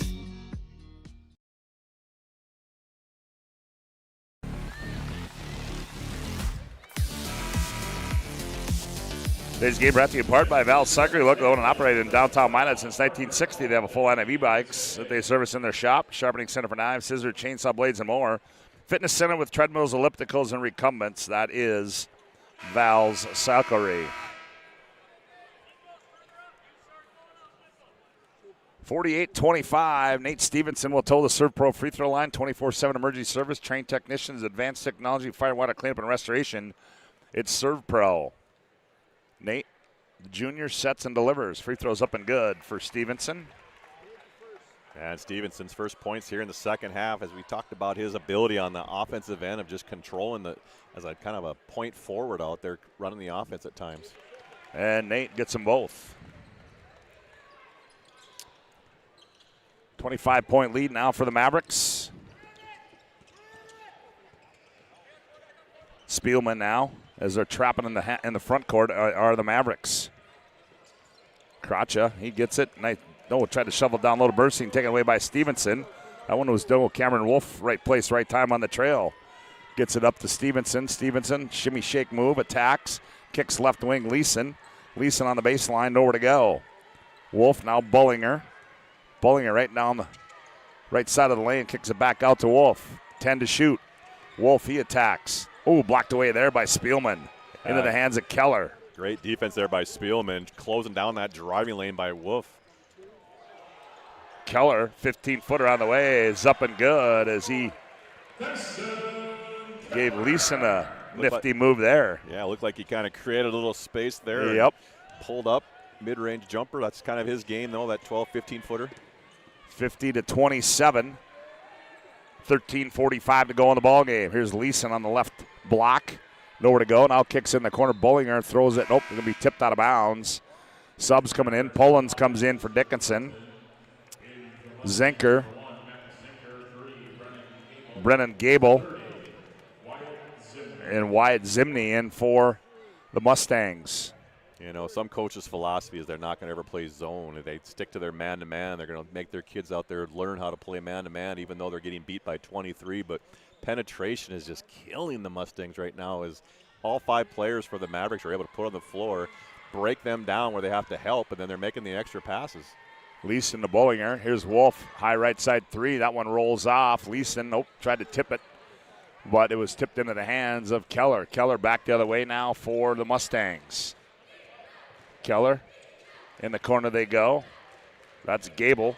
Gable, nifty move, and he's up, goes up and scores it on the left block. Does Brennan Gable. Get a nice spin move, and then the 6'1" senior there using his left hand.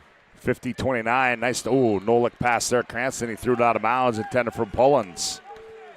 13:08 to go in the ball game, 50-29. Mavericks lead this one.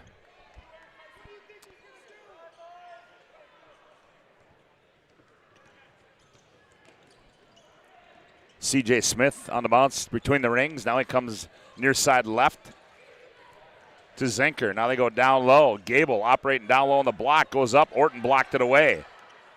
In the right, here's Zimney for three. Oh, that one's up and good for Wyatt Zimney. Well, Zimney's only hit his 10th three on the season, not known as a three-point shooter, stepped out and knocked that one down. 50-32. Maverick, here's Cranston in the paint. He's doubled up, kicks in the corner. Orton's going to fire for three. That one too strong. Rebound to Zimney. Yeah, we've had two empty possessions now for the Mavericks on offense here. So, again, good ball movement. Just got to get the right personnel in there, shooting the right time. Almost a steal there. Zenker to the left elbow, leans in, shot. Nope, missed it. But he's going to be fouled, and he'll go to the ServePro free throw line. Foul's going to go on Tatum Bullinger, his first. Team's fourth. So to the ServePro free throw line goes Max Zenker for the Mustangs. Free throw on its way. That one's off. Daychild back in. Stevenson back in.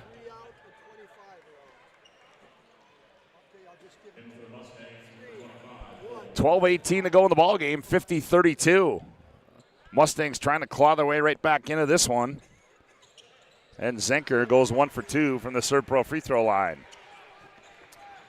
12:15 to go. It's 50-33. Here's Stevenson. Daychild, top of the key now. Left elbow, backs in, now finds Bullinger on the right wing. Bullinger on the bounce, looking for Stevenson, gets it down low on the block to him. He's going to go to work down low, operates in the paint. Fall away shot off the window is up and good for Nate Stevenson. Just good patience on offense there as he wasn't there in his first post move, and he kind of kept his dribble alive and able to cross all the way across the paint. And he shoot is on the left so side. strong. Keller, top of the key now. One bounce, didn't go anywhere with it. Now they go down the baseline. The big fella down low, Brennan Gable, operates in the paint, goes up, blocked away there by Pullins. Back comes Stevenson. Stevenson leans in, shot up, no good, but the contact was there, and they're going to get Wyatt Zimney on the foul. Wyatt Zimney didn't know what to do right away. Should he come out and close out early, or should he wait for him to come to the rim, and he chose to wait. Stevenson kind of lowered his shoulder, created the contact, and then goes giving up about 50 pounds in weight out there, and Zimney pushed him off couldn't hold on to it. I guess you shouldn't say couldn't take that contact and got the foul. So to the ServePro free throw line goes Nate Stevenson. First one on the way. That one comes off. Kason Bernstein in the ball game now. Zimney will sit down. Stevenson will have one more. 52-33. Oh, he missed them both. Empty possession there now for the Mavericks, and back comes Kyson Keller for the Mustangs. On the bounce, crosses over, top of the key. Now Cole Martin, right side three on the way. Bingo! Just good one-on-one there. They couldn't help off of anybody, and then he knocks her down. 52-36. 11:03 to play, and Daychild lost it. Now he gathers it. Now he's trapped. Ball still loose. Timeout on the floor.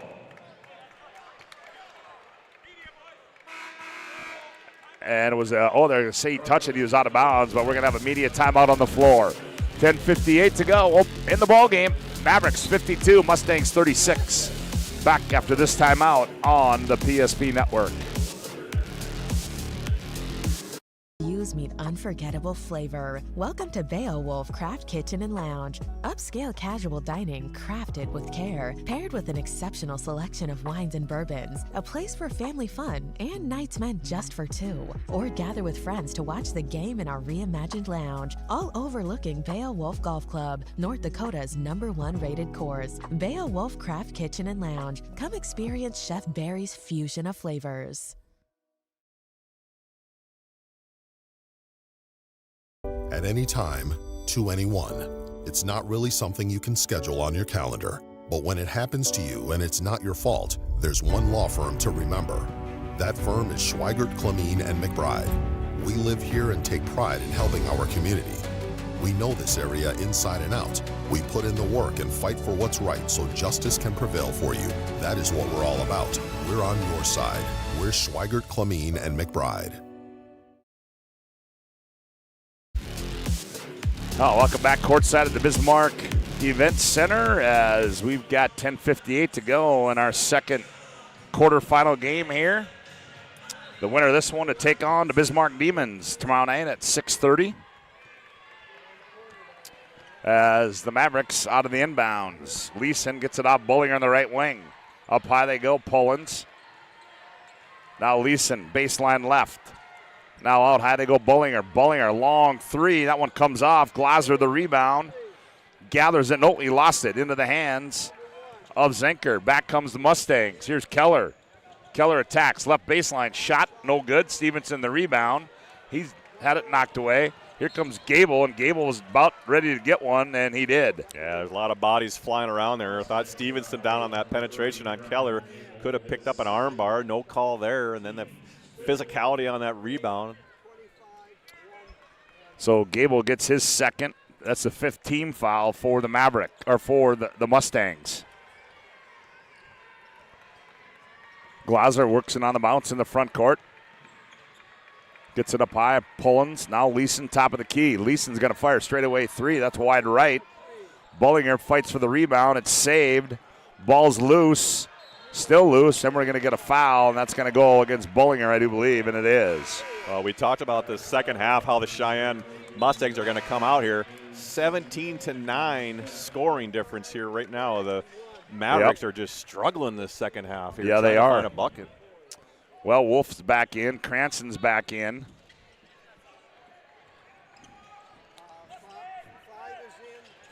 $9:59 to play. 52-36. Pressure applied, but they got it to Zenker in the front court. Zenker attacks. Left-handed shot goes up. Missed it, but he's going to be fouled in the act. That one's going to go Cameron Wolf, his second. That'll be 6th-team foul. So to the line goes Max Zenker for the Mustangs. Zenker shoots at 68% on the season. That one comes off. No, just the 17-9 run here by the Mustangs just is interesting that the Mavericks, they've been doing a nice job of doing their penetration kick, getting the backdoor cuts, and that's kind of been taken away here so far. Not that they haven't had the opportunities to shoot them, they just can't finish. Well, Zenker's been consistent as he's missed the first one on all 3 trips to the ServePro free throw line, and he's made the second one. And a lead down 52-37. Here's Cranston in the paint. Gets it out to Daychild. Now Daychild to Wolf.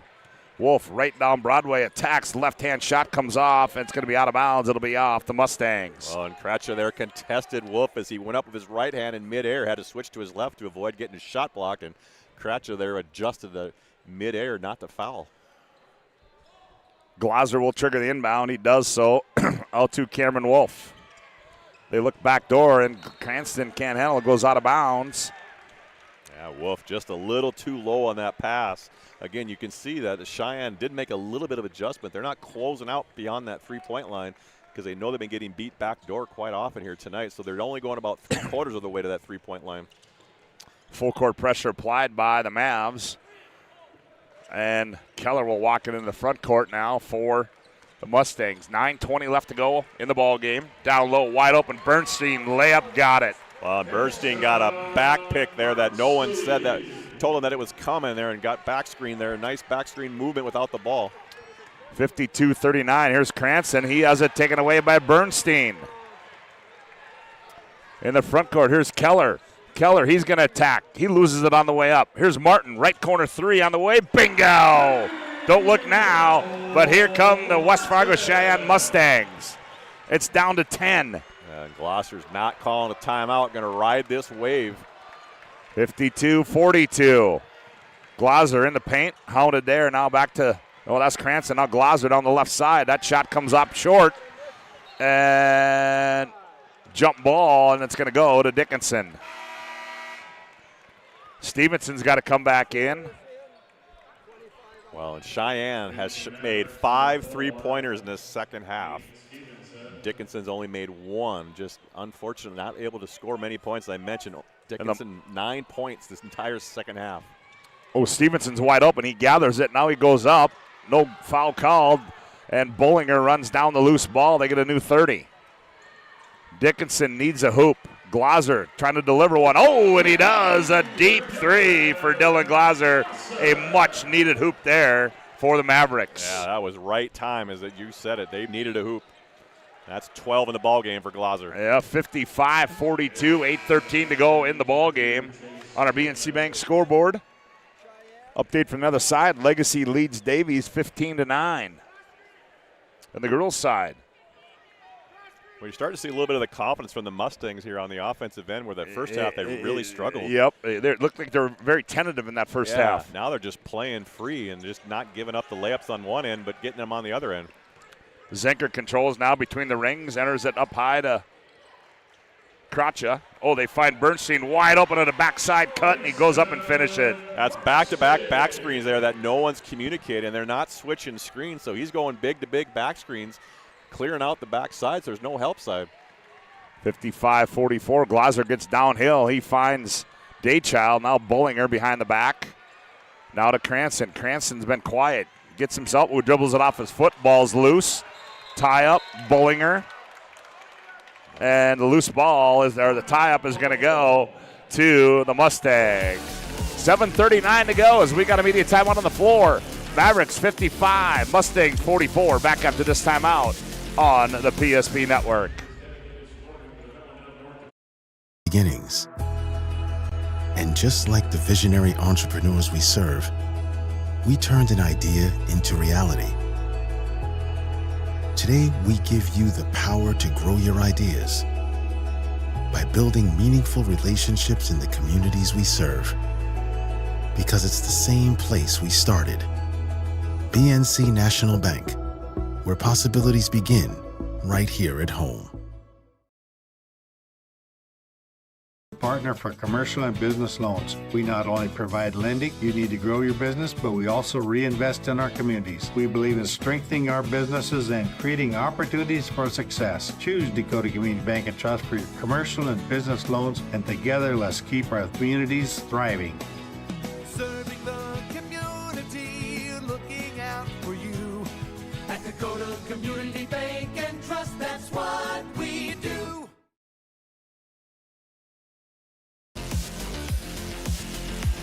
Now 7:39 to play in this one, and boy, I tell you what,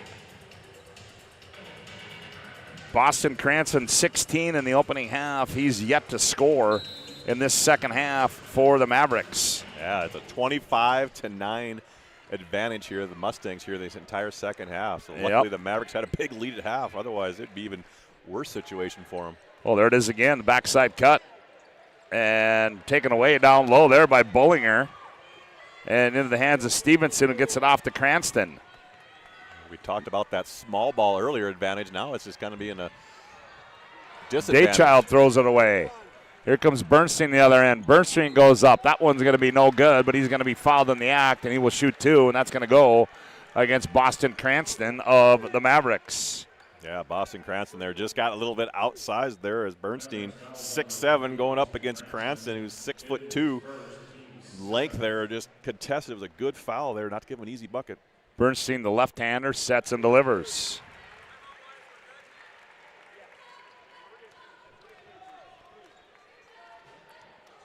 He will have one more, and the lead now down to 10. Make it 9.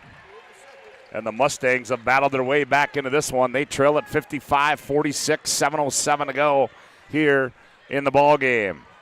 Boston Cranston in the front court now for the Mavs. He comes off a screen from Stevenson, gets in the paint, finds Glauser. Now Glauser's got to back it out. Now Glauser going to attack, nowhere to go. Good defense there. Now Glauser beats Bernstein. Layup no good. Stevenson the rebound. Stevenson underneath. Kicks it in the corner to Cranston. You got a full shot clock on there as the ball hit the rim. Down low, Stevenson in the paint. Stevenson kicks it out. Glauser. Here's Daychild. Straightaway three. That one's off. Rebound taken away by Stevenson. Ball's loose. Who's got it? Still loose. And it's going to be off of the Mustangs. It'll go to the Mavericks. Good hustle down low there by both clubs. Oh, both clubs were battling there, but Stevenson was just throwing bodies left and right. Had the ball, pulled the guy with him. The officials are letting him decide it down there tonight. So a new 30-second shot clock now. Cameron Wolf back in the ball game. Oh, they find Bullinger on the backside, and he goes up and scores it. And we're going to have a First International Bank and Trust timeout on the floor. 6:24 to go. Mavericks 57, Mustangs 46. Back after this timeout on the PSP Network. There's pages in a history book, a time gone by. But even in this modern world, there are new frontiers to conquer. Whether you're tending the land to grow a better tomorrow or growing a business for new opportunities, the work you do powers the world. Exploring the frontier means stepping forward, shaping the future for yourself and for those around you. First International Bank and Trust, helping you live first, one step at a time. Today's game brought to you in part by Prairie Coatings, People's State Bank, also Selly Family Dental, Raging Rivers Water Park. Get your 2026 pass now. And also by Ryan Family Dealerships. For 50 years, Ryan's been a trusted name for car buyers in Western North Dakota. Shop their entire inventory at driveryan.com or visit one of their 5 locations in Minot and Williston. Oh, it's going to stay Mustang ball. Oh, yeah, because they got a hoop. My bad. It should be their ball. Well, we've had about 5 or 6 empty possessions for the Mavericks, so we were waiting for one. Bullinger hounding Spillman. Now they get it off to C.J. Smith, guarded by Cranston. Zimney, he's going to fire a deep three. That one comes off long. Rebound Keller, the putback's up and good. Wow, good box out by Cranston. Unfortunately, just kind of mishandled it, and Keller grabbed it, put it in, and he's starting to get going. 57-48. Glauser and Cranston play catch out high. Cranston gets in the paint. Finds Stevenson. Stevenson leans in. Shot comes off. Gets his own rebound. Stepping over bodies. Stevenson still got it. Goes up strong. Misses that one. That was contested. Jeez, he came down with that rebound, and it could have been a block foul as the player was standing underneath him on the ground. Wasn't able to get up, but Stevenson keeps battling even though he missed 2 bunnies. 5.5 to go. Up high they go. Keller. Keller attacks down the right side. Steps in. Leans in. That one's tied. A block there by Wolf. Run down by Spillman, the loose ball, 9 to shoot. Now they get it off to Keller. Keller comes off a Zimney screen. Keller turns the corner, fires a long 3. That's in and out. Rebound pulled out of there by Zimney. Zimney trying to operate down low. He forces one up and scores it. Zimney's got 9 in the ball game, just staying patient down there, pivoting as you see him clapping on the way back on defense, trying to will his team here. And now it's down to 7 with 4:56 to play. Stevenson gets in the paint, kicks in the right corner. Wolf thought about a 3. Now he steps in, tough shot, missed it, but he's going to be fouled as Cameron Wolf. Brendan Gable picked up his second there. A lot of physicality out there tonight, but they called out foul there. That seemed like a touch foul compared to what we've been seeing earlier in the game. Brennan Gable gets called for the foul, and to the ServePro free throw line goes Cameron Wolf, the 6'5 senior. Cameron's kind of had a quiet second half. And yes, he has. 9 in the first half, and now he's looking for his 3rd point. Now he still has only 2. He misses that one. A line change now for the Mustangs. 4:48 to go. They trail it by 7 at 57-50. Well, it seemed like Coach Brandt just said, let's go out and just play, guys. You know, we're getting drilled this first half. Let's not working what we're doing. Just go out there and play, push the tempo, and it just seems like they're more fluid, more confident, where the Mavericks had that 23-point lead, kind of played defensive. And Wolf gets 1 of 2. 58-50. Glaser on Keller, looking for a steal. Now they get it off to Bernstein in the left wing. He jabs right, goes left, spins in the corner. Zenker fires, 3-ball. That one too strong. Bernstein the rebound. Yeah, it's the offensive rebounds. I mean, that's what the Mavericks were living off the first half, and now the second half, it seems like Cheyenne's just turned the table. Cole Martin throws it into Keller, and we're going to get a jump ball. Wow, and Coach Brandt wanted a timeout, and the officials weren't sure who had control of the ball. You can't call a timeout unless you have control of the ball, so it's bouncing around. So they're going with a jump ball. Yeah, okay. I was going to say, if it's a jump ball.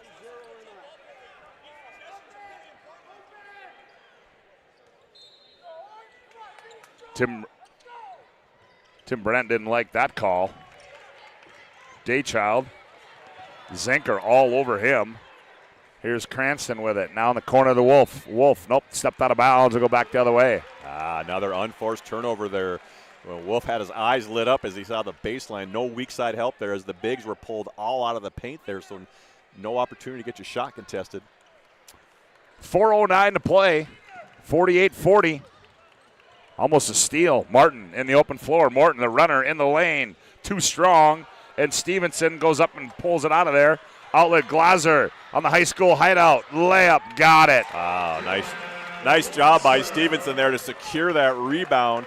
That was a man rebound. Yes, and had his head up, and Glaser just took off. Oh, they call it jump ball there. And could have been a travel, but nonetheless, we have immediate timeout on the floor. 3:45 to go.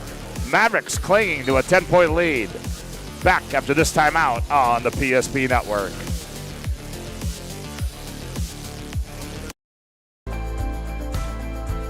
At Planning Team Financial Advisors, we help individuals create their personalized strategies. We specialize in financial planning, retirement planning, insurance, and 401k distribution options. Don't leave your future to chance. Call Planning Team Financial Advisors today for a free retirement review. Planning Team Financial Advisors. Your plan, your future, your team.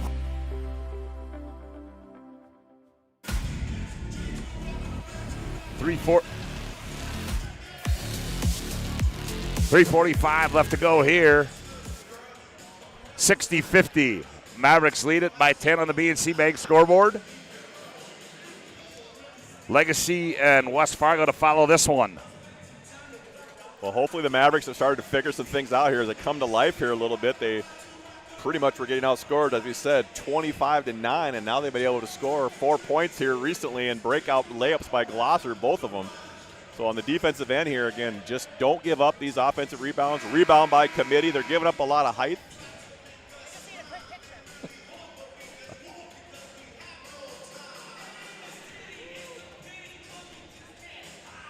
You got fans here too, Woody? Well, it's a story, Cole, I'll tell you off the air. How about that, huh? I was given these last night. Yeah, it's a West Fargo thing, I guess. Oh, Martin stepped out of bounds. A good defensive possession there as they were trailing Martin over those ball screens. Well, we need to get Cranston going, as we talked about. Yeah. 16 in the first half. You know, the leading scorer for the Dallas Mavericks. Dickinson Mavericks. We haven't had that one, I don't think. Well, the Midgets, the Mavericks with a 10-point lead. 60-50. Here's Cranston on the handoff. Down the right side. Now operates in the paint. Turns. Fires. Tough shot contested. Gets his own rebound. In traffic. Finds Wolf, and Wolf backs it out. And they got a new shot clock, and they're going to run some time here. Yeah, Coach Glosser really wanted to clear out. Cranston attacks. Tough shot. Got it to go. Yeah, Cranston had the whole right side of the lane wide open. Chose to go on the opposite side of the rim and use his left hand spinning off the glass. Mavericks by 12 at 62-50. 3 minutes to play in this one. Zenker, left wing. Martin fires. 3. That one's going to be off. Rebound to Wolf. Stevenson up the far sideline now in the front court. Trying to get it off to Cranston, and now he does. Gets it off to Glaser. Now Glaser on the bounce. Finds Cameron Wolf. Now to Cranston. Cranston beats Martin. Martin riding him. Finds a cutting. Daychild layup. Got it. Oh, his man got caught looking at the ball and whoop, backdoor layup. 64-50. 2:25 to go. Martin fires one up, and they're going to get Cranston on the foul. Yeah, that's Cranston's second. Second. Well, they've kind of dug deep here, the Mavericks, as they Yeah. got it to 14, started buckling down on the defensive end. Stevenson and Wolf controlling these rebounds. They're Cole Martin playing a lot of minutes. buries the first one.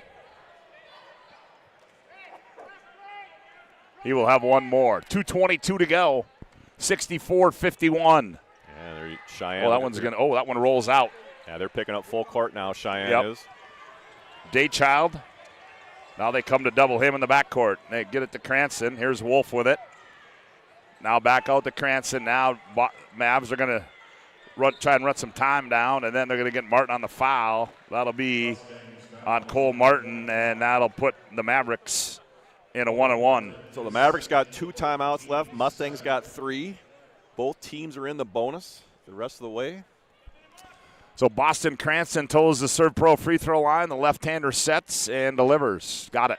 Yeah, big free throws there. He's a 68% free throw shooter, leading scorer on the team, putting your senior athlete to the line to help get you that second round.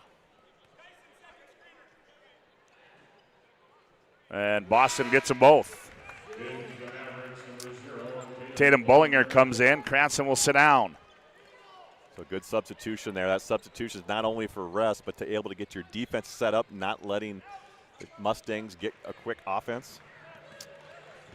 As back with it in the front court comes Zenker. Zenker off a high screen, gets it to Keller. Keller, he's going to rise from 17. That one's up and good for Keller, and we're going to have a First National Bank and Trust timeout on the floor. Minute 54 to go.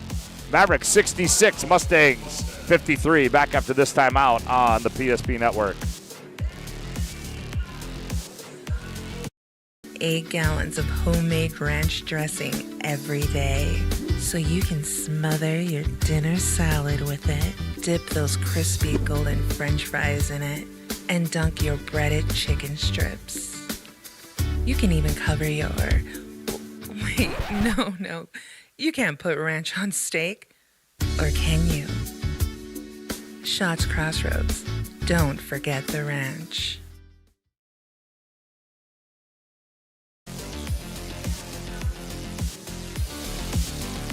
.154 to play here, 66-53 on the other side. We can give you an update. Davies now leads Legacy 27-22. 4.5 left to play in the opening half over there, and that's quarterfinal game number 3 on the girls' side. Century and Shanley to follow that one.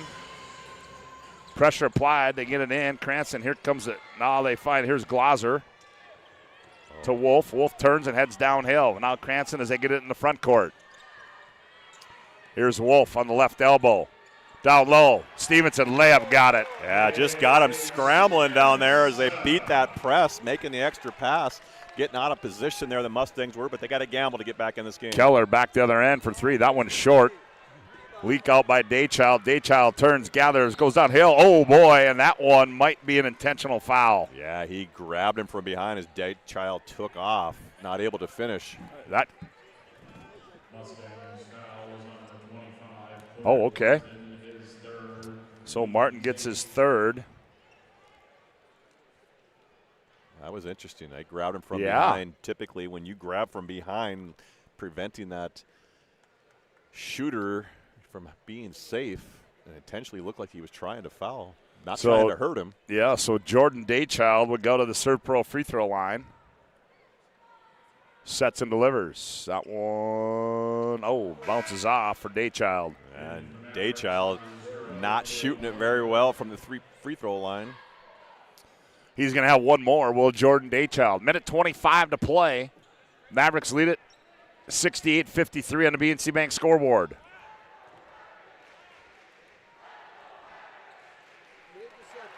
Jordan gets his second one. Bumps the lead up to 16. Bernstein, the left-hander, fires on the left side for 3, is up and good. Wow, he is only his 15th 3 on the season. Here's Bowling in the front court. Wise decision there as Daychild wanted it. Now Glazer's going to be fouled up top here by Zinker. Yeah, we got Glazer, who shoots at 61% on the season from the free throw line. Coach's son usually can make these in big situations, as this is here tonight. Yeah, Dylan Glazer. Yeah, he don't want to go home to the kitchen table and listen to this. Dylan sets and delivers. Free throws up and good. Well, Cole is, the run that Cheyenne made and had Dickinson not had as big as lead as they did at half, we might be in a different story right now. Oh, absolutely. They battled back. They kind of had some grit. I'm sure Coach Brandt challenged them to kind of get back in this game. 71. Here's Bernstein from the right side. Oh, that one comes off long on the weak side. Wolf, and then we're going to get a foul in the backcourt, and that's going to go on Kratcha. Oh, that's going to go on Cole Martin. Now there's going to be a free throw contest here the rest of the way as Cheyenne's got to stop the clock, give them a chance to get back. Well, it's going to be awfully hard to do with 50.2 to go, down 71-56, and particularly if they continue making free throws at the ServePro free throw line as Wolf gets himself set and delivers. That one's up and good. Cameron Wolf averaging a little over 12 a game on the season. He's already got 13 here tonight, shooting at 77% from the field. Free throw line, excuse me. Got them both. Here comes Cole Martin the other way. Stops, rises up, fires for 3, too strong. Rebound comes out to Glazer. And Glazer in the front court. And Zenker almost got a steal. Now Glazer. Daychild in the corner. I think, they're going to have to shoot it. As Daychild backs out. And maybe they'll take a shot clock violation here. I'm guessing they probably will. Wolf fires. Oh, and he made it. I don't think he really wanted to make it. He was trying to show sportsmanship, let the clock run out, and just was forced to shoot it and knocked her down. On the other end, here's Keller on the horn. Nope, 2 seconds, 1 and 1.4. And the Dickinson Mavericks have a date with the Bismarck Demons tomorrow night in the state semifinal game.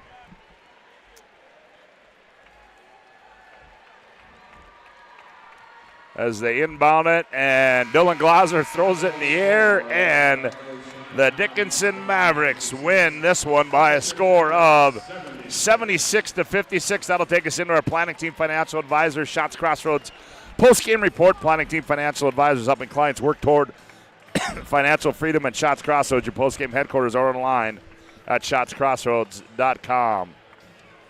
76-56, the Mavericks. Whoa. With a big win there.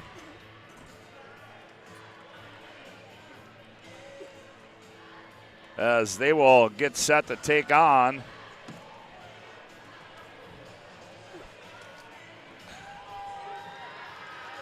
the Demons tomorrow night, as Cole Higland has made his way down to the playing floor. I believe he's going to have a player or coach. Let's go.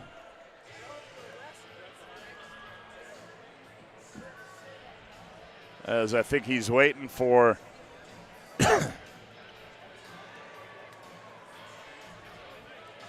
Danny Glazer. Let's go courtside and Cole Higland. Higgy. Hey, all right, congratulations. You got that win. I'm sure the first half you were ecstatic, and the second half you're like, what's going on? Yeah, was the clock broke or what was going on there? I stopped running way too much, but yeah, kids held on. They kept battling. Definitely earned that lead at halftime, that's for sure.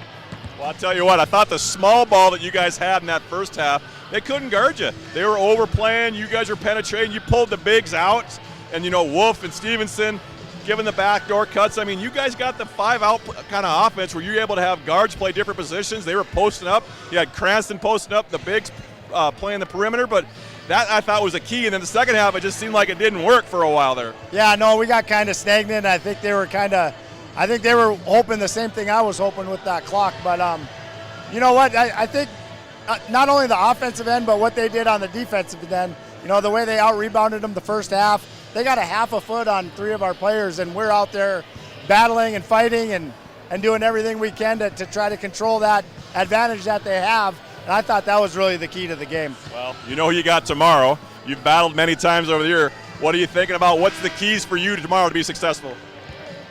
We want to keep that internal, I can tell by the look. But you know you're going to have to come and play with some intensity. So, hey, good luck. You're ready for it. I'm sure you're excited. All right, thank you. I appreciate it. Back to you, Woody. All right, good job, Cole Higlin. As there you have it, very happy. Danny Glaser, his team wins it by a score of 76-56. Our planning team financial advisor, Shots Crossroads postgame report, rolls on with more after this timeout on the PSP Network.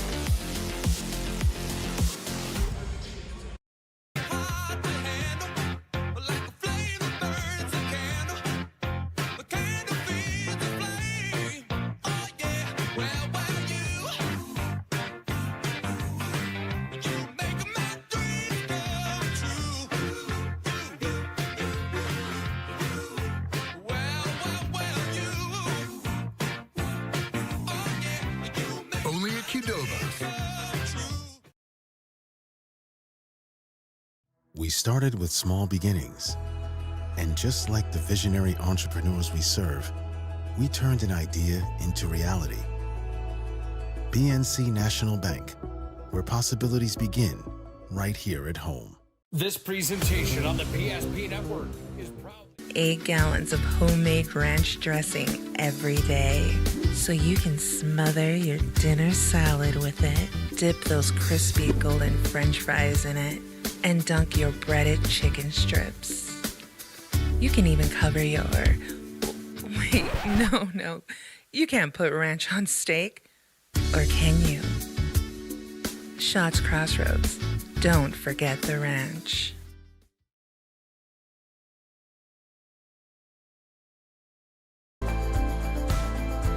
At Planning Team Financial Advisors, we help individuals create their personalized strategies. We specialize in financial planning, retirement planning, insurance, and 401k distribution options. Don't leave your future to chance. Call Planning Team Financial Advisors today for a free retirement review. Planning Team Financial Advisors, your plan, your future, your team.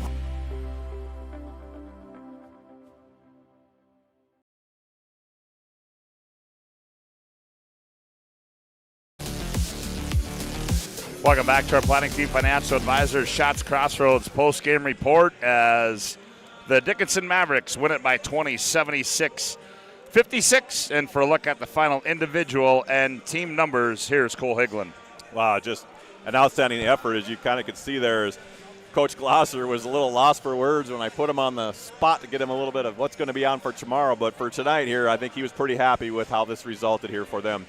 For the Dickinson Mavericks, Tatum Bollinger with 4, Jordan Daychild 6, Dylan Glosser with 16, 6 and 9 from the field, 1 for 2 from the three-point line, and had the defense responsibility on Kyson Keller most of the game. Boston Cranston 7 of 16 from the field, 20 points, had 14 at half, and Nate Stevenson, our sports good player of the game, Mr. Do Everything, 11 points, 6 rebounds, 4 assists, along with 2 blocked shots. Cameron Wolf finished with 17 and 8 rebounds, and the Mavericks shot 45% from the field, 30% from the three-point line, and 73 at that free throw line. For the Cheyenne Mustangs, Max Zinker with 6, Chase Spielman with 4, Brennan Gable with 2, and then you got Kyson Keller, as we mentioned, averaging 15 a game, held to 10 points, but had 6 rebounds to go with that. Tanner Kretcher with 5, Cole Martin coming off the bench with 7, Wyatt Zimney with 9, and Kaysen Bernstein with 13 and 7 rebounds. And the Cheyenne Mustangs shot 40% from the field, 30% from the three-point line, 6 of 20. And from the free throw line, shot 67% as they only made 8 of 12 here tonight. Well, good job, Cole Hicklin. A couple more things to do. Give out a Spas Etc. Move of the game. Time to bring a spa to your home. Stop at a Spas Etc. You'll find a massive inventory and next level sales team that can help you find the perfect spa, sauna, or game for your rec room. Spas Etc. You know the move of the game I thought was in that second half. I'm going to go moves of the game. The rebounding effort by Nate Stevenson in that second half. Absolutely. He was carrying people, giving up, anywhere between 4 to 6 inches all the time, boxing out those gentlemen, and then when the loose ball was on the ground, he came up with it every time. And then we've got to give out our planning team, our Sport Clips MVP of the game. Sport Clips will keep you looking your best. Check in online with the hairstyles today at sportclips.com. And your Sport Clips MVP is? Well, it's Nate Stevenson, Mr. Do Everything. Had 11 points. We talked about 6 rebounds, 4 assists, and then we got Dylan Glosser and Boston Cranston with 16 and 20 respectively. But I think Nate Stevenson, if it wasn't for his rebound and his defense ability and then his just ability to give up the extra pass, really led these Mavericks here this second half. Well, that'll do it. 2 games in the books. We got 2 more to go. Higgy's going to step aside. Chuck Claremont will come in, and Chuck and I will take you the rest of the way. We're going to take a timeout here, regroup, and we'll come back. And when we do, we'll set you up for quarterfinal game number 3. It'll be Legacy and West Fargo. Back with more coverage of the State Super A after this timeout on the PSP Network.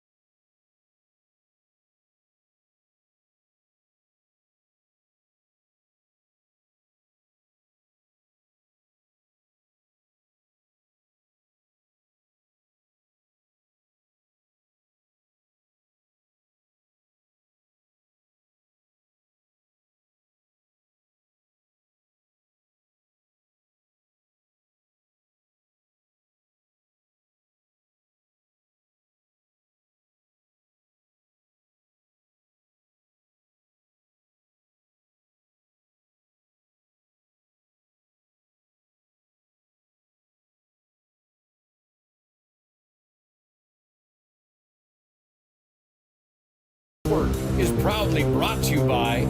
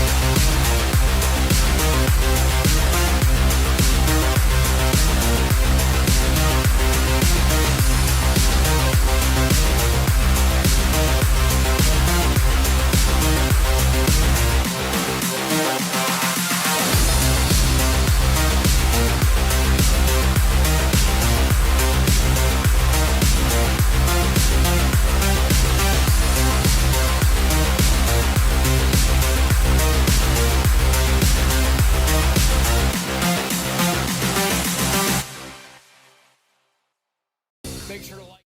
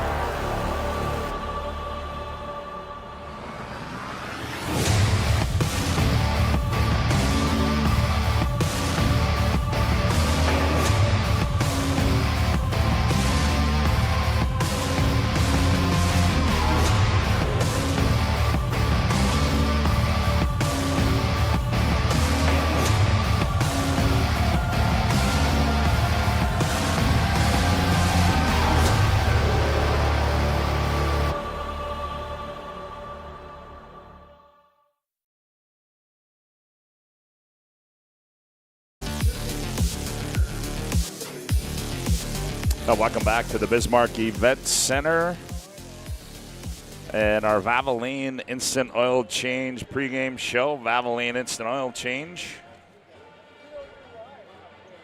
your locally owned oil change headquarters. 25 years of Lundeen's, taking care of people. Locally actually matters, not to mention this oil change is stay in your car drive-through oil change that typically performed in 15 minutes or less.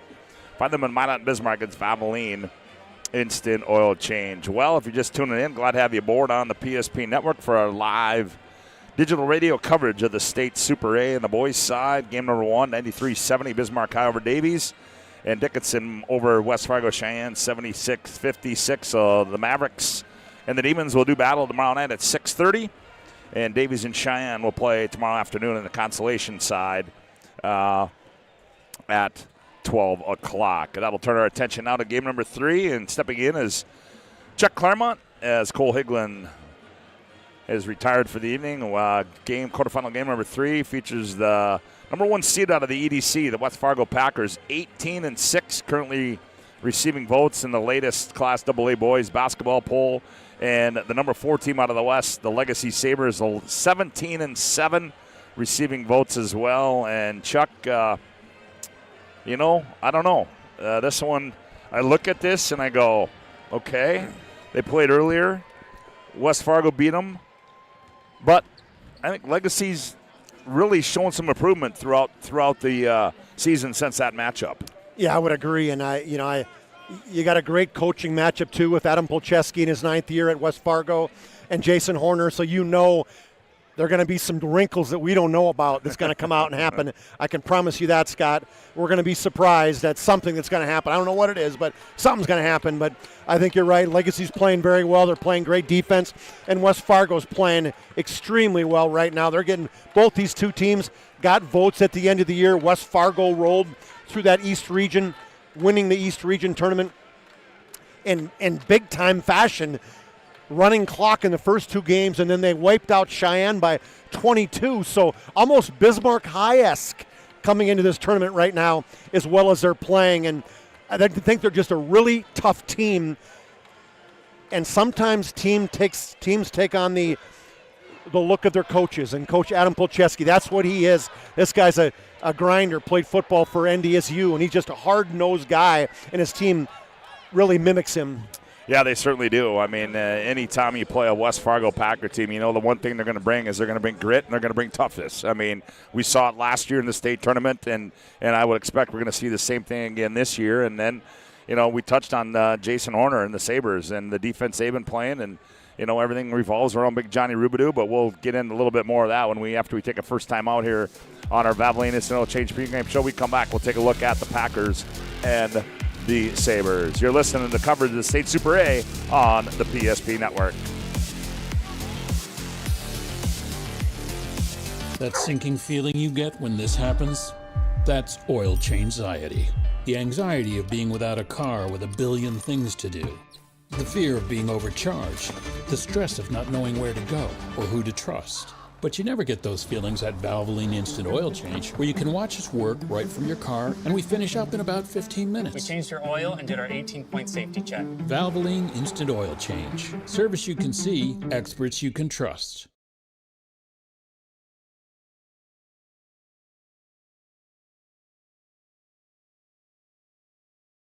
Got some fans, Scott.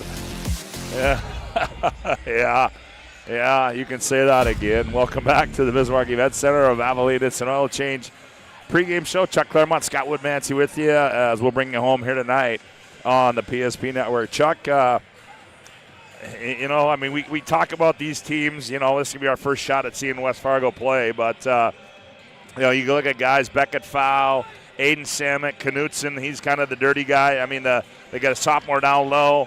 But just an all-around, really balanced West Fargo Packer team. They play hard. We mentioned that. Beckett Fowl, great athlete, all-state football D-back. They come from a great line of fouls, right? Creighton, Max, Chloe played for the girls' side. I mean, he can handle a ball. He's a good shooter. He leads the team in rebounds, assists, steals. The guy can score when you need him to. He dropped 40 on Minot earlier this year. He just kind of a team leader. He's the team MVP, Scott. Just 19 points away from getting to that quadruple figure 1,000 number. And then they got other tough kids. You mentioned Aiden Samick. He's a kid. This is his first year starting, which is scary enough. But he's a stud football kid, 2-time All-State guy. Wyatt Knut's another hard-nosed football guy, big 6'4" sophomore kid, going to get some looks, I think, down the line in terms of some maybe D1 looks, I got a feeling. And let's go down the list. Aiden Simic, another football kid. So they all they play hard, and whether they played football, whether they were in track with Cock and Seymour as a track guy, they just all play hard, and this is going to be a tough matchup, I think, for Jason Horner and the Sabres. Yeah, it certainly is, but you can be prepared. You talk about the Legacy Sabre, you can bet your life that the Sabres are going to be prepared with Jason Horner, and we talk about, we've seen the development over the year of Big John Rubidoux. He finally decided to get in the blocks, and since he's done that, he's just become more dangerous of a weapon. And then they got some guys on the outside that can shoot the ball. Barry Hill can shoot it. Brody Weigel, his return has been a big plus for Legacy. So certainly a tough battle, but the Sabres will be prepared. Well, you mentioned Rubidoux. He surely is a guy they're building around, or when they've made this step up this second half of the season, it's been because of Rubidoux getting inside.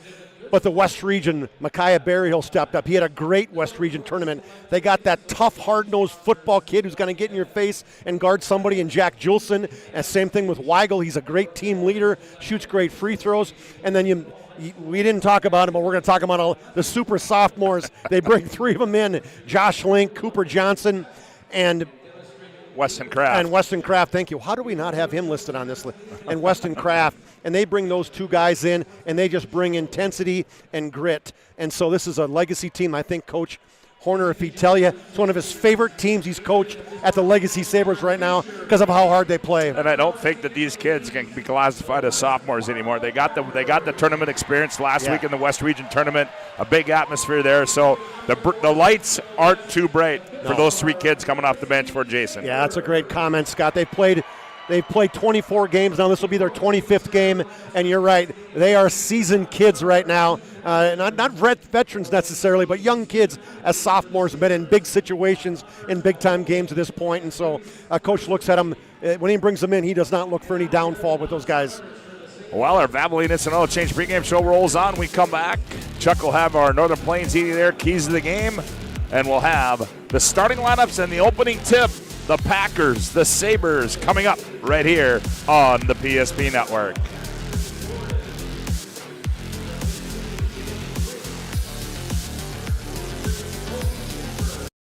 We want our dog to fetch it. Drop it. And drop it. Drop it. We want to fix it ourselves. And actually fix it. We want to order the market price lobster. And know the market price of the lobster. How much is... Whatever the market says. Sadly, we can't have it all. Except at Sport Clips, where we check in with the pros in men's hair and totally check out with pure, uninterrupted relaxation. Sport Clips. It's a game changer. Owner of Trusted Tire and Auto. Around here, winters can be long and roads can be rough. That's why you deserve a reliable partner. We carry premium tires installed by our certified team of experts, and our total car care covers it all. From brakes, transmissions, diagnostics, and more. And trust, we know it's built through real local connections, even small things, like a handwritten thank you. Choose us for trusted service that goes the extra mile. Sincerely, Jared.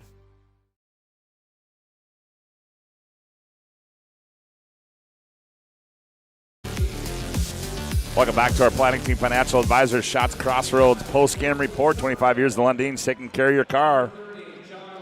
Stay in your car drive-through, typically form 15 minutes or less. Find them in Minot, Bismarck. It's Valvoline Instant Oil Change. Chuck, give me the Northern Plains Heating and Air key to the game for the Legacy Sabres.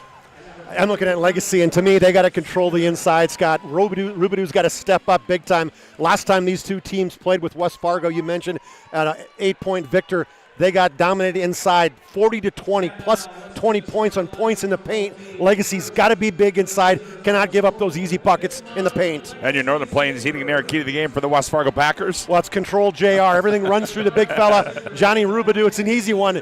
Control him, good things are going to happen to you. He had 27 points last time, so they didn't control him, but they held these other guys down. They held Berryhill and Weigel down, and the question is going to be, is Micaiah Berryhill going to continue with that hot streak? They can't let him get off like he did in the first round game in the West Region. Yeah, very well done. They're brought to you by Northern Plains Heating and Air.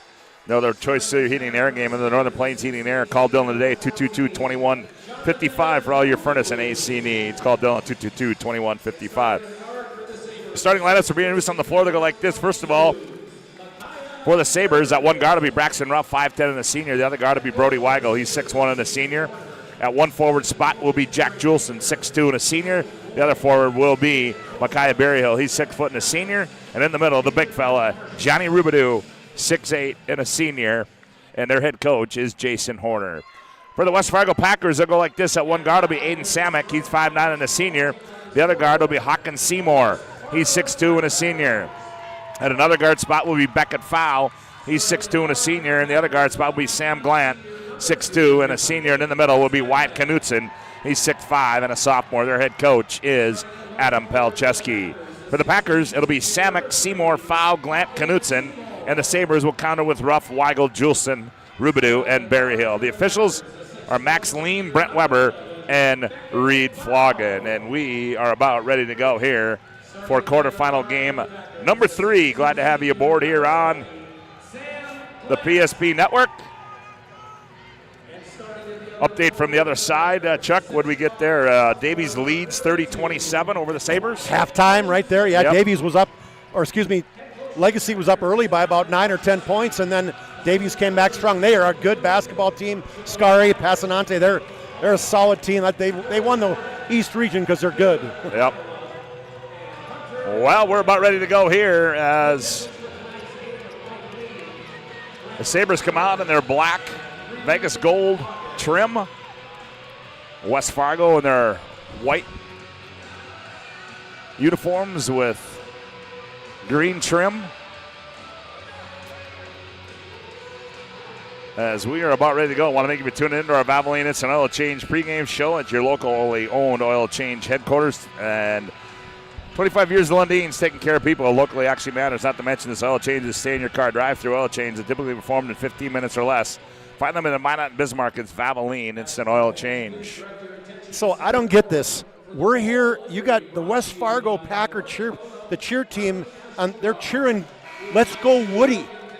What's going on with that, big fella? You got fans everywhere. Well, I guess I don't know. I'm blushing now. You're blushing. Well, here we go as the game ball is being delivered by the National Guard. And Knutson will go up against Rubidoux at center court, and we are about ready to go here. You know, I got to give some special love to one of my great friends, Larry Lubin Scott. This guy steps up big time and gives us the Lubin Encyclopedia of West Fargo. The only guy that's with a bigger year. encyclopedia than yours. Ball's in the air, tip controlled by the Sabres as Brody Weigel runs it down. And Weigel will run it into the front court for the Sabres.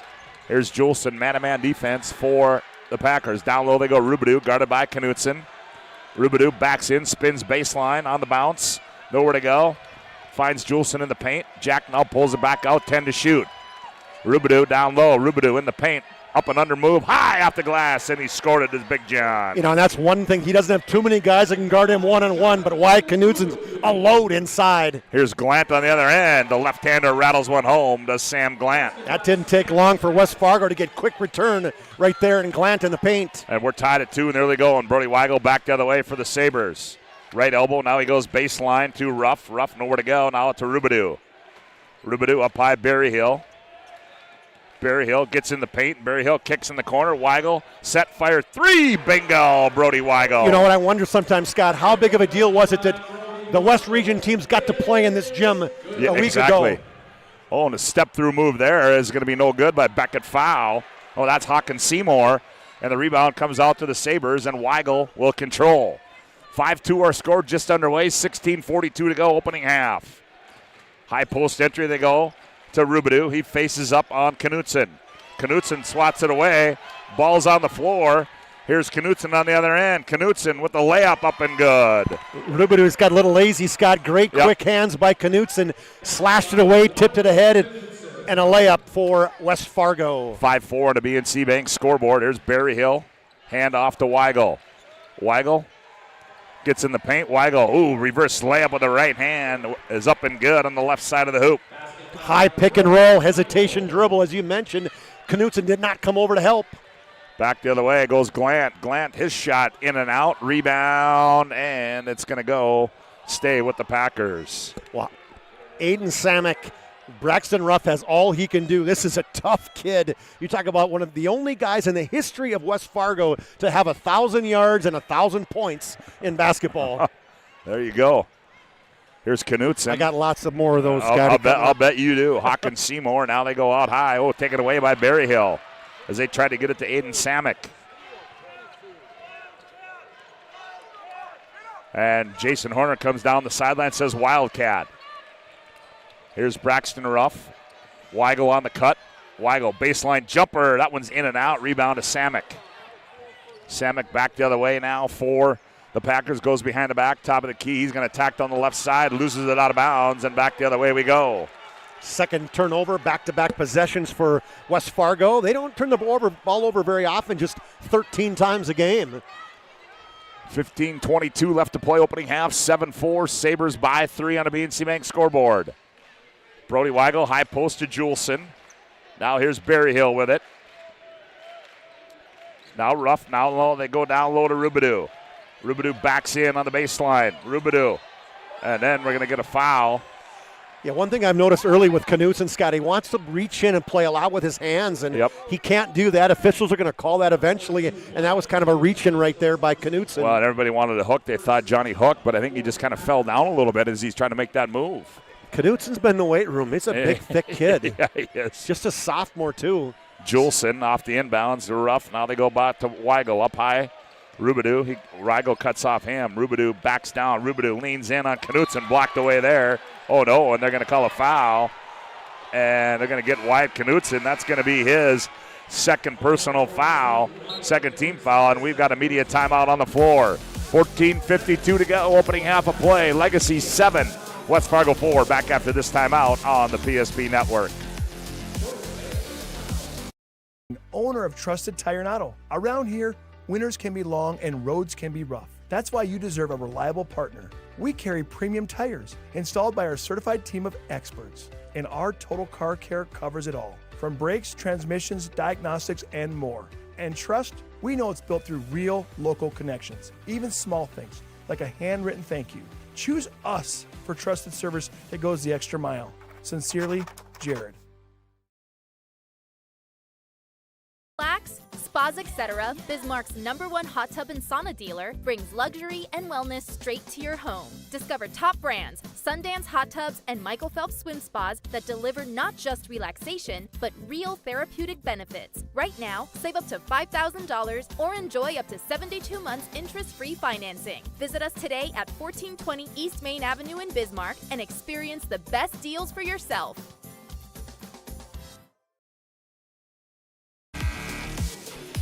Well, today's game brought to you in part by BNC National Bank. Your life is busy. We'll make manage your money easy with locations in North Dakota and Arizona. Visit BNC Bank online today, bnc.bank. Cooper Johnson checks in.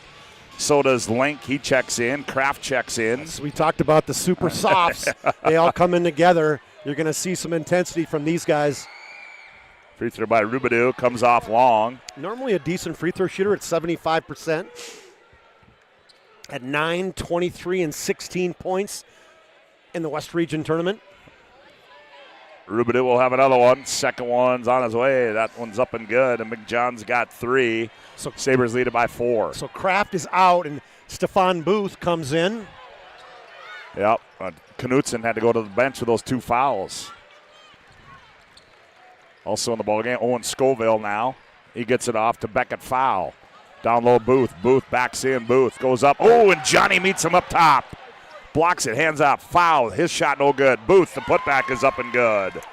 Good help defense by Rubidou, but it put Stefan Booth in a perfect position for a rebound. I think we're going to go with Steph Booth.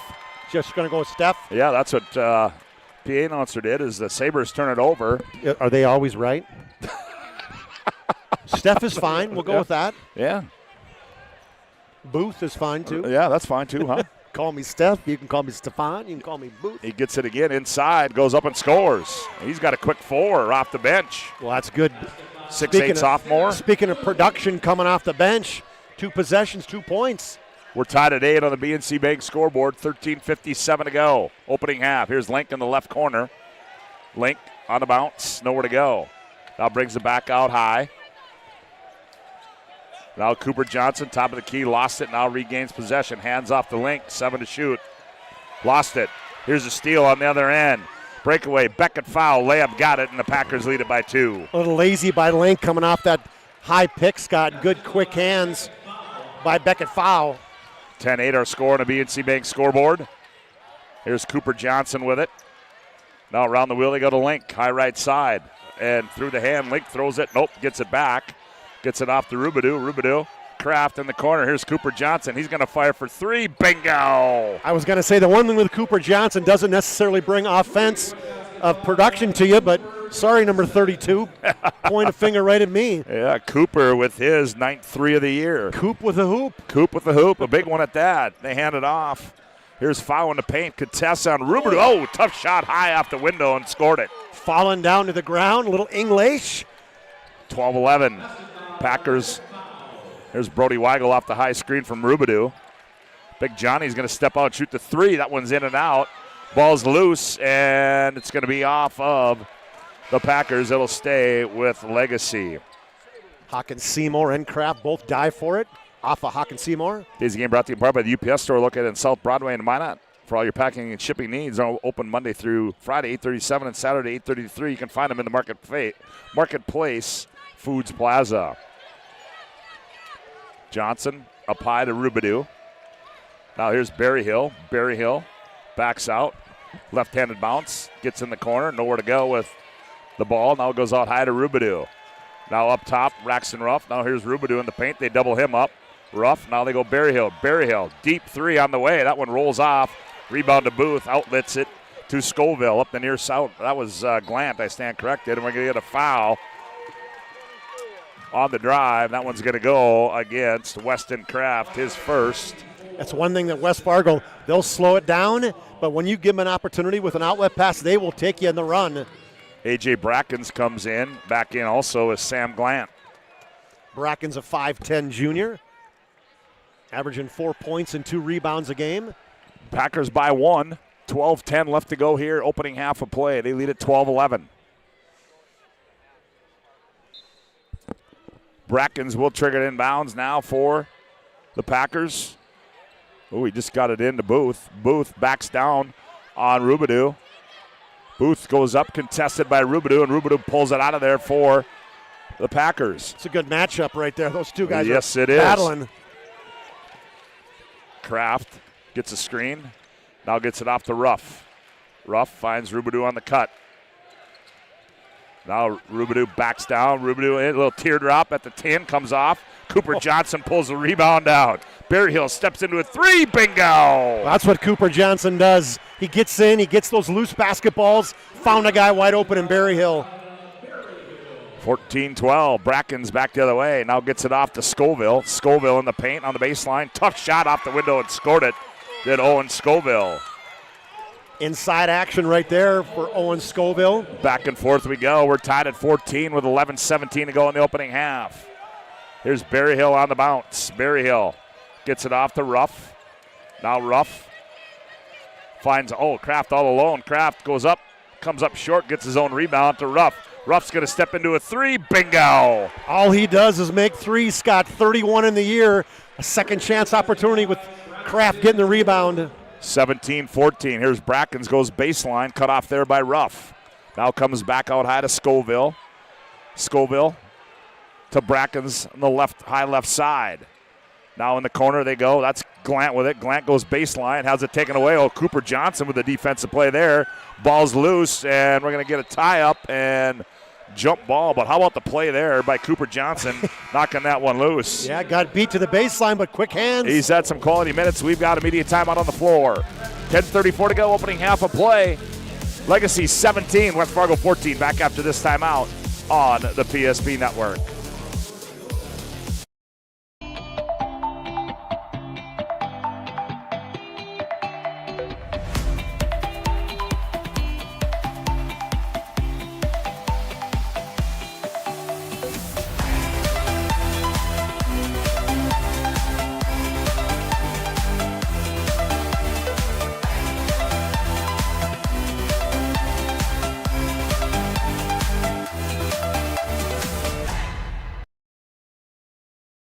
We realized he had 2 broken bones, was fear. Then once we realized and got a plan with Trinity and our doctor, a lot of comfort. He told me that he can fix my arm, and he showed me a lot of stuff that he could do to help me. Trinity Health Orthopedics is as good as you can find anywhere in the country. A lot of us take pride in that, and that's why we stay here and we keep doing what we do. Trinity Health, making more possible. Today's game brought to you in part by Prairie Coatings, People's State Bank. Also by Selly Family Dental, Raging Rivers Water Park. Get your 2026 pass now. Also brought to you by Thomas Family Funeral Home. And out of the timeout, Brackens will trigger it in. He does, out high to Glant. Knutson back in, Scott. Yep, Glant, left elbow jumper, tried to fire down low. Knutson, he gathers and goes up and scores as Wyatt Knutson. That's a great pick and roll right there. And what a delivery by Sam Glant. Knutson with those 2 personal fouls. Sabres lead it by 1, 17-16. See if they go right to Rubidoux. Yeah, they do. He's got it on the block.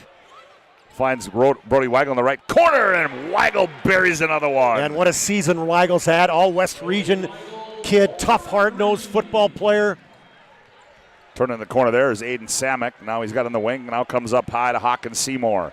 Around the wheel they go to Glant in the left corner. Glant jabs left, goes right, pulls up, 15-footer, and missed everything. Goes out of bounds, and it'll go back to the Legacy Sabres. Here's one of the things to keep in mind, Scott. Weigel didn't play the first game because he was coming off that ankle injury in the semifinal football game. Yep, good point there. That's So a big piece that it's you're a missing huge there. piece. Yeah.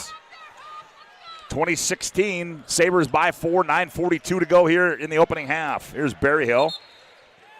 And they're going to say he was out of bounds. Today's game brought to you in part by Val Suckery, locally owned and operated in downtown Minot since 1960. Sharpening center for knives, scissors, chainsaw blades, and more. Full line of e-bikes, fitness center with treadmills, ellipticals, and recumbents. So Rubidoux takes his first rest, Scott. Now Griffin Zins is in, undersized guy guarding Knutson. Yep. They hand off to Beckett Foul. Foul on the bounce. And now they get it to Samick. Finds Knutson all alone down low. Scored and won. Samick so quick, almost got the steal on the Legacy side. He was able to pick it up, drive to the lane, and underhand dish it to Knutson for the finish. Knutson gets the hoop and the harm, and he will go to the ServePro free throw line. The foul goes on Braxton Ruff. His first, and that'll be the second for Legacy. Wyatt Knutson, the sophomore at the line. Free throws up and good. He rattles it home. It says a lot where your coach trusts a sophomore with 2 personal fouls in the first half. Rough handoff to Berryhill. Now Berryhill brings it middle of the floor. Now he turns the corner on the right wing. Goes down in the corner to Juleson. Juleson bodied up there. Now Jack gets it off Berryhill. Berryhill, 15-footer on the way. Too strong. Rebound to Glant. Glant, quick return. Knutson on the other end. Knutson goes up. Missed it.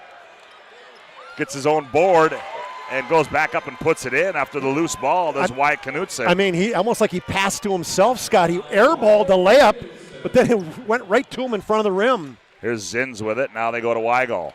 21-20, Packers by 1. Handoff Jack Juleson. Juleson now to Griffin Zins.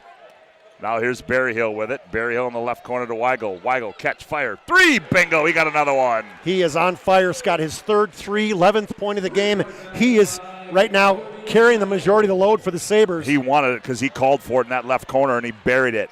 Sabres by 2. Here's Knutson down the middle of the lane, goes up and scores as Knutson. I talked about the mismatches with Knutson. He's too big. Right now the Sabres cannot handle him. We're tied at 23. 8 minutes to play here in the opening half. Brody Weigel gets it back to Ruff. Now they go to Berryhill. Berryhill hands off to Zins. Now in the corner to Ruff. Now here's Weigel. Weigel blocked away there. Ball's loose, and Weigel's got it. Now here's Zins. 4 to shoot, 3 to shoot. Juleson's got to get something up. Juleson in the paint. Juleson, and it's going to be a shot clock violation. Well, you got to know the time right there, Scott. You got to be able to get a shot off. And we're going to have a media timeout on the floor. 7:38 to go. Opening half of play. We're tied at 23, the Packers and the Sabres. I can't believe I wrecked my car. There's some things in life we can't control. But what's important is how we respond. At Jerome's Collision Center, they provide the highest quality of service, assuring the job gets done stress-free and making it feel like a breath of fresh air. And to give you peace of mind, they handle the insurance. Are you even a therapist? Don't worry about it. Jerome's, they're the experts. Jerome's.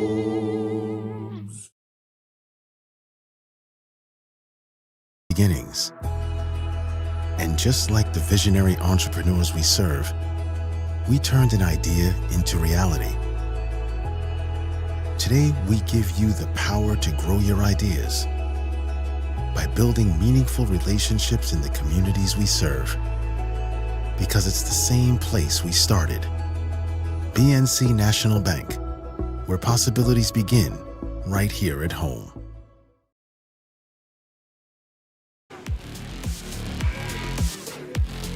We're tied at 23. Quarterfinal game number 3. The Demons and the Mavericks have already punched their tickets into the state semis.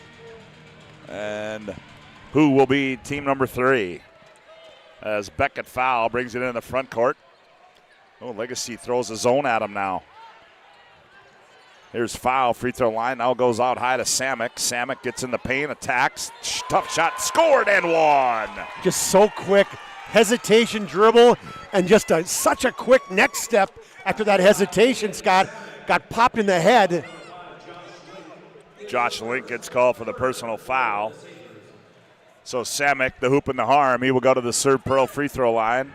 Shoot one. Free throw on its way. Rolls around and goes in for Samick. Samick going on to MSU Moorhead to play some football. 26-23. Here's Link, gets it off. Kraft. Now Juleson, right side three on the way. Bingo! Jack Juleson buries a three. 3 threes in that state qualifier game, shooting the three way better than he was early in the season. Samick thought of, nice wraparound pass, but good hustle play there by Brody Weigel as he knocks it out of Booth's hands. But it'll stay with the Packers with 6:54 left to go in the opening half. I was talking to the guy who measured him. They said he's really 6'6", but they didn't want him to push the hair down, so they kept him at 6'8", Scott. He's got a big afro. Samick left corner three is no good. And it's going to go off of, I don't know if Booth touched that or not. I don't know if he did or not, but yeah, he's 26 all, 6:45 to go opening half of play. Kraft controls, hounded by Glant out high. Now they go. Juleson, now here's Kraft on the right wing, up high, top of the key, Rubidoux. Now Link has it. Link puts it on the bounce. Now here's Juleson, comes off the screen from Rubidoux. 8 to shoot. Here's a steal. Foul on the other end. Foul. That's his second one, and he converts it. Legacy not doing a great job taking care of the basketball, Scott. Rubidoux had his guy stuck, and he was mad that he didn't get the basketball. Now Rubidoux attacks. Rubidoux leans in, up off the glass, and scores it as Big John. He said, I am taking this myself. Get out of the way. Tied at 28. Here's Sam Glant back the other way. Glant gets in the paint. Shot fake. Nothing there. Tries to go back door. Oh, he does. Finds Samick. I don't know how he did that, but he did. Now Glant, now top of the key, foul. Inside they go to Booth. Now here's Glant on the baseline, wraparound pass, taken away there by Rubidoux. And back comes the Sabre. Yeah, it certainly was. Yep, you're good. Brody Weigel walks it into the front court now for the Sabres. On the BNC Bank scoreboard, 49-48, Davies leads late in that game. Okay. Kraft, now Weigel, down low, Rubidoux. Rubidoux goes baseline. Now out high, Juleson, catch, fire, three on the way, no. Kraft on the weak side of the board. Kraft operates down low, goes up off the window, too strong. Ball's loose and into the hands of Beckett, foul. Here's a lead pass to Glant. Glant, catch, now drops it off Samick on the baseline. In the left corner, here's foul for three. That one comes off. No, I stand corrected. That was Seymour. And the ball comes off and into the hands of the Sabres. Tied at 28. Rubidoux rarely gives up second chance points. Good job inside. 4:54 left to go in the opening half. Link turns the corner. Link in the paint. Weigel, left side three on the way, and he is going to be fouled, and he will shoot three as they're going to get Hawkins Seymour as he closed out quickly, and Weigel will go into the ServePro free throw line and shoot three. Quick release there by Weigel too, Scott, is good call by the officials as he tried to get out and get a hand up, and when he did, he basically went under him before he came down. Coach Polcheski's shaking his head, hands in his pocket. Now his arms are folded. That would be the I don't believe what you just called look. Now he's staring at the official. Brody Weigel's first one rattles in and out. If he had lasers, the official would be burned right now at halftime, at half court. Second one, that one rolls out again. 88% free throw shooter. Cooper Johnson comes back in. He had really. I believe he did, didn't he? I don't think No, he didn't. No, that's Berryhill. I'm sorry. Yep. Okay. I'd be shocked if he wouldn't get in soon, though. He gave him 3 really good minutes. Yes, he did. Father DJ would be very happy about how he just played. And Weigel gets one of the 3, and he gives the Sabre. Oh, yeah, I knew he was at the table. Now he comes in, and Brody Weigel will go out. So Coop's got a mini fro going compared to Booth. Oh, a 3-2 zone again. Yep, Seymour, they throw it over the top and turn it over. Here comes Ruffback with a nice find. Rubidoux, layup, got it. And what a job running the floor by Rubidoux, and a great pass by Braxton Ruff. 31-28. We got a foul. They're going to get a push by Juleson as he was trying to body up with the big guy, Wyatt Knutson. Fourth team foul on the Sabres. 4:21 to go, 31-28. Sabres lead it by 3 on the BNC Bank scoreboard. They lob it into Knutson. He goes up high to get it. Contested by Rubidoux, and Rubidoux pulls it out of there. No, Knutson comes out of there with it. Knutson operates down low. Knutson again. Oh, wow. And Beckett foul goes over the top. That's what you call a vertical. Wow. He went up. Rubidoux had it, and on his way down, foul went up and just ripped it away. 31-30 now. Here's Berryhill. Kicks it back out to Ruff. Foul. He likes to go for that steal, doesn't he? Tried to get another one there. Here's Berryhill. Berryhill gets it off to Johnson. Cooper.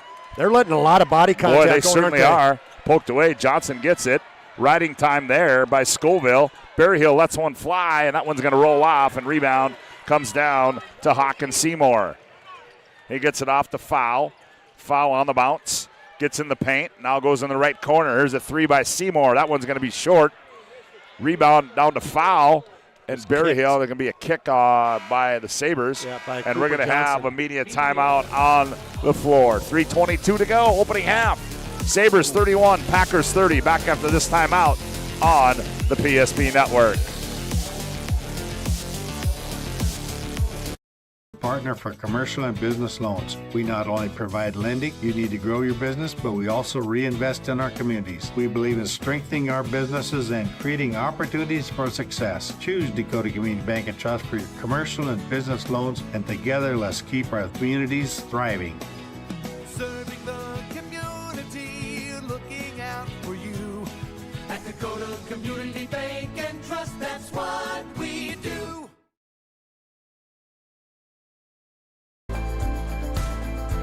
At Planning Team Financial Advisors, we help individuals create their personalized strategies. We specialize in financial planning, retirement planning, insurance, and 401k distribution options. Don't leave your future to chance. Call Planning Team Financial Advisors today for a free retirement review. Planning Team Financial Advisors, your plan, your future, your team.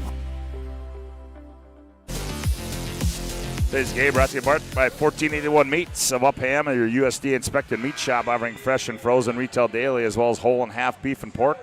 Also, custom slaughter and processing appointments are now available. Call 701-768-2525. Today's game also brought to you in part by a true North Dakota original, Bones Barbecue Sauce. Created and bottled right here in North Dakota.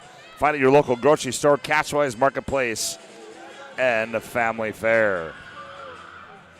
Also on PSP Plus tonight, you can catch the Region B final night, Region A final night, Region 4, both sides.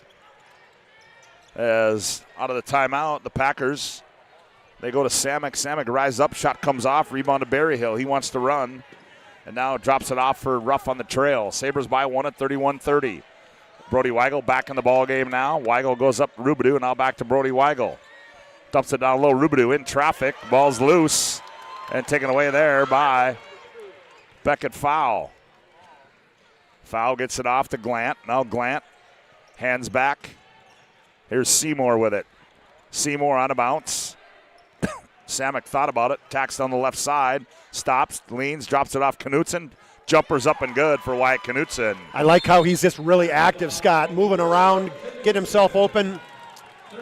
And we're going to have a timeout on the floor. We'll take one as well. 2:36 to go. Opening half of play. Packers 32.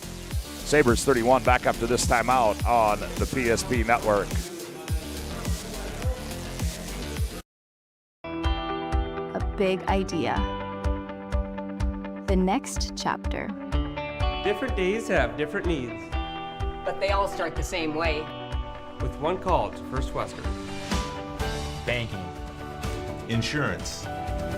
Trust. Not departments, just different ways we show up for the same people.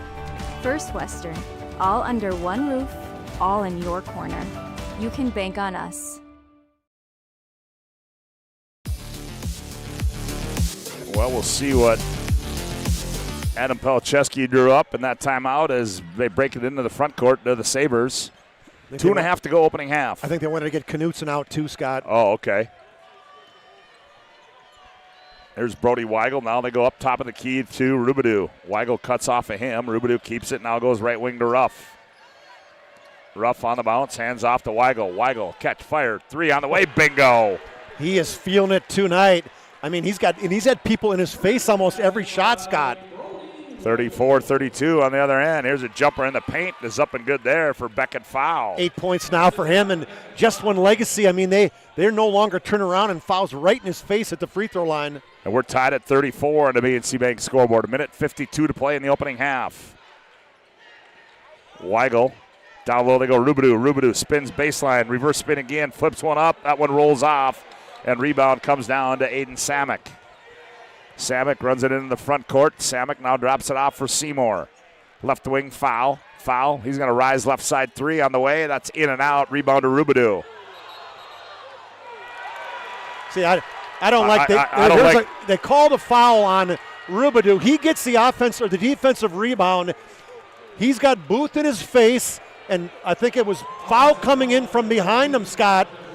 Yeah, and I mean, he was totally all over him, and then he just pivoted, and the official called him for an offensive foul. I don't like that one at all. Nope, that was not. I would agree with you on that one. Neither did Coach Horner. And Cooper Johnson knocks it away. Thought he got a travel. And Samek, his 3's up and good. And Samek. So you get an offensive foul, you get a travel, and then you get Samek burying a 3. Yeah, that was and to the 10 goes Braxton Ruff quickly on the other end. He answers the call. Yeah, goes right at the defense while they were sleeping a bit. 37-36, 1 minute to go here in the opening half. Glant drives right baseline, tries to go down low to Booth, tipped out of bounds, and they go back to the Sabres. Might as well have our Jerome's Collision Center intermission report coming up. Call them now, 701-852-5126. To schedule your collision repair or other service. Collision repairs are specialty. We value you and your car.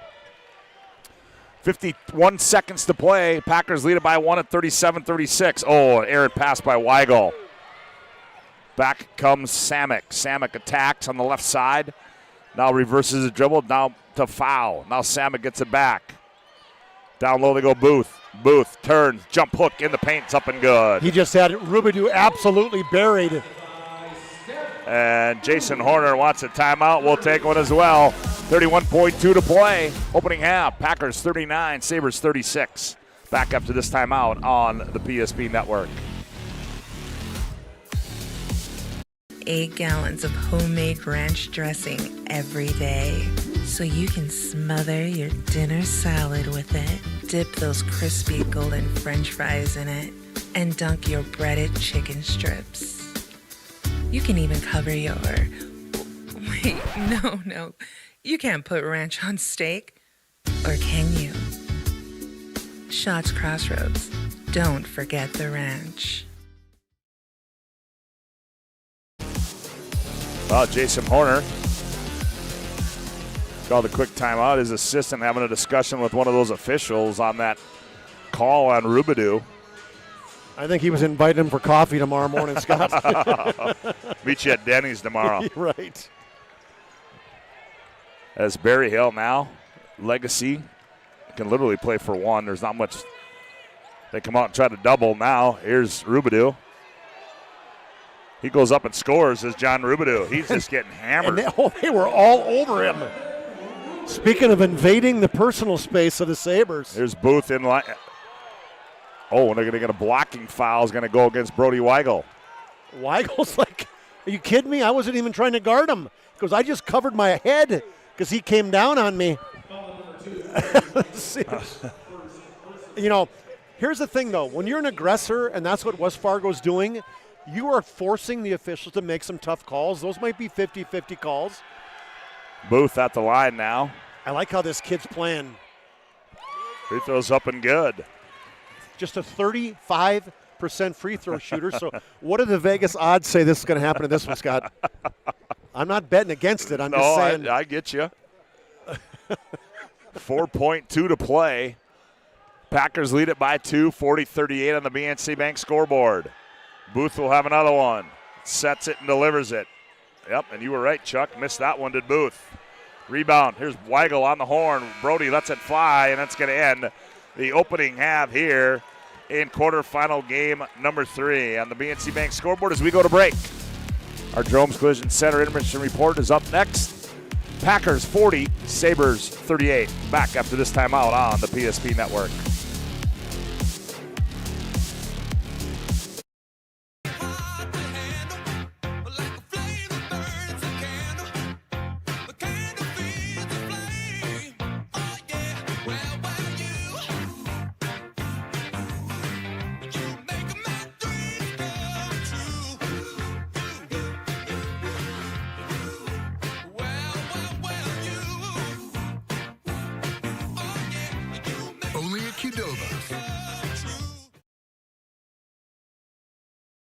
We started with small beginnings.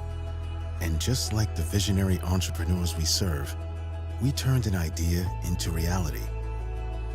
BNC National Bank, where possibilities begin right here at home. This presentation on the PSP Network is proudly brought to you by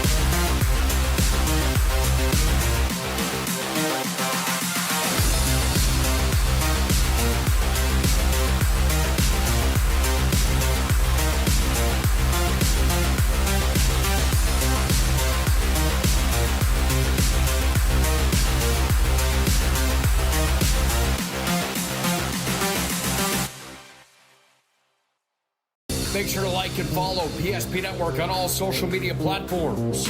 PSP Network, it's game day. Sometimes life gets messy and accidents happen. So when life gets messy, ServePro's ready. Call ServePro of Minot, Bismarck, or Williston today. The foundation of the financial planning approach at Legacy Financial Partners is a personal relationship. Our unique and collaborative approach to financial planning starts with your dreams, not just the numbers. We will work with you regularly to take action to update your plan as your needs evolve, recommending products and services that are right for your situation.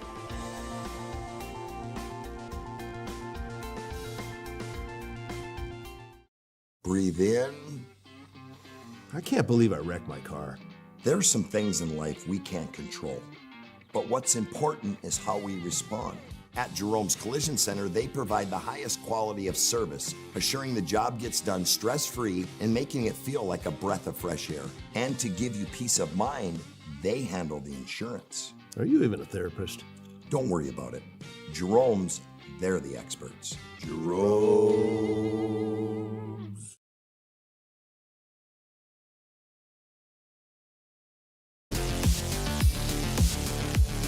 Welcome back to the Bismarck Event Center, Jerome's Collision Center Intermission Report. Accidents happen. It's a part of life. At Jerome's, our goal is to help get your car and your life back on the road, both literally and metaphorically. It's a goal that forces us to do more than fix your vehicle. We've been doing it since 1975. Call 701-852-5126 to schedule the collision repair or other service. Collision repair is our specialty. We value you and your car. And for a look at the first half, individual and team numbers, here's Chuck Claremont. All right, Thanks, Scott. For the Legacy Sabres, big first half for Brody Weigel. 15 points for him on 4 of 6 from outside the arc. Just 1 of 3 from free throw line, which is not Brody-like. 9 points for John Rubidoux. He had 3 rebounds in that first half. Braxton Ruff has 5. Perfect from the field, 2 for 2, including a 3-pointer. Jack Juleson has a triple for 3 points. Micaiah Berryhill has a triple for his 3 points. And then Cooper Johnson has a triple for his 3 points for their total of 38 in the first half for the Sabres. For the Packers, Beckett Fowl had 10 points, 7 for Steph Booth, 6 for Aiden Samek. Wyatt Knutson led him with 13. Sorry, he was hidden on the bottom of this. He was 6 for 9 from the field. 2 offensive rebound putbacks. Those were big for the Packers. Sam Glant had a bucket. So did Owen Scoville for their total of 40. They were led by the 3 rebounds each of Fowl and Booth. Shooting team statistics, the Sabres shooting 14 of 26 for 54%, 8 of 14 for 57% from the three-point line, and they made just 2 of 5 from the free throw line. That's not going to cut it in a close basketball game. 18 of 32 from the field for the Packers. They were 56%, just 1 of 5 from outside the arc, and they made 3 of 4 from the free throw line. Difference of the game, the 3-pointers for the Sabres, they're plus 21 on 3-point side, but here's the other stat. Here's a big one. The Packers are plus 18 on the points off turnovers. So it's some of those bad turnovers early in the game that have turned into points, multiple points for the Packers as they lead 40-38. Coincidentally, it was a 2-point lead last time these two teams played at halftime, 46-34 by the Packers. Well, it should be a good finish here as our Jerome's Collision Center Intermission Report rolls on after this timeout on the PSP Network.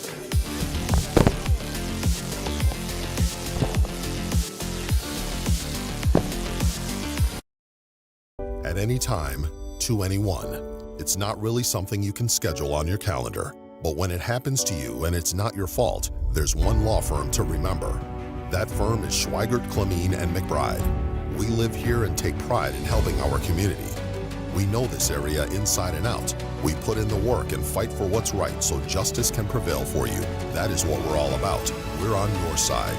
We're Schweigert, Clemeen, and McBride. AE Construction Management and General Contracting builds more than structures. They build confidence. Your trusted partner in commercial construction across North Dakota, they handle everything from planning to final delivery. Whether it's steel, industrial, or retail, AECM builds with precision and safety. Their hands-on approach keeps your project on time and on budget. Build better with AECM. Call Tim at 701-818-0099 or visit aeconstructionmanagement.com. Dear valued customer, I'm Jared Lundeen, owner of Trusted Tire and Auto. Around here, winters can be long and roads can be rough. That's why you deserve a reliable partner. We carry premium tires installed by our certified team of experts, and our total car care covers it all, from brakes, transmissions, diagnostics, and more. And trust, we know it's built through real local connections, even small things like a handwritten thank you. Choose us for trusted service that goes the extra mile. Sincerely, Jared. Dakota Community Bank and Trust, your trusted partner for commercial and business loans. We not only provide lending you need to grow your business, but we also reinvest in our communities. We believe in strengthening our businesses and creating opportunities for success. Choose Dakota Community Bank and Trust for your commercial and business loans, and together let's keep our communities thriving. Serving the community, looking out for you. At Dakota Community Bank and Trust, that's what we do.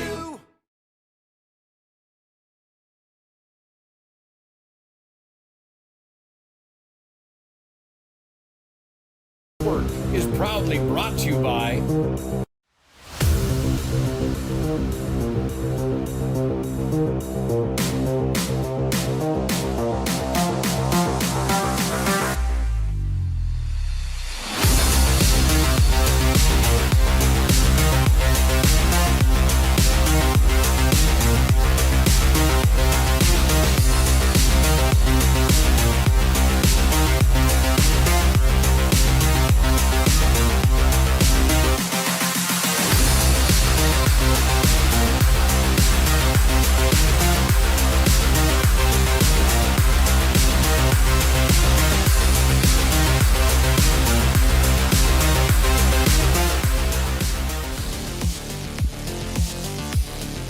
Well, the Sabres will have the basketball to start the second half here as they trail it by 2 on the BNC Bank scoreboard as Berryhill off the left elbow. Now comes Juleson. Now here's Brody Weigel. Now Rubidoux, top of the key. Big John now to Berryhill, 15 to shoot. Micaiah thought about it, had it poked away by Glant. Here's Braxton Ruff. He hands off Brody Weigel. Now they go Rubidoux. Rubidoux sets, fires. 3. Bingo for Big John. And that's such a bonus. He can, when you have your big guy that can step out and hit the 3, Scott, it really opens up room for him inside. 41-40.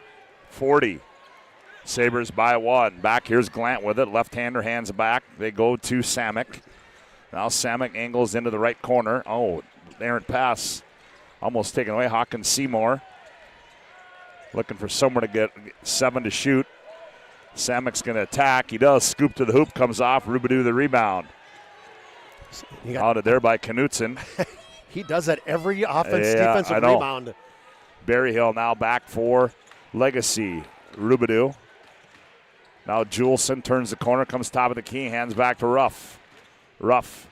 Right side, Berryhill, deep 3. That one, off the window and back, in and out and back in. Well, he didn't call bank on that one, but he'll take it as it hit the backboard, went around the rim, back off the backboard and in. Tough to say the bank was open there, right? Yeah. There's Knutson on the right side. He hangs. That one's off. Tipped into the hands. Berryhill right there to get it. Back comes Weigel. Here's Juleson in the right corner. Now Rubidoux. Rubidoux on the right wing, backs down on Knutson, gets down the left side, leans in, tough shot, missed it, gets his own rebound, goes up, and he's going to be hammered that time. Is Rubidoux. They're going to get Beckett foul. Just his first personal, and foul was aggressive on that one, was not going to let Rubidoux get up with the free one. So Rubidoux goes to the ServePro free throw line. I think they opened up a door or something, isn't it? I don't know. A little few. Oh, Johnny misses that one. That's why you foul them, make them earn the free throws. Coach Horner and Brody are having a heart-to-heart conversation. Yep. It looked like a good conversation, though. They were both smiling. Rubidoux second one and delivers it. Missed them both. So that's when you say that's a good foul. Absolutely. Back comes Glant up the far sideline. Left-hander spins. Comes middle of the floor. Now hands back to Seymour. Hawken, down low they go, foul. He gathers, goes up, misses with the left hand, knocked out of bounds by Booth. An old-time West Fargo Packer, Tom Kachofrin, would have said, I got 4 more where those came from. Tommy K, if you're listening, Why do I feel that line comes out every state tournament when you have that? Well, with West Fargo. There's 4 more where that came from. That's right. Where he went to school. He's got some records from high school still, I think, there. Rubidoux turns the corner. Rubidoux gets downhill. Oh, he missed the bunny. Back the other way comes Seymour. Now he drops it off for foul. Top of the key. Foul down low. Booth poked away. Ball's loose. Berryhill comes out of there with it. There's a poke away by Glant. Berryhill runs it down. Saves it. Ruff for 3. That one's long. Rebound of Beckett foul. Foul back the other way now for West Fargo. He's going to step into a three. That one's strong. Rebound to Brody Weigel. Sabres a little bit more deliberate. I think part of it, too, is they want to preserve Rubidoux. Yeah, absolutely. He's not going to be a rim runner, running rim to rim. Nope. He's like, we got to take a deep breath here. Rubidoux up top, guarded by Booth. Now he hands back to Brody Weigel. Weigel goes left, back to Rubidoux. Rubidoux, shot fake, got Booth out, leans in him. Tough shot there, missed that one to Big John. Here's foul on the break. Seymour, one bounce, layup. Oh, he crotched it. Foul the rebound. Samek catch, fire, three. That one's short. Foul another rebound, missed that one. Rubidoux and Seymour is all over Rubidoux, and they blow the whistle, and they're going to get a foul on Hawkins Seymour. Okay, so who missed the layup badly? Was it Seymour? It was Seymour. That went up and he took one bounce and went up and crotched it. I mean, right underneath he can't believe it. He's in disbelief right now. We've got immediate timeout on the floor. 14:43 to go in the ball game. Sabres by 4 at 44-40. Back after this timeout on the PSP Network.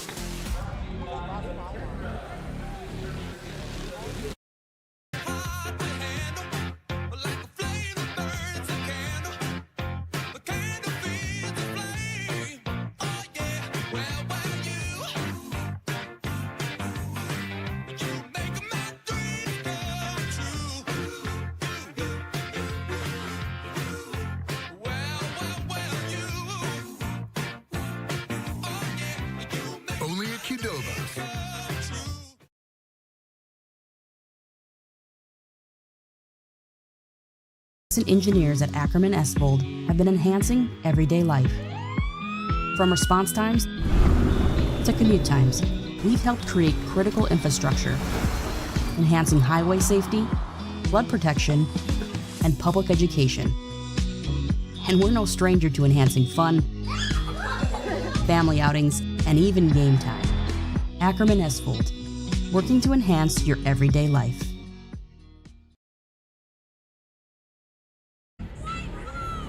Today's game brought to you apart by Ryan Family Dealerships. For 50 years, Ryan's been a trusted name for car buyers in Western North Dakota. Shop their entire inventory at driveryan.com or visit one of their 5 locations in Minot and Williston. As Ruff walks it in the front court now for Sabres, goes high right side, Juleson. Rubidoux kicks in the corner, Berryhill, high arcing three. That one comes off into the hands of Knutson. He drops it off for Beckett foul. Hands off Seymour. Seymour, top of the key. Down low they go to Samek. Samek backs in on Ruff. Spins baseline. Tough shot. Missed it. Brody Weigel the rebound. Got Samek posting up Rubidoux on the inside. He's quiet. Just 6 points for Samek. Yeah, Ruff bounces it in the front court. He goes to Berryhill. Now they go to Rubidoux. Give him a touch on the left baseline. Now back to Ruff. 10 to shoot. Here's Berryhill. Top of the key, goes Rubidoux. Catch, fire, three on the way, too strong.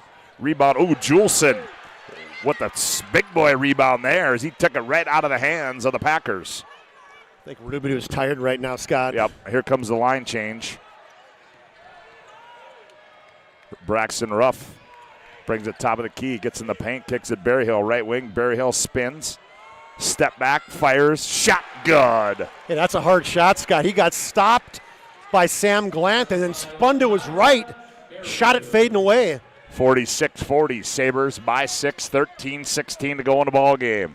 Samek on the bounce, goes baseline left, nothing there. Now to Glant, up high they go Seymour, around the wheel to foul on the baseline. Foul, and has that one taken away by Berryhill.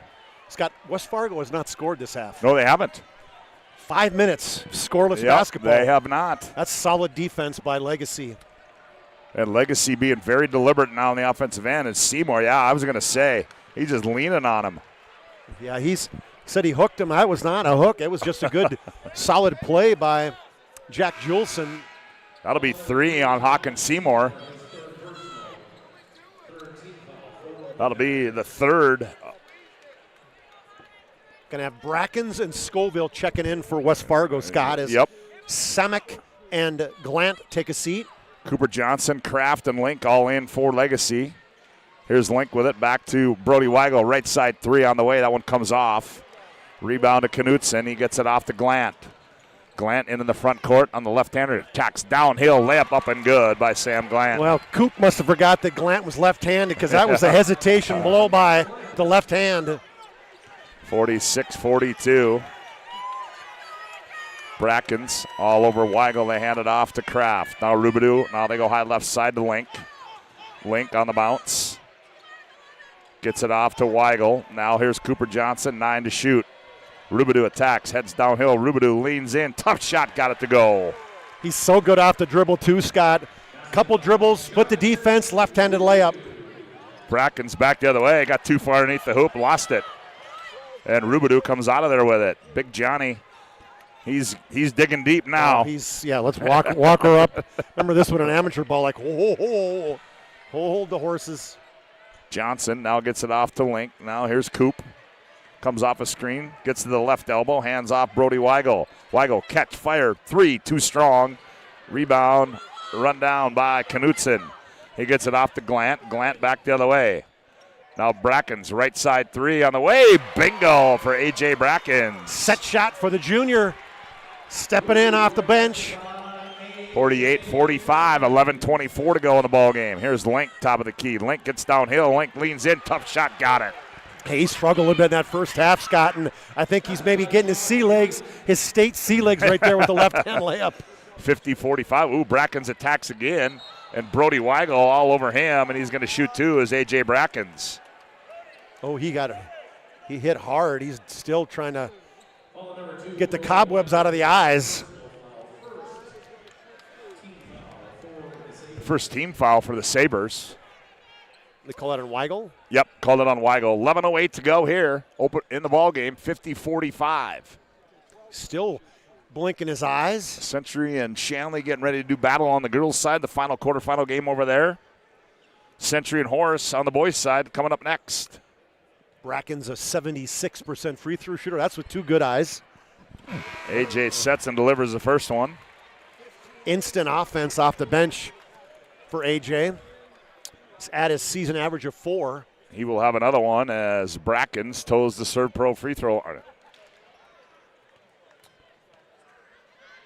Sets in, that one's in and out, and rebound comes down to Glant. I don't know how he got that one. Now they go loud low to Booth, poked out of bounds by Rubidoux. Yeah, Rubidoux's, he doesn't like the aggressiveness of how these Packer bigs, Scott, they are physical. Mm-hmm. They aren't just the float outside the three kind of bigs. They're the get down, back into you. That's old school basketball. That is old school basketball. You got that right. Ball was taken away by Link. Thought he may have gotten fouled, but no call. Here's Glant. Thought about a three. Now they go down low. Booth. Booth turns. Rubidoux blocked it away. Booth gets it back and puts it in. Scored and won. So strong. Came across the lane. Just got big. Rubidoux was behind him. Rubidoux blocked the first one, but right there for the rebound putback was Booth. We're going to have a media timeout on the floor. 10:49 to go in this one. It's a good one. Sabres 50, Packers 48. Back after this timeout on the PSP Network. That sinking feeling you get when this happens? That's oil change-anxiety. The anxiety of being without a car with a billion things to do. The fear of being overcharged. The stress of not knowing where to go or who to trust. But you never get those feelings at Valvoline Instant Oil Change, where you can watch us work right from your car, and we finish up in about 15 minutes. We changed your oil and did our 18-point safety check. Valvoline Instant Oil Change. Service you can see, experts you can trust. Every football fan has their Sunday routine. Maybe it's setting your lineup, firing up the grill, or claiming your spot on the couch. But the center of every Sunday is the drive. The morning drive home before kickoff. The drive to your buddy's watch party. Wherever you're headed, we can take you there.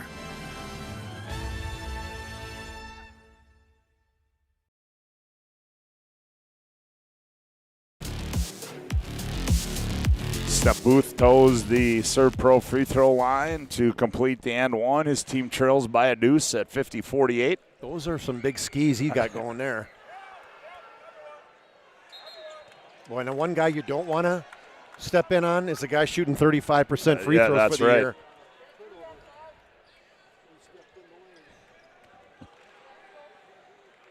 So he's got another chance for an and one. Yep. Booth, second one. There you That's go. up and good, see? Cost your team a point right there. Mark that baby down. 50-49. Back comes the Sabres. Johnson loses it out high, now gets it off to Link. Link, here's Rubidoux way out. Gets to the middle of the floor, backs down Booth. Right-hand shot, rolls off. Rebound comes down to foul. Here's a pass, Scoville. Scoville, jump stop in the lane, step through, up off the window. Scored and one. This quick return for West Fargo. Got right back. Kraft tried to backpedal Scott. Couldn't get back quick enough, and a great, I don't know what you want to call that, caught the basketball, went over the top of the head of Weston Kraft. So Kraft gets called for the foul. Scoville, the senior. Pack take the lead. They were down 46-40. Free throw too strong, and Berryhill the rebound as Scoville misses that one. 51-50, 10-16 to go in the ball game. Packers by one. Rubidoux, now they go left wing to Ruff. Ruff turns the corner, now back to Berryhill. Now here's Rubidoux. He's going to fire, but that one's too strong. Rebound comes down to Brackens. Here comes Brackens in the front court. Middle of the floor, shimmy shake move, rises up, shot missed, and Weigel can't hang on to it, and it goes out of bounds. It's going to be off of Brody Weigel. Well, he had Booth boxed out too. It wasn't that, but he was so worried about boxing Booth out, he forgot to grab the basketball. John Rubidoux sits down. Griffin Zins comes in.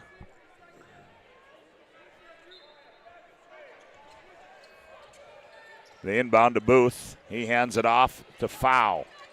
Foul. Inside. Oh, they're going to get a foul, I believe, on Brody Weigel. He tried to dig it out of there. No, that's going to be Zins. Okay. Zins had him in the bear hug. Big time. Fourth team foul on the Sabres. This is where they really took advantage when Rubidoux was out. Stay off the big fella. Yep. There's Brackens on the right wing. Brackens attacks, nowhere to go. Finds Booth, slips free, layup, got it. That's what happens. You lean on him, he just slips behind you and wide open. Backdoor cut by Booth. 53-50, and we're going to have a timeout on the floor. Jason Horner wants to talk it over. 9:32 to go. Packers 53, Sabres 50. Back after this timeout on the PSP Network. This page is in a history book, a time gone by.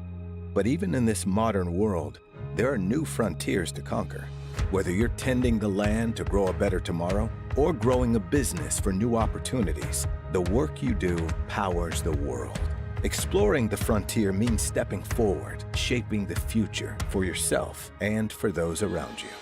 First International Bank and Trust, helping you live first, one step at a time.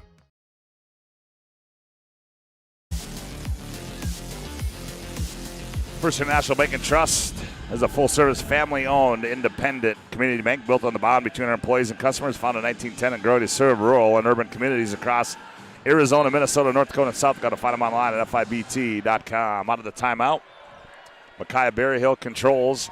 Oh, Glenn leaning all over on Berryhill. Misses that one. Here's Samek. Thought about it, dumps it down low to Glant. Glant, here's Brackens on the right wing. Now they go down low to Booth. Booth backs in on Zins. Booth in the paint. Booth rises up, shot short, rebound to Brody Weigel. That's pretty good defense by That Zins was. that time. I was about to say, this is when they need to sneak Carter Johnson, their heavyweight wrestler, in a basketball uniform. Yeah. Juleson in the left corner. Carter, all we need is 5 good minutes. Yep. Here's Griffin Zins. Oh, he beats Booth. Shot fake. Now kicks it out right wing in the right corner. Juleson, he's going to fire. That one's going to be short. Legacy can't buy a hoop. Juleson poked it away. Almost did it again. Now Glant turns. Glant rises up from the right side, goes up and scores as Sam Glant. It looks like Legacy's really laboring right now, probably because of the muscle that West Fargo's throwing on him. 55-50. Packers by 5, 8:25 to go in the ball game. Here's Juleson. Hands it off to Ruff. They need a Weigel hoop, Scott. Yep. Griffin Zins now up high. They go to Weigel. Weigel, he's going to attack, spins in the paint, finger roll back. Layup is up and good for Brody Weigel. Much needed hoop there for the Sabres. Yeah, he had to take over. He was the scorer out there right now. Took him right to the glass. 55-52 as Booth gets it down low, goes up. That one's short, gets his own rebound, turns and scores again. It's like bumper pads going right now. He is just banging into Zins right now. Steph Booth, the 6'8 sophomore. Steph has 14 in the game. Berryhill, top of the key. Now they go to Zins. 7:35 to play in the ball game. 57-52. Weigel rises up, buries it too, and he falls down. Off the glass from straight on. Oh, that went off the window, huh? I was watching his foot. It looked totally like off the window. Came down. 19 for Weigel. Cuts it to 3. Here's Booth, loses the basketball. Zinn's there to pick it up. Now in the hands of Brody Weigel. Now they get in the front court to Griffin Zins. Here comes a line change for the Sabres. Here's Weigel in the right corner. Now Berryhill. Berryhill, now left side Zins. Griffin now on the bounce, hands back to Brody Weigel. Sets a screen, Weigel is going to rise up, fire. That one's too strong. Rebound comes down to Samick. Up the far side comes Beckett foul. Down low they go Booth. Booth drop step, baseline, leans in, tough shot. Missed it, good box out there by Griffin Zins. Got to push. Yep. If you're Sabres right now, because now you got Booth a little bit tired. Yep. Now Juleson. Look at just reaching in every time, Scott. Here's Griffin Zins up near the timeline. That's not where he wants to get it. Now they get it off to Berryhill. Berryhill behind the back, stops. Now Zins. They're going to let him shoot it. Zins fires. Oh boy, he missed everything. Way short. The reason he was open. Oh, Bracken splits the D. Layup got it. A.J. Brackens. Coast to coast with the finish. Would you call that a blow-by? That would be a major flyby. Holy cow. He just put the jets on and went right by him. Everybody. Yeah, now they're going to get a foul on Glant.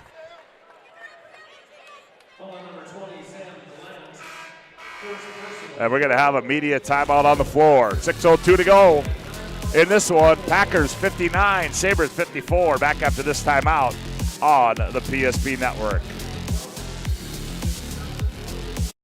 That sinking feeling you get when this happens? That's oil change anxiety. The anxiety of being without a car with a billion things to do. The fear of being overcharged. The stress of not knowing where to go or who to trust. But you never get those feelings at Valvoline Instant Oil Change, where you can watch us work right from your car, and we finish up in about 15 minutes. We changed your oil and did our 18-point safety check. Valvoline Instant Oil Change. Service you can see, experts you can trust. At any time, to anyone. It's not really something you can schedule on your calendar. But when it happens to you and it's not your fault, there's one law firm to remember. That firm is Schweigert, Clemene, and McBride. We live here and take pride in helping our community. We know this area inside and out. We put in the work and fight for what's right so justice can prevail for you. That is what we're all about. We're on your side. We're Schweigert, Clemene, and McBride.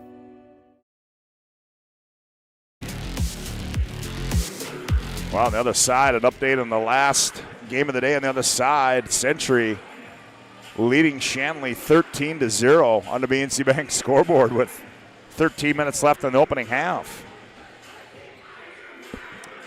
Without Olivia Klimpel, she had surgery this week on that torn ACL and meniscus. Well, here we go as Kraft now in the ball game. Cooper Johnson back in as Sabres going to try to get something going offensively. Here's Berryhill. Goes baseline, beats his man. Finger roll layups up and good for Micaiah Berryhill. Cleared out that left side, and he just took him right to the hole. Back the other way. Here's Scoville with it. Looks down low to Knutson.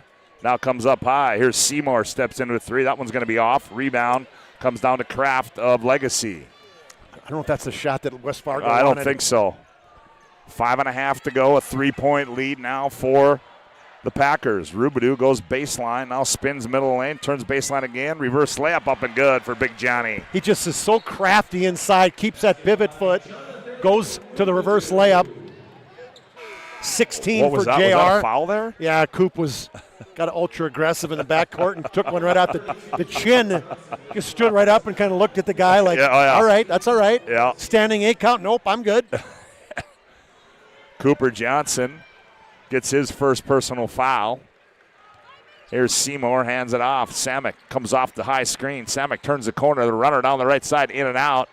And Knutson rebounds. A left side three on the way. Seymour no good. Rebound Scoville. Finds Knutson. Oh, Rubidoux blocked it. Ball's loose, and Rubidoux comes out of there with it. And Scoville reaching in. There's a lot of contact. Boy, there's a lot on, of contact Scott. out there. Oh. Holy smokes. Wow. I mean, every possession, both sides. Hand checking, hammering.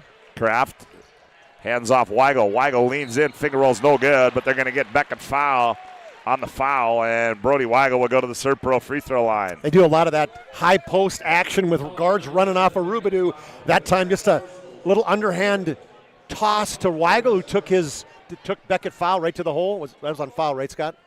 What's that? Beckett foul. Thank you. Brody Weigel at the ServePro free throw line. He can tie or give the Sabres the lead as they trail it by 1. Free throw by Brody's up and good. He was just 1 for his last 3. They were 2 for 7 coming into these last 5 minutes from the free throw line. And we're tied at 59 on the BNC Bank scoreboard.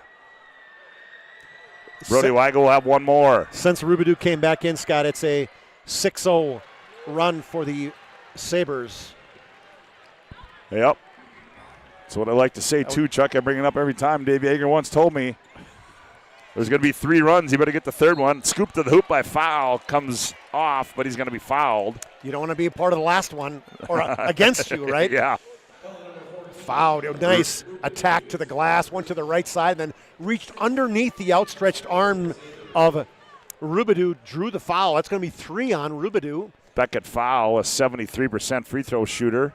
Coach Polcheski's having a one-on-one conversation with Knutson. Misses that one. So Beckett foul came in 19 points short of 2,000. He's got 10 right now, so make that 9 points. 60-59. Sabres by 1. 4:33 left to go as foul gets the second of 2. Well, back to We're tied at 60. Starting over. Ruff's going to work it in the front court. Oh, there's a poke away by Beckett. Foul on the other end. Layup got it. Such big arms, long arms right there, and Braxton Ruff not taking care of the basketball, which is not like him. 62-60. Packers by 2. Ooh, Ruff had a 3. Let that go. Yeah, here's Johnson. Cooper out of the right corner for 3. Missed it. Ball, rebound, pulled out of there by Seymour. Back comes Beckett foul. Foul gives it off Samek. Now here's Scoville. Now they look down low. Knutson poked out of bounds, and it'll stay with West Fargo. Yeah, that's a bounce pass. We're going to have immediate timeout on the floor. 3:51 to go. West Fargo 62. Legacy 60. Back after this timeout on the PSP Network.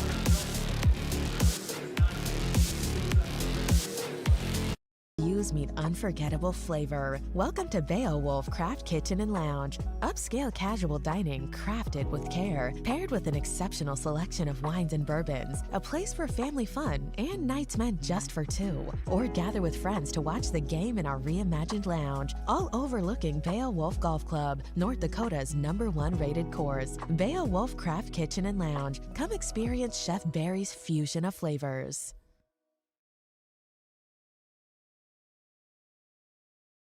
And invested wisely. Whether it's paying for a child's education, taking the family trip you've dreamed of, giving back to the community, or funding a confident retirement, we can help you reach your goals. We are passionate about helping you make smart decisions about your spending and saving so you can feel confident about the future while enjoying life today. Together, we can design a personalized plan that takes into account your short and long-term needs and wants, but is flexible enough to adjust as your life changes.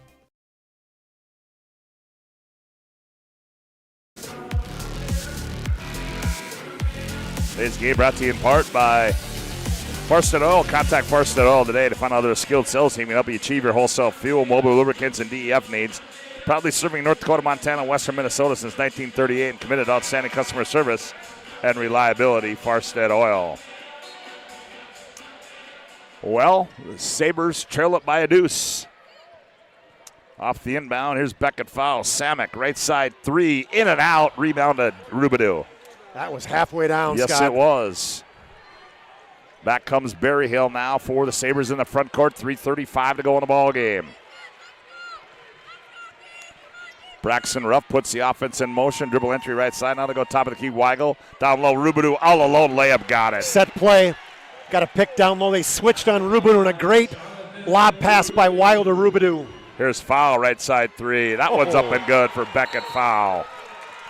30-second timeout. And we're going to have a 30-second timeout. We'll go take one with them. 3:15 to go. 65-62. Packers back after this timeout on the PSP Network. And just like the visionary entrepreneurs we serve, we turned an idea into reality. BNC National Bank, where possibilities begin right here at home. Fast. ServePro arrives within the hour with certified technicians and the tools to handle any challenge. Breathe easy. Trained professionals are here when it matters most. Call ServePro in Minot, Bismarck, or Williston today.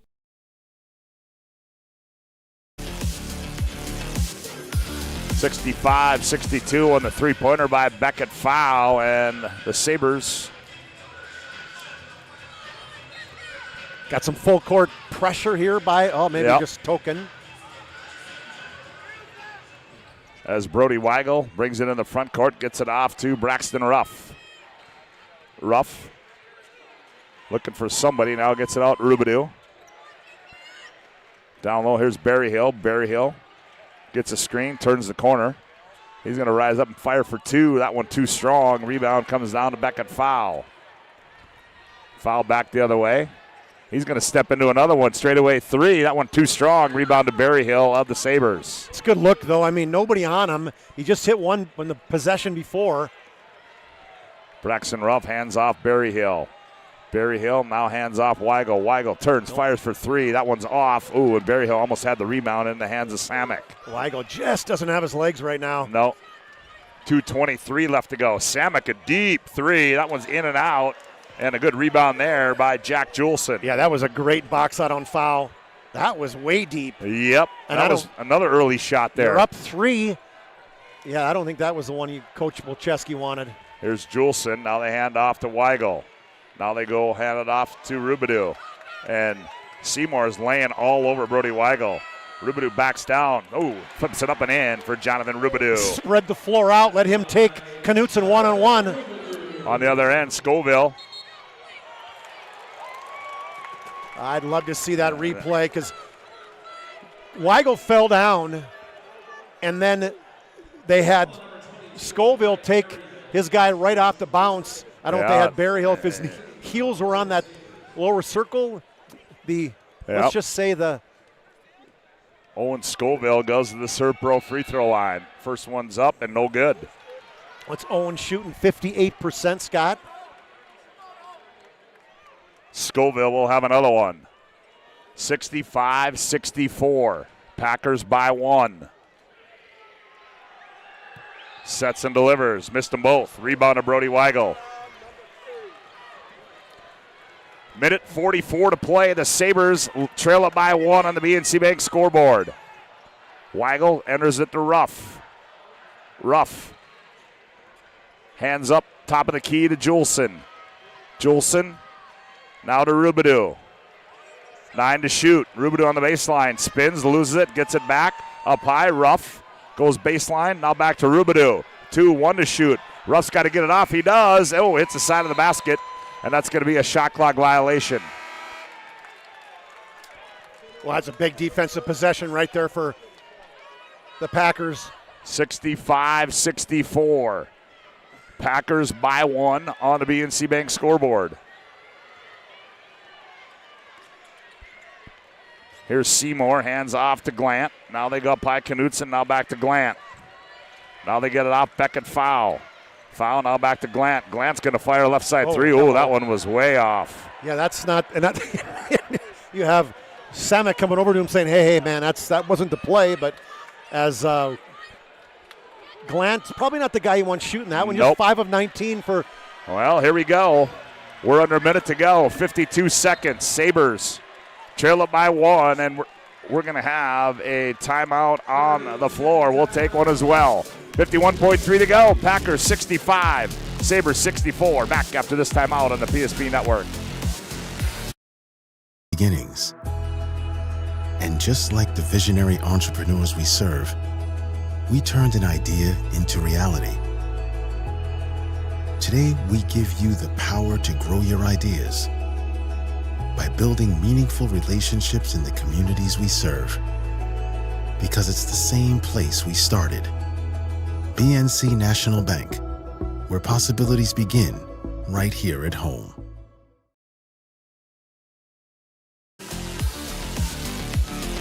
65-64. The Packers lead it by 1. 51.3 to play on the BNC Bank scoreboard. A reset here. Packers just have 5 team fouls, Scott, so they got 1 to give. Yep. Sabres have 7. So next Sabre foul will be a free throw, bonus free throw for the Packers. They inbound it to Braxton Ruff. Gets it off to Rubidoux. Rubidoux turns the corner, leads in. Oh, goes up strong and scores as Rubidoux. Good decisive move there for Rubidoux. 66-65. Back comes Foul. Foul gets a high screen, leans in. Tough shot comes off. Rebound comes down to Rubidoux, and they're all over him as Jonathan Rubidoux. Coach Polcheski's screaming, but man, Rubidoux got absolutely mugged by 3 different guys. And so, that foul, Aiden Samek gets called for the foul. That's his first personal. You know, I got to say, Scott, that was great restraint by the officials. Now, what's going on here? What are we doing? Oh, it's their ball, Sabres ball down here. Oh, I got you. Yep. But good restraint by not calling a technical foul on that one on Rubidoux. 66-65. And they get it into Brody Weigel. Here comes a trap. Weigel. Now Berryhill. Berryhill up to Rubidoux. Rubidoux, he lost it out of bounds. He tried to take Knutson off the dribble when they didn't need to score. Nope. They would have had to foul him. The shot clock was basically turned off. What is it? Time and possession? Time and possession. Rubidoux got so excited, sorry, Scott, because there was nobody between him and the basket. 66-65, here we go. Fans on their feet as Foul brings it into the front court. Down to 15, gets a high screen. In the corner, Glant. They're trying to get Samek. Now they get it off to Seymour. 9 seconds, 8 seconds, 7. Samek down low, Knutson, layup, got it. Timeout. And we got a timeout on the floor as Knutson freed himself up, and he got it. Well, he freed himself up, Scott, because Samek got the basketball, turned the corner with a great high pick, almost fell down, then an underhand pass to Knutson when he had Rubidoux coming up to pick up Samek. So Wyatt Knutson, his first hoop of the second half, and a big one at that. Packers lead 67-66, and Chuck, rewind back to that last legacy possession. Well, I mean, Johnny wants that one over again, but that happens. You know, you got these 16, 17, 18-year-old kids. You're just doing what's natural, and for him, it's like when he got the basketball and it was a 2-on-1, it was go to the basket. And instead, we should have just held on to it and let the Packers foul him. Lots of time. They put 2.2 seconds back on the clock. So we got 4 seconds to go. Packers 67, Sabres 66.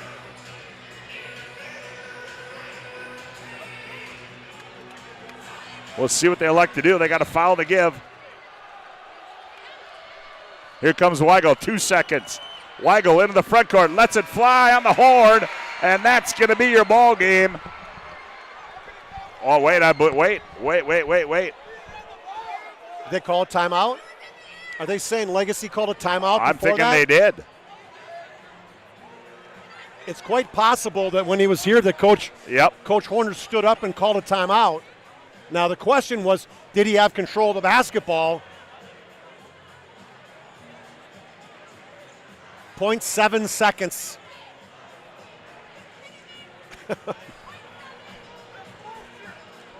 So 0.7 seconds left on the clock. They're talking about replays.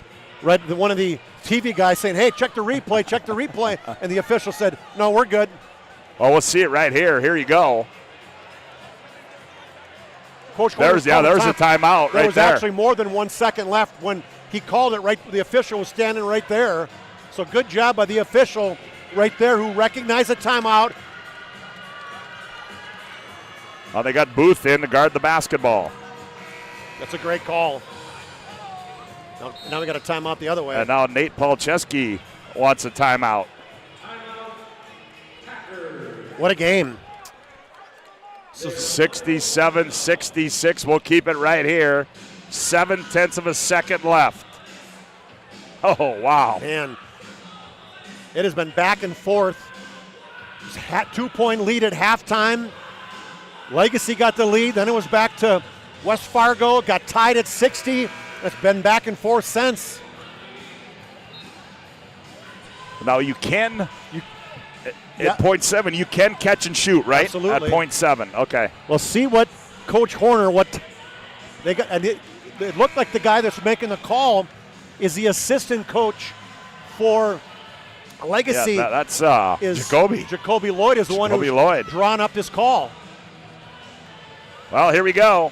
0.7 left, 67-66. Booth in to guard the ball. Juleson, the trigger man. They get it. Weigel turns, fires on the horn. Oh, it rolls off. Brody Weigel at the horn. It rolls off. And the West Fargo Packers win it 67-66. A good look there. And West Fargo survives and advances as they win it 67-66. That'll take us into our planning team financial advisors. Shots Crossroads postgame report. Chuck has made his way down to the playing floor. Planning team financial advisors. Helping clients work toward financial freedom at Shots Crossroads, your postgame headquarters. Order online at shotscrossroads.com. What a ball game here in quarterfinal game at number 3, 67-66, as the Packers advance. And a tough loss there for the Legacy Sabres. And I believe right now,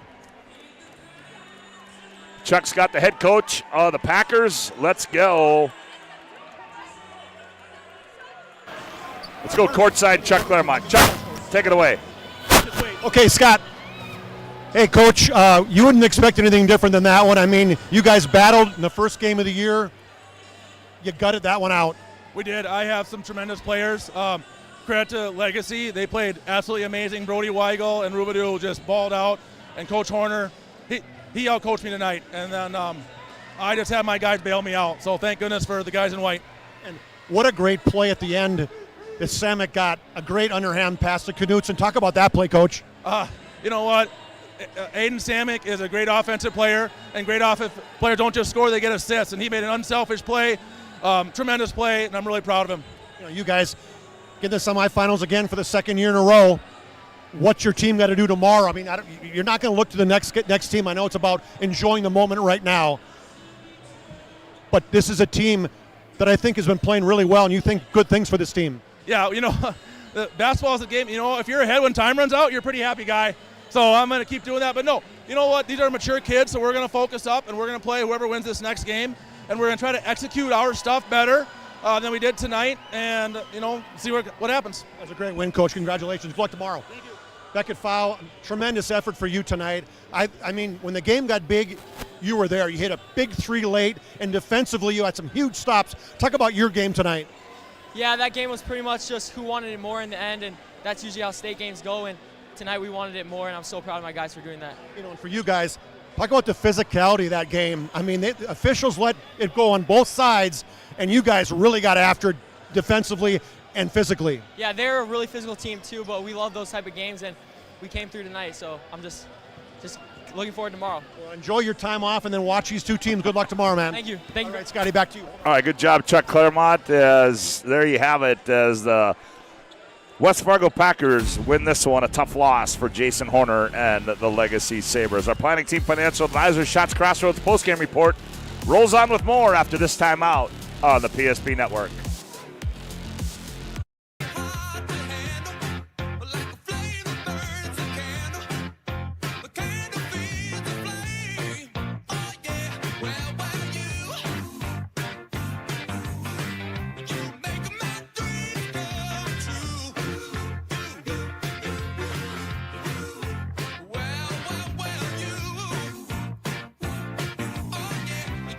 Only at Qdoba's. We started with small beginnings. And just like the visionary entrepreneurs we serve, we turned an idea into reality. BNC National Bank, where possibilities begin right here at home. This presentation on the PSP Network is proudly brought to you by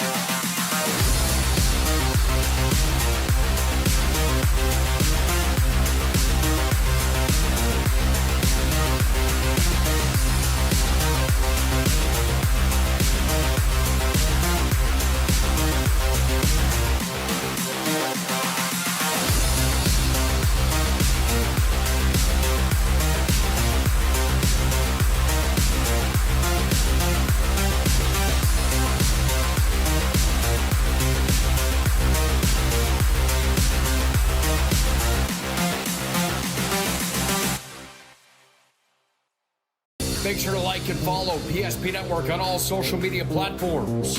PSP Network, it's game day. Sometimes life gets messy and accidents happen. So when life gets messy, ServePro's ready. Call ServePro of Minot, Bismarck, or Williston today. The foundation of the financial planning approach at Legacy Financial Partners is a personal relationship. Our unique and collaborative approach to financial planning starts with your dreams, not just the numbers. We will work with you regularly to take action to update your plan as your needs evolve, recommending products and services that are right for your situation.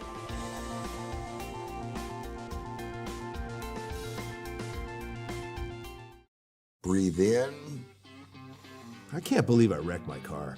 There are some things in life we can't control. But what's important is how we respond. At Jerome's Collision Center, they provide the highest quality of service, assuring the job. At Planning Team Financial Advisors, we help individuals create their personalized strategies. We specialize in financial planning, retirement planning, insurance, and 401k distribution options. Don't leave your future to chance. Call Planning Team Financial Advisors today for a free retirement review. Planning Team Financial Advisors. Your plan, your future, your team.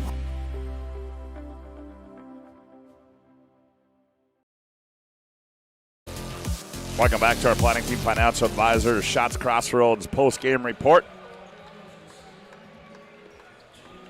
Planning Team Financial Advisors, whether you're looking for a full-service financial plan or planning for farm or business succession, Planning Team Financial Advisors here to help you work toward achieving your financial goals. Visit online at planningteam.com.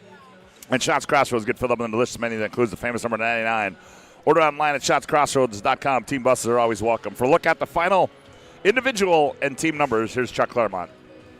For the Sabres, John Rubidoux led him with 22 points and 10 rebounds tonight. 21 for Brody Weigel, 7 rebounds, and an assist for the senior. 10 for Micaiah Berryhill, also a senior. 5 for Braxton Ruff, also a senior. 3 for Jack Juleson, also a senior. Cooper Johnson had a triple, and Josh Link had 2 points for their total of 66. They shot 46% from the field, 35%. But it was 2 for 14 from the three-point line in the second half. And then they were just 4 of 9 from the free throw line. Think about that free throw, Scott, where the West Fargo got an extra shot after they got in the lane. West Fargo tonight were led by the 16 points of Beckett Fowl and 8 rebounds, 15 for Wyatt Knutson and 5 rebounds, 14 for Steph Booth and 7 rebounds, 6 for Aiden Samek, 4 for Owen Scoville. Brackens had 6. Sam Glant had 6. They shot 46% from the field, just 3 for 14 from the three-point line, and 6 for 12 from the field. Points off turnovers, the Pack were plus 22, 25-3. On the opposite side, Legacy was 30-9 on three-pointers. Came down to a couple possessions in the end, Scott, on a couple, just maybe mental mistakes. And that's what happens, though, in games like this when it's that close. It takes small things to turn the game around. West Fargo led by 2 at half, finished it at 67-66. They move on. Well, check out more things you got to do. We're going to give out a Spas Etc. move of the game. Time to bring a spa to your home. Stop into Spas Etc. and you'll find a massive inventory and next-level sales team that can help you find the perfect spa sauna game for your rec room at Spas Etc. I guess you probably got to give the move of the game, Chuck, maybe to that young man Knutson. Only 2 points in that second half.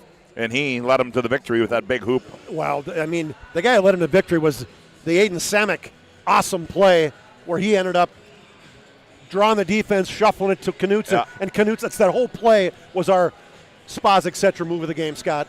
Yep, and now we got to give our Sport Clips MVP of the game. Sport Clips brings you the matchup, the MVP of this matchup. Sport Clips is the home to the MVP haircut experience. I think comes close to making you feel like an MVP, quite like the MVP experience at Sport Clips, and that Sport Clips game MVP is, Chuck? Well, Beckett Fowl to me, Scott, 16 points. He led him in points, he led him in rebounds.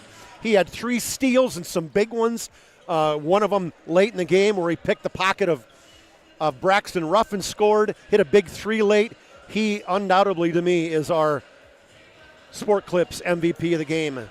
Well, that'll do it for game number 3. We got one more to go. That one's Century and West Fargo Horse, and we're going to take a timeout, and when we come back, we'll set you up for game number 4, the Patriots and the Horse Hawks. Back with more after this timeout on the PSP Network.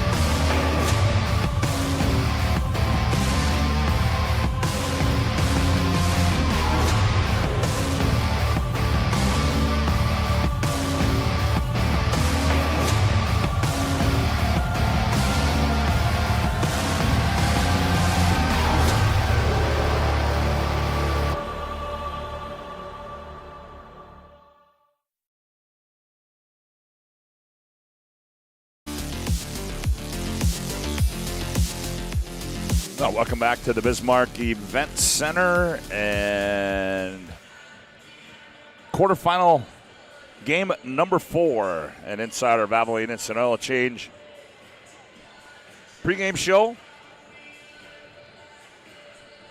Valvoline Instant Oil Change, your locally owned oil change headquarters, 25 years of the Lundins, taking care of people. Local actually matters. Not to mention this oil change is a stay-in-your-car drive-through oil change that is typically performed in 15 minutes or less. Find them in Minot and Bismarck. It's Valvoline Instant Oil Change. Well, Chuck, now we turn our attention to quarterfinal game number 4.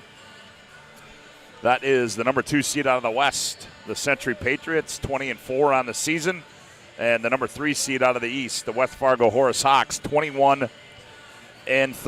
Number 2 in the state, Century, number 3 in the state of North Dakota. 2 teams that, this will be the first time they met in program history, so sets up to be an interesting matchup. It does, and you've got a high-scoring team, 89 points a game like the Horace Hawks, and you got a team number 1 in the state in defense and just giving up 50, so we'll see which style wins this fight right now, and the Patriots obviously aren't going to want to run. They're going to want to bring the game down to not a slow, crawl, but a chosen time when they want to run, and they tried that against Bismarck High in this championship game. It didn't work so very well in the West region, so they're going to give it a shot again, and we'll see. The question to me is, how healthy is everybody going to be here for the Patriots? Yeah, I think that is the big test right now, as we know that Garrett Nisley will have a shoulder brace on, and I guess the question being is after that fall he took in that championship game, Chuck, is what's the status of him? I know a couple days this week that him and Gibson Kinnebrew didn't practice, as I believe Kibbe was dealing with a back issue too, so we will see what happens here today, but as you mentioned, Chuck, the telltale sign is going to be the health of those 2 guys for the Century Patriots. Yeah, Kramer, obviously we don't know. He played. I know he was a little sore after playing the 3 games in the West Region. We'll see how he is. And then, like you mentioned, I'm still trying to find where is Garrett Nisley. I don't even see him on the floor right now, Scott. He's sitting over here. Sorry, he's sitting down. He has not shot. He was out there earlier. I think he does that before every game. He? Okay, yeah, thank you. Well, he's going to go out and finish it up. But, bottom line is it's going to take an effort to hold Carter Evanson down, one of the best players in the state of North Dakota, if not the best player in the state of North Dakota. One of those guys that maybe has an inside track in Mr. Basketball candidate, I'd imagine. Yeah, I would think so. Averaging, 26 points a game, tops in the AA. He's coming in number 9 in AA history, Scott. He's only 1 point behind Derek DeSettimina. I think he'll pass that one, you think?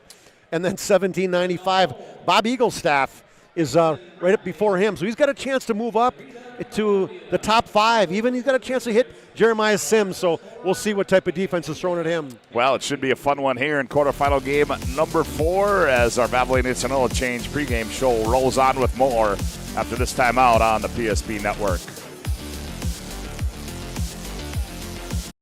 Need help fast. At ServePro, we're on the road within the hour, ready to restore what matters most. Our certified technicians arrive prepared, backed with decades of experience and advanced tools to handle any challenge. Inside, our team gets to work, quickly assessing the damage and getting straight to work. So you can breathe easy, knowing trained professionals are here when it matters most. Call ServePro in Minot, Bismarck, or Williston today.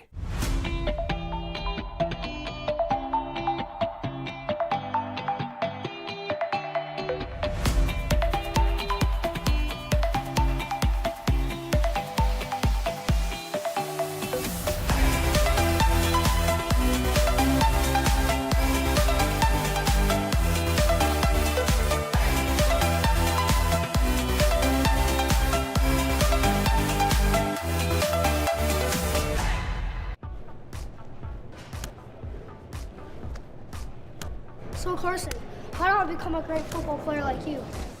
Well, practice and having a professional team to answer the call and handle anything you throw their way is also important. Hey Carson, thanks for teaching crew about community banking at First Western. First Western, you can bank on us.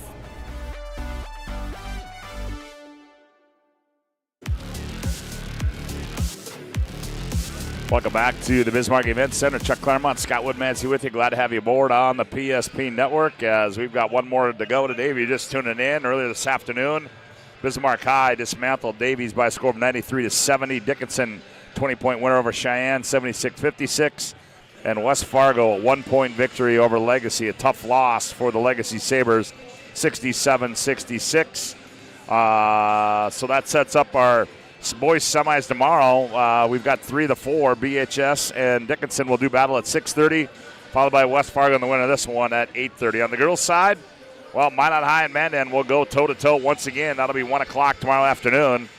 And as the Minot was victorious 87-37 over Red River, and Mandan over Horace 63-53.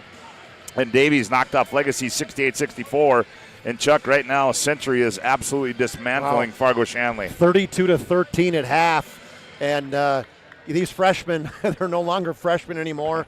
Kaylee Wellstead, I mean, she's shown her way. I mean, she is really, talk about playing, so well this entire season. She has 9 points and 5 rebounds at halftime to lead the Patriots right there. And not that they're going to cruise to victory, but I do not see them giving up a 21-point lead in the second half. Yeah, I think they're just too good for that. So, well, Chuck, we'll take a timeout. When we come back, we'll take a look at your Valvoline or your Northern Plains Heating and Air keys to the game. Horace Century starting lineups, opening tip coming up next right here on the PSP Network.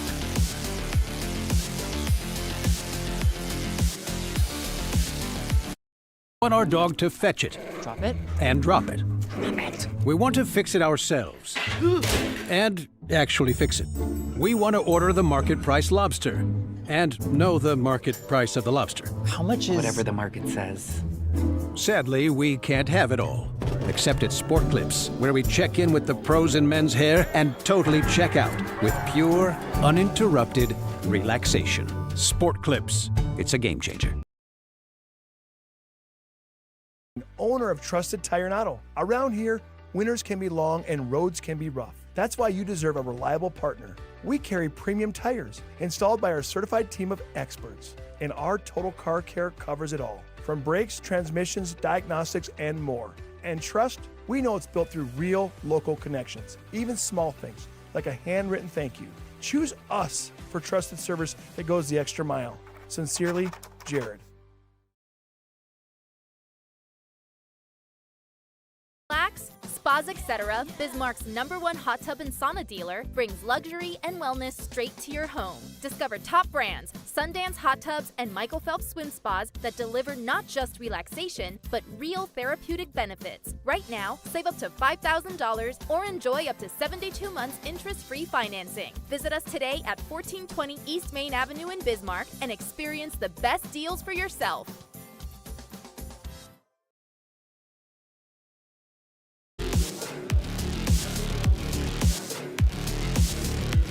Back at the Bismarck Event Center as we get set to bring you quarterfinal game number 4 on the boys' side. Chuck, let's take a look at our your Northern Plains Heating and Air keys to the game. There's no other choice to see your heating and air game other than Northern Plains Heating and Air. Call Dylan today at 222-2155 to make sure your furnace is ready for the winter months ahead.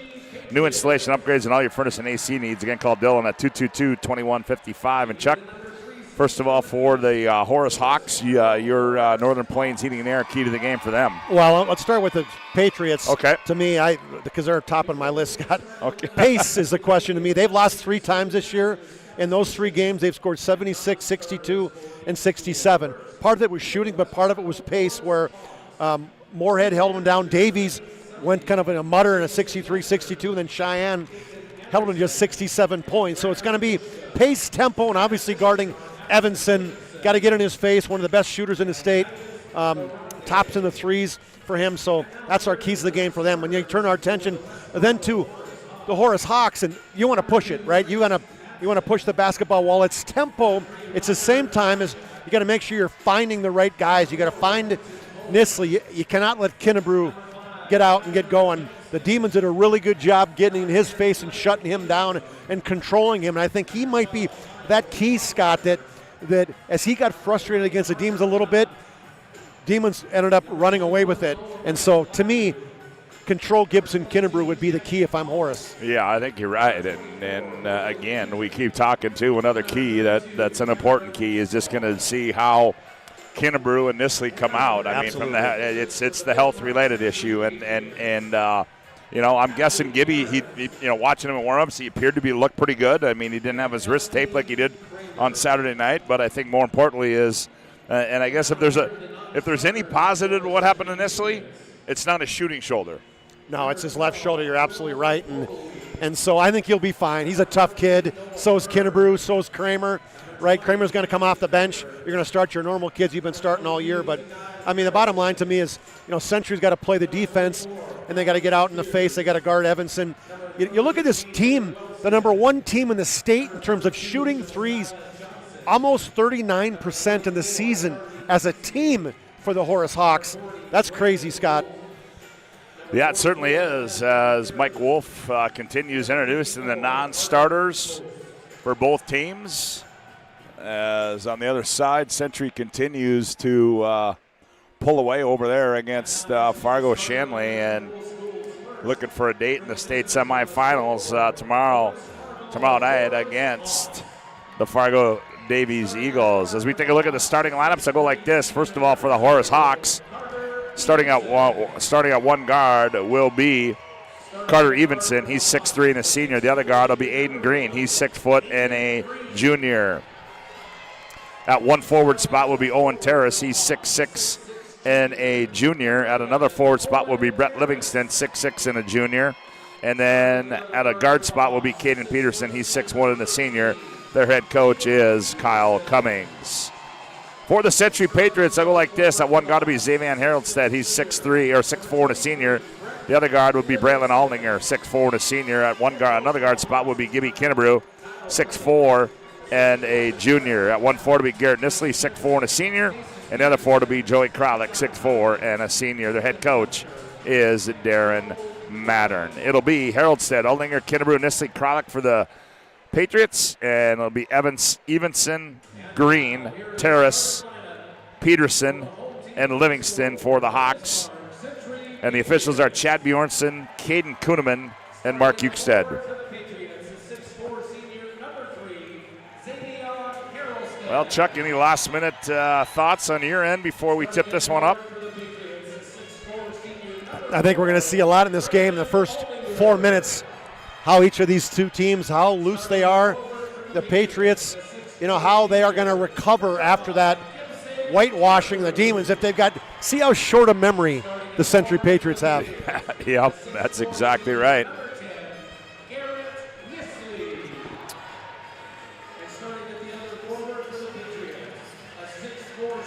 As Joey Kralik gets introduced, and we're about ready to go.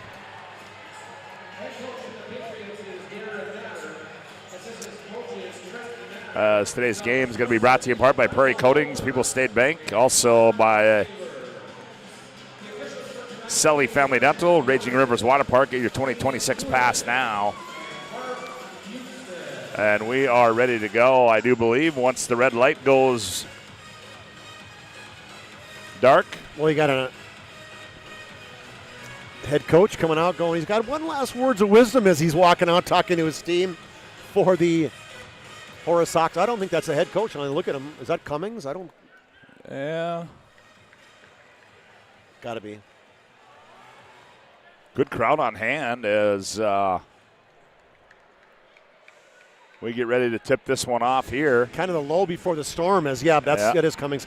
Both head coaches are walking out and just doing last minute, just kind of talk to his team. One thing, you take a look at seniors sometimes, Scott, that can make a difference. And you got Peterson, you got Carter Evenson for the Hawks, both seniors, and you got Haroldstead, Aldinger, Nisley, Kralik, all seniors for the Patriots.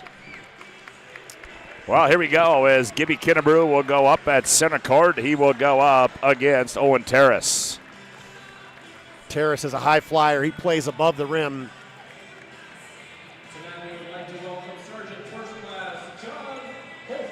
Two high flyers right here between Kinnebrew and Terrace. And we got the thumbs up. We're ready to go. Chad Bjornson will throw it in the air, and the ball is in the air, tip controlled by Kralik as Century gets it off to Nisley. And Garrett controls in the front court. He gets Kinderbrew, high right side, man-to-man defense by Horace. Down low they go, Nisley, and taken away there by Evenson and poked into the hands of the Hawks. And back comes Aiden Green. Haroldstead has the task of guarding Evenson. Yep, Green's got it now on the right baseline. He's going to rise on the baseline. Shot comes up, rebound, pulled out of there by Nisley. Garrett back the other way for Century in the front court. Now they go to Xavier Haroldstead. Xavier on the bounce. Here's Kinderbrew, and now they go Aldinger on the right wing. Aldinger, little pump fake there, nothing. Nisley top of the key. Nisley on the bounce, rises, left elbow jumper. That one's too strong. Rebound taken away, taken out of there by Brett Livingston. He's going to play point guard, brings it in the front court, gets it off Aiden Green. Green on the bounce, guarded by Kralik. Green spins in the paint, drops it back, poked away into the hands of Aldinger. Aldinger now. Set play, I think, Scott. Yep, they hand off to Kinderbrew. Gibby turns the corner, stop, turn, fadeaway jumpers up too strong. Rebound, pull out of by Green, and what are we going to get there? They're going to get Kralik, I think, as he came around, maybe just displaced. Looked like Owen Terrace a little bit. Here's one thing to think about, too. The Century fans are split because the girls are playing over on the other side and the boys are on this side, so you don't have quite the normal Century contingent. That's a pretty good student section over here for the boys game. They go into high post there to Terrace. He hands back to Evenson. In the right corner, 3-ball, Caden Peterson. That comes off. Aldinger the rebound. No score, just underway. 16:22 to go. Here's Kralik the other way. He's bumped there by Livingston. Finds Haroldstead on the trail. Goes up and scores as Xavier. Yeah, nice find. Haroldstead went all the way to the block on the trail. That was big. Got it. Used the glass. Xavier Haroldstead in the face of Peter. They get a screen there for, and Haroldstead blocked it out of bounds as Aiden Green attacks the 10. A couple All-State football guys. Green, an All-State receiver. And you've got Haroldstead, an All-State D-back.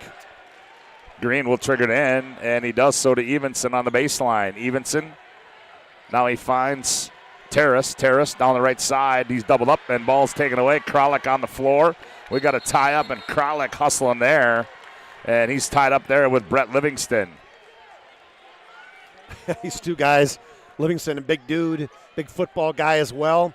He's got some offers from Michigan, from North NDSU.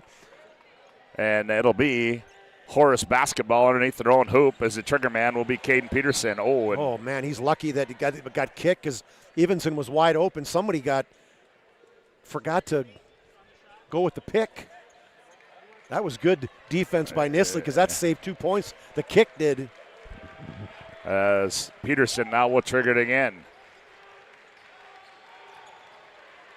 Peterson, he's got to go out long to Aldinger. To Aiden Green. It's guarded by Aldinger. Green on the bounce. Livingston thought about it. Livingston spins. Has it? Nope. Now on the bounce, here's Peterson. Peterson scooped to the hoop, up and good for Caden Peterson. I like the move on Peterson. Almost the fake go to his left, didn't even dribble the basketball. Turned back with his right. Kinnerbrew, the C's part. He goes in, lays it up and in with the left hand, does Gibby Kinnerbrew. Switched it to his left hand in midair to avoid Livingston. Century by a deuce at 4-2, 15-20 left to go in the opening half. Aiden Green back with it now for the Hawks. He gets it off to Peterson. Now they go back door. Evenson, layup, got it. Yeah, and they're going to be guarding him so tight. So he's going to have an opportunity to go back door, and the Patriots are going to have to get some help. Pressure applied. Here's Aldinger. Aldinger turns, heads downhill, finds Kralik. Here's Haroldstead on the left wing. Stop and go move. Xavier, shot fake goes up. Missed it, but he's going to be fouled. And Xavier will go to the ServePro free throw line. We've talked so much about Xavier, where his offensive game really has blossomed this year. Brett Livingston gets called for the foul, and we're going to have a media timeout on the floor. We'll take one as well. 14:56 to go, opening half. Tied at 4. Back after this timeout.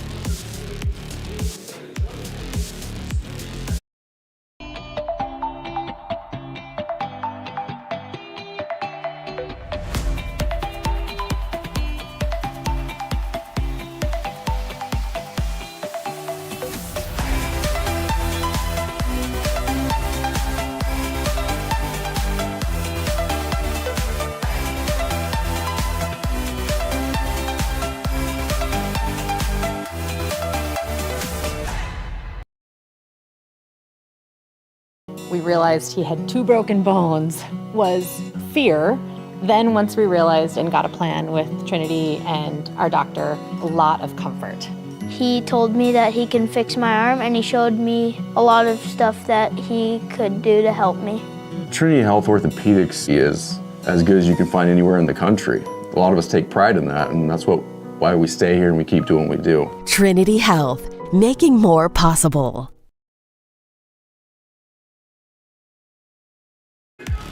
Today's game brought to you in part by Planet Pizza, the largest laser tag and playground in the region, the Giant Lunch Buffet, and they deliver. Call now, 701-852-1700. They've been around for over 25 years. Free throw by Xavion's up and good. Just a 42% free throw shooter. Solid West Region tournament. 9 points in the opener, 6 in the semi, and 12 in that championship game. Xavion will have one more. That one rolls in and out, and he's got 3, and Century leads by 1 at 5-4 as Aiden Green now back with it. There's Evenson on the curl. Evenson heads downhill in the lane. He's doubled up there, and open a suitcase violation will go back the other way. Jump stop, and then he got double teamed. Had Aldinger and had Haroldstead coming over to help out. Well, he didn't help out. It was his guy. Good job by Aldinger stopping Evenson. BNC National Bank, your life is busy. We'll make managing money easy with locations in the North Dakota and Arizona. Visit BNC Bank online, bnc.bank. Back with it is Kinnebrew. Now he gets it off Nisley. Nisley attacks. He goes downhill to the 10 and lays it up and in. Does Garrett Nisley. Shoulder looks good, Scott. Good. Yeah, it does. Aggressive move to the hole. Didn't look like he was concerned about getting any body contact. 7-4 on the BNC Bank scoreboard. Here's Evenson back with it. Evenson now between the rings. Evenson, he's going to go one-on-one. Evenson thought about a step back. Now he goes left wing. Caden Peterson for 3. That one's up and good for Caden Peterson. Caden Peterson, 51 threes. He can fill it. We're tied at 7. Down low, here's Haroldstead. Shot fake. Now goes back out. Nisley. Now Nisley attacks the 10. Finger roll. Oh, that was too quick. That was with the left shoulder, Scott. Yep. I don't think he could get that one up. Back the other way, Livingston. Here's Peterson, left side 3 again. Bingo! Heat check for Caden Peterson. He knows his spot. He loves that left wing. Back-to-back threes. X marks the spot for Caden. 10-7 our score on the BNC Bank scoreboard. Here's Kralik. Now goes out high to Kinnebrew. Gibby on a bounce, guarded by Aiden Green. Now top of the key, Nisley. Now they go to Aldinger. Aldinger comes off a screen, back in the corner, Nisley. Thought about it. Now Nisley attacks in the paint. Haroldstead, straight away 3 on the way. That one's wide left, and the rebound to Evenson. Evenson back the other way, up the far side. Stop and go move. Now he's going to set fire for 3. And he rattles it home. It's a little crossover dribble. Just rise, not even a step back, just a rise up over Haroldstead. 13-7 as the Hawks lead it by 6 on the BNC Bank scoreboard. 9-0 run.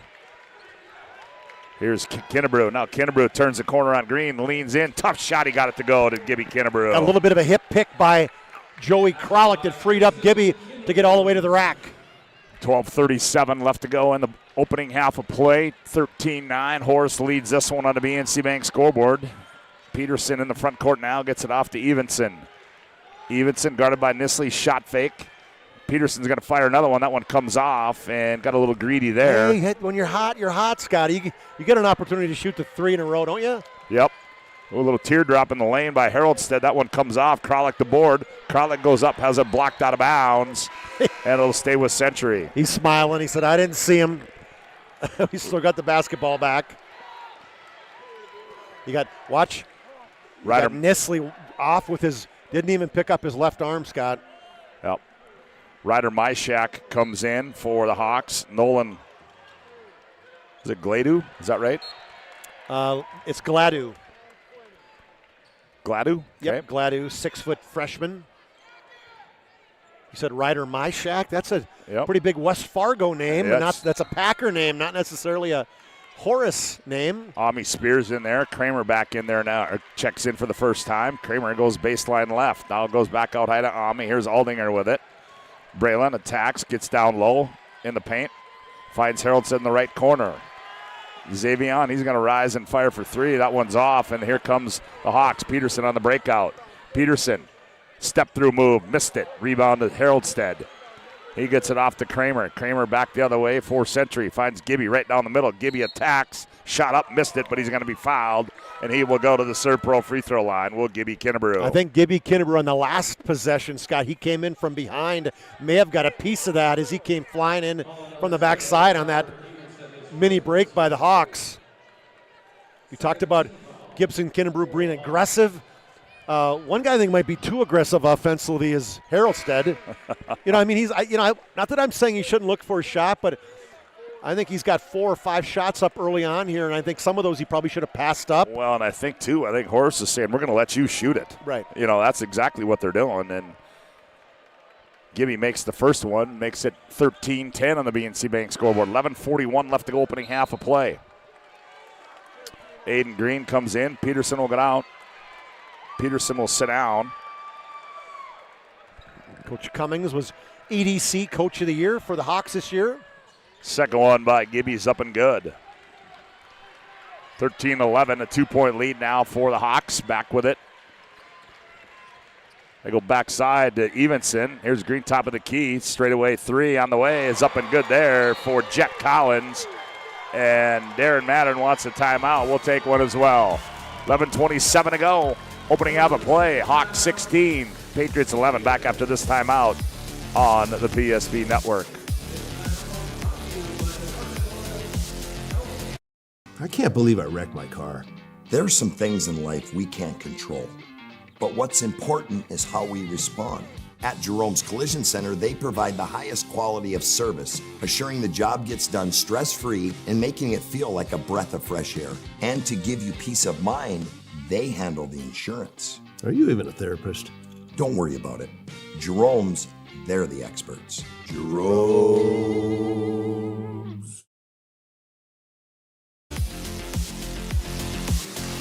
Darren Matter didn't like something in that possession. Today's game brought to you in part by Farstead Oil. Contact Farstead Oil today to find out how their skilled sales team can help you achieve your wholesale fuel, mobile lubricants, and DEF needs. Proudly serving North Dakota, Montana, Western Minnesota since 1938. Committed to outstanding customer service and reliability, Farstead Oil. Zakai Harrelstead in the ballgame now. He gets up to Kinnebrew. As Gibby directs traffic up top for Century. They cleared out, goes baseline left, reverse layup. Tough shot up and good for Gibson Kinnebrew. Cleared that left side. Good quick move by Kinnebrew. Got all the way to the backside with a reverse layup. Century back within 3 now with 10:59 to go. They trail at 16-13. Here's Evenson. Evenson loses the bounce. Harrelstead comes out of there with it. Gets it off to Gibby Kinnebrew. Kinnebrew back the other way. Ami Spears gathers, goes up, missed it. Kinnebrew the putback up and in. All of a sudden, number 5 rises above his whole body, got above everybody's head. That's a 40-inch vertical for you there. Century back to within 1 at 16-15. On the attack there, and blocked by Harrelstead. Ball's loose again. It's on the ground. Who's got it? Spears fighting for it. And we're going to get a jump ball as in the ball game. That was Brett Livingston down low. Good hustle there by Ami Spears, and we're going to have a media timeout on the floor. 10:21 left to go, opening half of play. Hawks 16, Century 15. Back after this timeout on the PSP Network. Beginnings. And just like the visionary entrepreneurs we serve, we turned an idea into reality. Today, we give you the power to grow your ideas by building meaningful relationships in the communities we serve. Because it's the same place we started. BNC National Bank, where possibilities begin right here at home.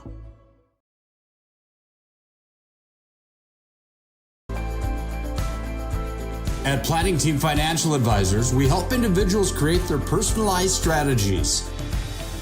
We specialize in financial planning, retirement planning, insurance, and 401k distribution options.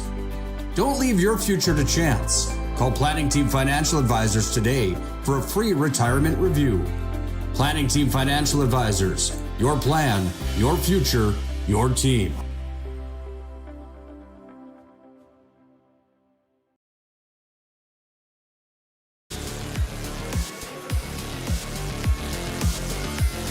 10:21 left to go, opening half. Hawks lead it by 1 at 16-15. Here's Kramer. Now pressure applied, obviously, by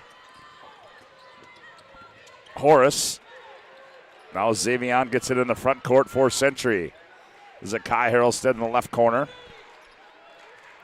Now here's Camden Kramer. He's guarded there by Gladu, I'm sorry. Kramer, he turns, heads downhill. Tough shot, rolls off. Didn't he hit the rebound? Didn't he hit the basket? Yep. Kinnebrew gathers, goes up, double clutch, and scores. I would call that the drive and glide. Just jump in the air and just let yourself float to the basket and the underhand finish. Century by 1 at 17-16. Here's Aiden Green on the bounce. He's going to rise, fire from 16, and got it to Aiden Green. Aiden Green, a good mid-range shooter, all conference the last 2 years. 18-17. Hawks by 1. 9:23 left to play in the opening half. Here's Zakai Harrelstead with it. Here's Kralik. Now they give it back to Kramer. Here's Camden. Dribble enter in the left side. They go up high to Gibson Kinnebrew. Kinnebrew on the bounce. Oh, he bounced off his foot, ran it down forward. They got to. Kralik turns and fires, and ball comes into the hands of Aiden Green on the rebound. Back comes Green. Green, he's going to go right down Broadway, hangs in the air. Tough shot contested there. Rebound does Xavion Harrelstead. Here comes Gibby Kinnebrew back. He's going to set, fire for 3. Bingo! Oh, have a day, Gibby Kinnebrew. He's feeling it, Scotty. Great crossover dribble. Pull up from that right wing on that secondary break. Century by a deuce at 2018. 8:32 left to go here in the opening half. Green gets a screen from Jet Collins. Now Livingston. Now they get it off to Terrace. Now they go right wing to Aiden Green. Green rises right elbow, shot up and good by Aiden Green. That's, having a mid-range jump shoot. It's so quick off the dribble like Aiden Green. Here's Kralik, middle of the floor, now gets it off Kramer. Baseball pass to Kinnebrew, too hard. Gibby saves it right into the hands of the Hawks. Down low they go. Terrace, he's bottled up down low. Ooh, that was almost a jump as they got the ball inside to Terrace, and Terrace spun to the middle. Kramer grabbed it. He looked like he had a hold of it, but the official said nope. Camden Kramer gets called for the personal foul. We're going to have a media timeout on the floor. 7:51 to go. Opening half of play on the BNC Bank scoreboard. We're tied at 20. Back after this timeout on the PSP Network.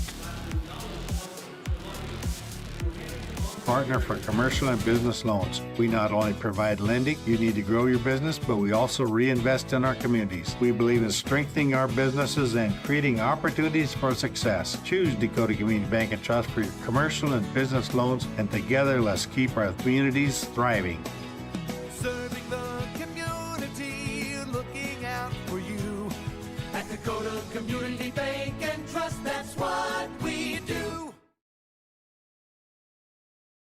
8 gallons of homemade ranch dressing every day, so you can smother your dinner salad with it, dip those crispy golden French fries in it, and dunk your breaded chicken strips.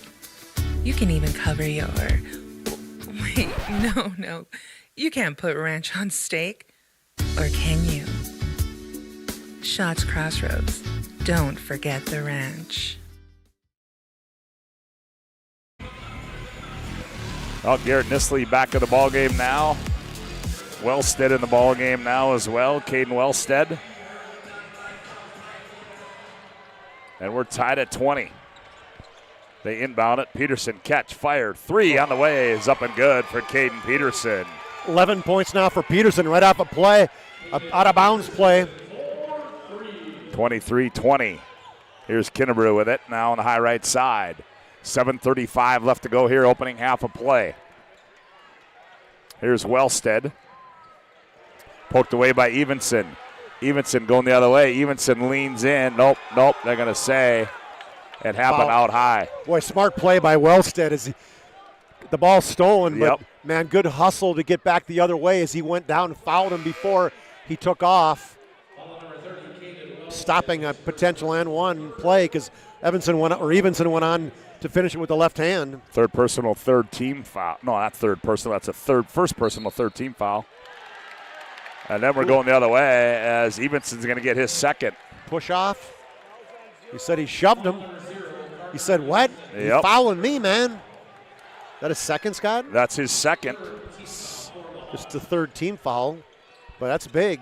Yes, it is. 7:22 to go. Opening half. Here's Wellstead. Poked away by Evenson. Evenson on the other end. Layup. Got it. And we thought he got fouled, too, as good quick hands by Evenson. Here's Wellstead with it. Wellstead breaks contain there, and now Kinnebrew sets the offense. Century trails it by 5 on the BNC Bank scoreboard. 25-26, 54 to go here in the opening half. Here, Kinnebrew goes baseline. Nisley thought about it, goes baseline. Nisley leans in, and that one's going to come to Wellstead, and they throw it out of bounds, and it'll go back to the Hawks. Just hard for him to go to his left because he's not sure how he's going to finish. He didn't finish with that left hand. He's kind of switched it back to his right, and I think the coach Mattern sees it right now. And Garrett comes out of the ball game now. Braylon Aldinger comes back in. Century trails by 5 at 25-20.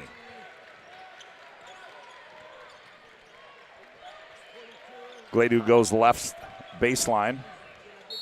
Aiden Green on the attack. He's going to be fouled. I think it's going to be Kralik, going to be a second as he came over to help. And Kinnebrew was, I think, kind of baiting him. He was ready to come in from behind and swatted off the backboard. Second personal there, as you mentioned. 6:29 to go. The Hawks lead it by 5 on the BNC Bank score. Here's Evanson. Left baseline jumper comes off. Rebound to Aldinger. Aldinger back the other way into the front court. Gets it off to Camden Kramer. Kramer now Xavion Haroldstead goes baseline right. Nothing there. Kralik turns and fires in the paint. Rolls off. Rebound taken out of there by Gledu. No, that was taken out of there by Jet Collins. Evenson up the far side. Angles middle floor. Spins. Goes baseline. Throws one up. And he's going to be fouled. And he will go to the ServePro free throw line and shoot 2. You know, I've watched him on a lot of – I haven't seen him live before, Scott. And he is quick. Yeah. You know, he's way quicker than I thought he was. I mean, a lot of the games I've watched, I mean, you see some of the dunk, the highlights, those things, but we don't realize how quick he is off the bounce. He's going on to UND. I like that, just saying it out loud. Evenson at the ServePro free throw line, 24/7 emergency service. Advanced trained technicians, advanced technology, fire and water cleaning restoration at ServePro. Who'd they call that foul on, Scotty? That was on Gibby Kinnebrew. Okay. Evenson makes the first, he'll have another one. Shooting. This is what's crazy. Here's a guy shooting over 40% from threes, but he's shooting 59% from the free throw line. Doesn't make sense, does it? No, that does not. Checking in now, Gledu will check back in now for Gladu. Nolan Gladu. Gladu's in the game, Scotty. Glad. Say it 3 times. There you go. Gladu. Here's Haroldstead with it. Up high they go to Kralik. Kralik now back to Aldinger. Braylon attacks, gets to the left elbow, nowhere to go. Now gets it off Kinnebrew. Kinnebrew jump stop in the paint, rises up, contested, and he's going to be fouled, and he will go to the ServePro free throw line. You know, you take, Gibson Kinnebrew, great at the dribble, improved his outside shot, and his strength has been huge where he gets inside now, strong enough to take that guys hanging on him and still being able to get the basketball up. Free throw by Gibby rolls off. 15 points for Gibson Kinnebrew, just 3 in the scoring column. Haroldstead has 3, Nisley has 2. Nobody else has scored yet. Second one by Gibby's up and good.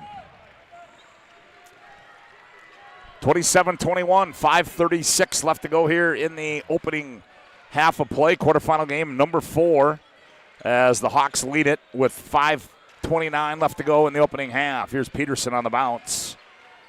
Peterson has it taken away by Kralik, and Haroldson on the floor.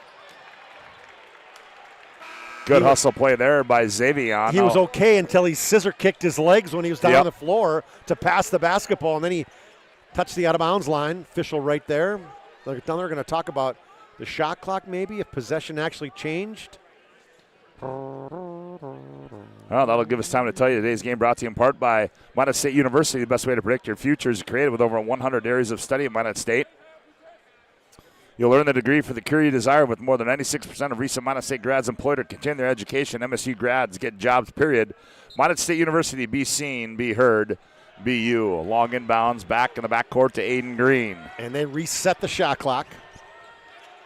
Evenson, top of the key. Evenson rises, 15-footer on the way. Back iron rolls in for Carter Evenson. Well, that's a good bounce right there. Tough shot, hit the back of the rim and had enough spin. Is it Evanson or Evenson? What did he say? He said Evanson. I thought it was Evanson, and then you called him Evenson. Well, because he said Evenson at the starting lineup. So we'll go Carter Evanson, okay? Maybe somebody corrected him. Yeah. Here's Haroldstead in the corner to Aldinger. Aldinger going to fire for three, and he buries it. Does Braylon Aldinger deep in the corner. Big hoop there. That was a for good Century. No doubt, Scotty. Good catch and shoot with Peterson right in his face. 29-24. Century trails by 5. 4.5 to go here in the opening half. Evanson spins. You're going to get Haroldstead on the block. I don't know if they'll show that one on live. Oh, they're going to get Zadie on. Evanson, oh my goodness. Oh. And I mean, probably a little bit of the fake. If he wouldn't have threw his head back like that, Scott, and tried to sell it, I think he would have had a chance to get called get Evanson with his third foul. Evanson goes baseline right, guarded by Kinnebrew. Two of the best in the state. Step back by Evanson, rolls around and goes in. It's pretty. Right he's smooth, man. Kinnebrew right in his grill. Century Hawks by 7. Out of the right corner, Aldinger again. That one's no good. Rebound to Evanson. Evanson, now he gathers it. Now brings it in the front court. Gets a high screen. Crosses over on Kralik. Evanson kicks in the left corner. Here's Terrace. He fires for 3. That one's short. Rebound to Aldinger. Off to Nisley. 3:45 to go opening half. Nisley kicks in the corner. Kramer catch, fire, 3. That one too strong. And rebound to Aiden Green of the Hawks. Boy, it's one and done for the Patriots. Aiden Green now directs traffic up top for Horace. They go down low to Terrace. Now they kick it out high. One extra pass in the corner to Livingston. Now they come up high to Myshak. Now Green has it. Green's going to attack. He's going to fire for too long, 2. That's no good. And then we're going to get a foul. I don't know if the foul was on the guy. Oh, it was. They got the rebound. It was as he came flying in up high. That's going to go on Brett Livingston, his second personal. We're going to have a media timeout on the floor. 3:13 to go, opening half of play. Horace 31, Century 24. Back after this timeout on the PSP Network.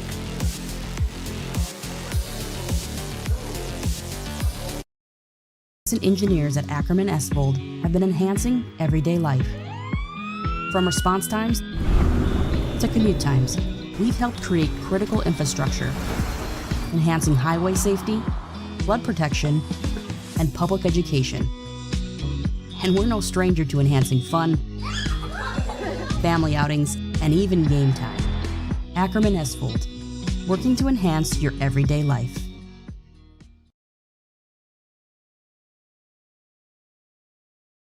That sinking feeling you get when this happens? That's oil change-anxiety. The anxiety of being without a car with a billion things to do. The fear of being overcharged. The stress of not knowing where to go or who to trust. But you never get those feelings at Valvoline Instant Oil Change, where you can watch us work right from your car, and we finish up in about 15 minutes. We changed your oil and did our 18-point safety check. Valvoline Instant Oil Change. Service you can see, experts you can trust. Today's game brought to you in part by the Aggie Foundation. Vote each week for the PSP Network Player Performance of the Week. Sponsored by the Aggie Foundation's nominees will be posted on social media each Monday with the winner announced on Thursday. Learn about their charitable work at aggiefoundation.com as we are back to live action here. And here's, almost a poke away there. Nisley gets it. Now Kinnebrew. Baseline left, jump stop in the lane, hangs, shot up, rolls off, and the rebound pulled out of there by Jet Collins. Jet Collins' father's the head coach of the NDSU women's basketball team. Oh, okay. Jory, I think his name is. Jory, yeah. it's exactly right, Scotty. Here's Peterson on the attack. Gets it back out. Myshak, top of the key. Myshak puts it on the bounce. Now Aiden Green behind the back. Aiden Green rises off the right elbow. Too strong. One and done there for the Hawks, and Kralik the rebound. 2.5 to go. 31-24. Hawks by 7.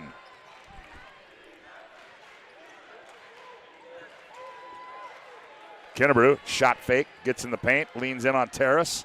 Double clutch, comes off. Kralik the board. Kralik operates down low, goes up, has it blocked away, gets it out to Kramer. Now Kramer, he's going to attack, nowhere to go. We're going to get a foul. It's going to go on Peterson. Yeah, reach in on Peterson on that one, Scott. That'll be his second. Kralik got that offensive rebound, but with the leapers inside, the head fakes weren't buying it. Zakai Haroldstead checks in now for Century. 2:09 to go. Opening half a play to BNC Bank scoreboard. Hawks by 7 at 31-24. Long inbound comes out to Gibby Kennebrew. Here's Zakai Haroldstead. Down low they go. Nisley, he faces up on the baseline. Garrett rises and fires. That one too strong. Rebound comes down there to Collins.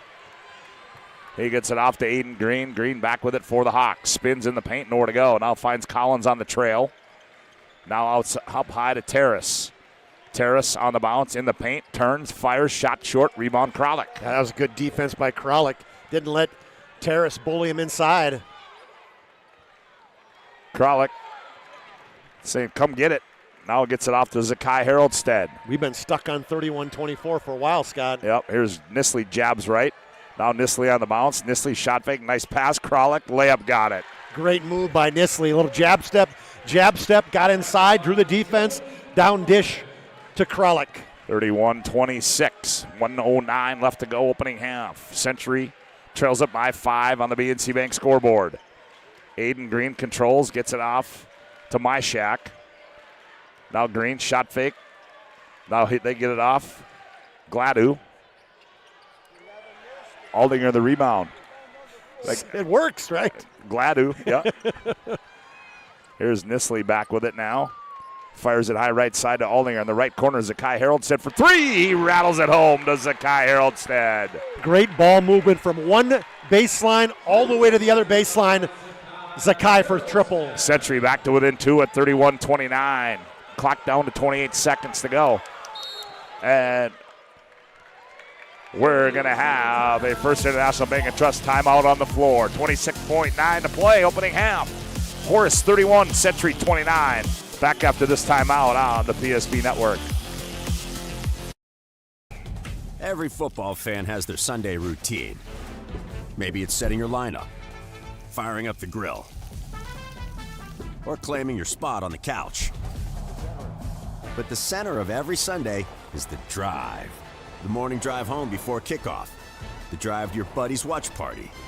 Wherever you're headed, we can take you there.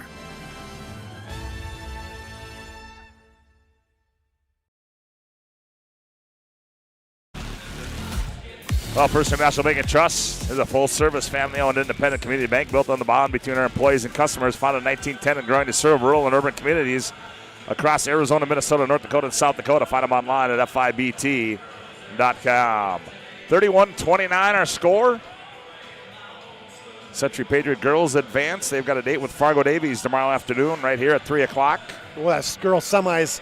Both are going to be good ones. Yeah, they are. The rematch. This one might turn into a game that should be played in September. The Minot football game, game. no question. That's going to be a tough battle. As out of the timeout, the Hawks will see what they set up. Ryder Myshak, they go down low. Green will block there by Nisley. Now they'll take one. Into the hands of Kennebrew. Now Century will play for one and the tie or the potential lead. Kennebrew on the bounce. Kennebrew gets in the paint. Jump stop. Yeah, and they're going to get a foul. It's going to go. It's going to be a bonus. Sorry, Scott. Yeah, it's going to go on Collins. Yeah, they came over and helped out on Kennebrew as he took his guy off the dribble and got mugged inside. Now they're going to have – I'm still surprised they're bringing Evanson in the game because he's got 2 fouls and it's 2 seconds What was he good? A good half-court shooter? Is that what it is? Maybe. I don't know. It's like bring in. Ami Spears comes in. Evanson and Peterson back in. So Kinnebrew, free throw's no good. Nisley tips it up. That one's no good. Spears the putback. They're going to wave that one off on the horn as Ami Spears almost got a putback, and that's going to send us into our Jerome's Collision Center intermission report. At the break, on the BNC Bank scoreboard, it's Horace 31, Century 29. Back with our Jerome's Collision Center intermission report after this timeout on the PSP Network.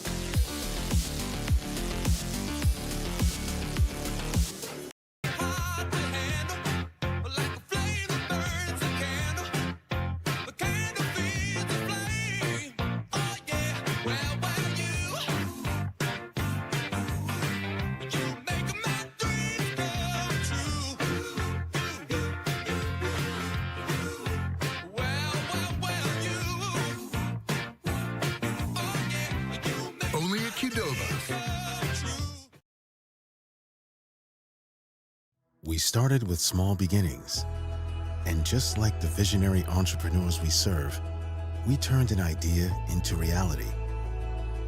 BNC National Bank, where possibilities begin right here at home. This presentation on the PSP Network is proudly brought to you by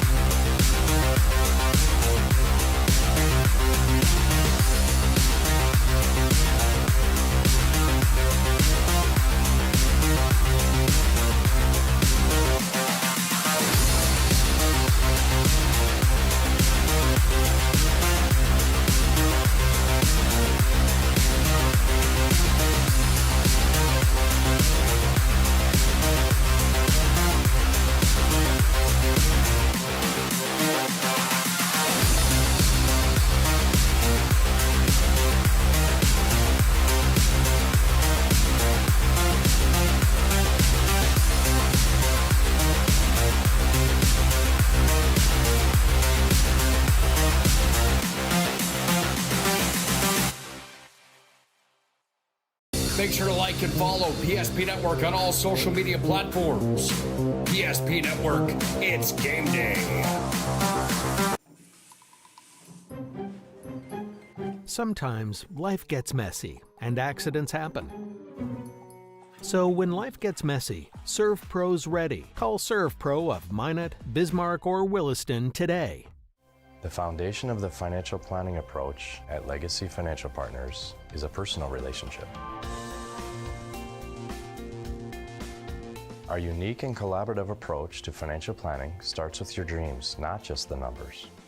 We will work with you regularly to take action to update your plan as your needs evolve, recommending products and services that are right for your situation.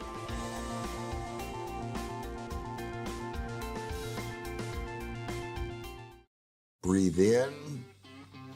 I can't believe I wrecked my car. There are some things in life we can't control, but what's important is how we respond. At Jerome's Collision Center, they provide the highest quality of service, assuring the job gets done stress-free and making it feel like a breath of fresh air. And to give you peace of mind, they handle the insurance. Are you even a therapist? Don't worry about it. Jerome's, they're the experts. Jerome's.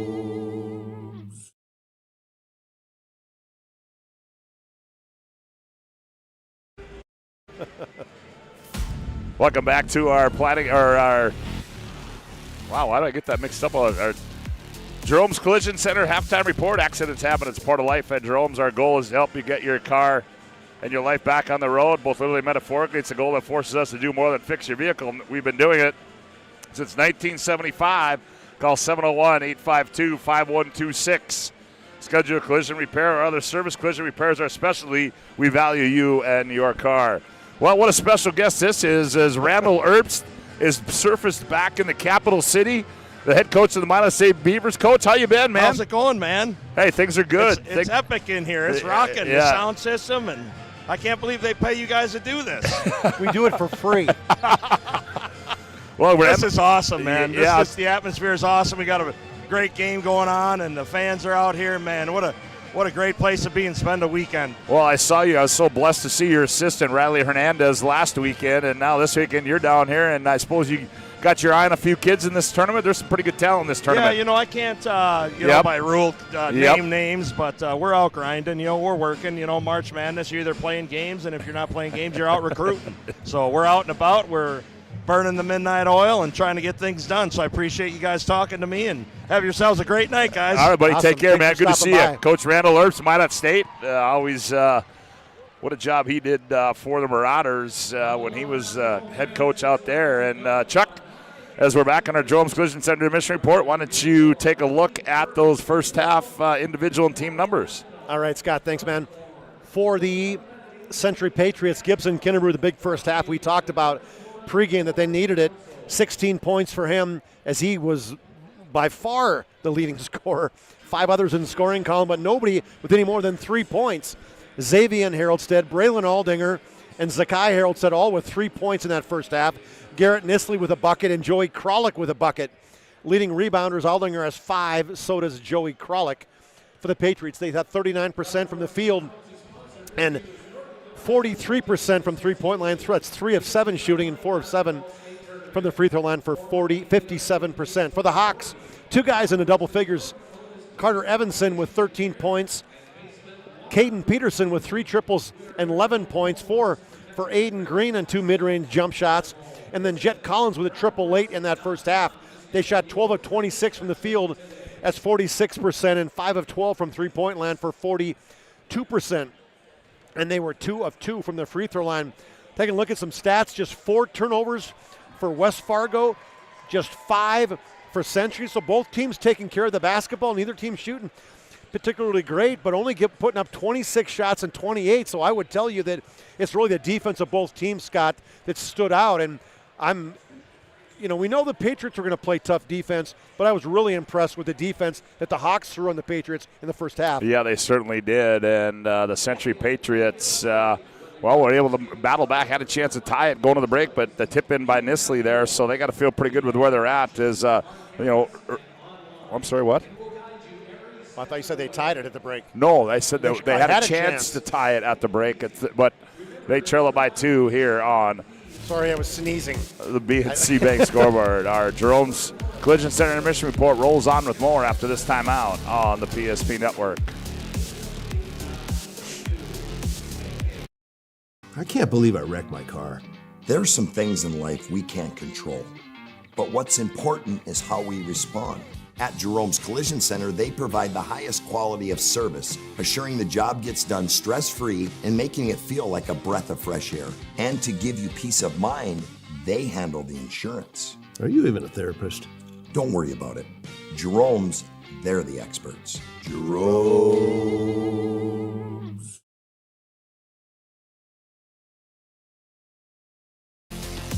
Welcome back to our Jerome's Collision Center intermission report as 18 more minutes to go. Wrap up day number 1 of the state Class AA boys and girls basketball tournament. Our girls semifinals have been set. Minot and Mandan will do battle at 1 o'clock.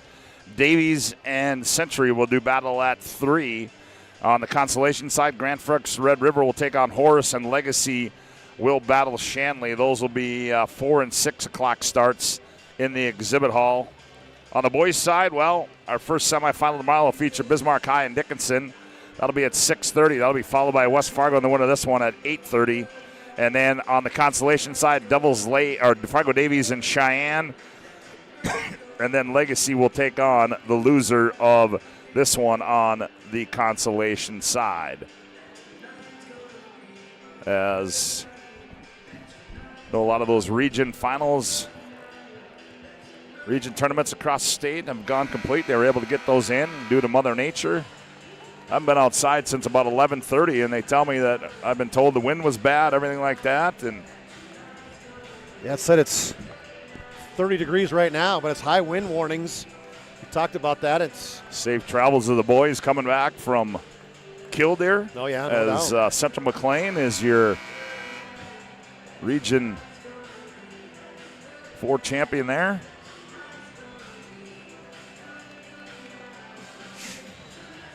Oh, man. They beat Wilton Wing 73-58. Now Wilton Wing will have a chance to get themselves back into the state tournament in that play-in game. When is that? Saturday. Saturday night, yeah. Yep. And we're doing those, obviously, right? No, we're not. Nope, Never mind. No, we're not. Head shaking, my bad. Here we go. Sorry, I blew up. Final 18 is underway here. Hey, we're doing everything else. Yeah, as they go high post. The Hawks have it coming out of the break. In the corner, here's Peterson, right side 3 on the way. Oh, and he's still hot. I don't know about you, Scott, but I wouldn't know where 13 is, and I wouldn't be helping off him. Yep. I'll take my chance with somebody else.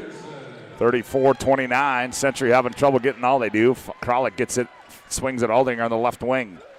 Now back to Nisley. Nisley directs traffic out high. Garrett enters it to Kinnebrew. Kinnebrew on the left wing now. Puts it on the bounce, gets to the free throw line, step back, rises up from 15. It's going to be short, and they're going to get Owen Terrace on a personal foul. Yeah, got him on the elbow, Scott. Boy, I got to tell you, every time the whistle blows, Chuck behind me, apparently there's never a foul. Never a foul. Never a foul. Should run on the girls' side. Owen Terrace gets called for the foul. His first, team's first of the half. Yeah, he knew it. Terrace knew it. He was like, yeah, my bad. Kinnebrew knocks that one down. He was 3 for 5 that first half. He'll have one more. Just underway, second half here. Gibby get them both.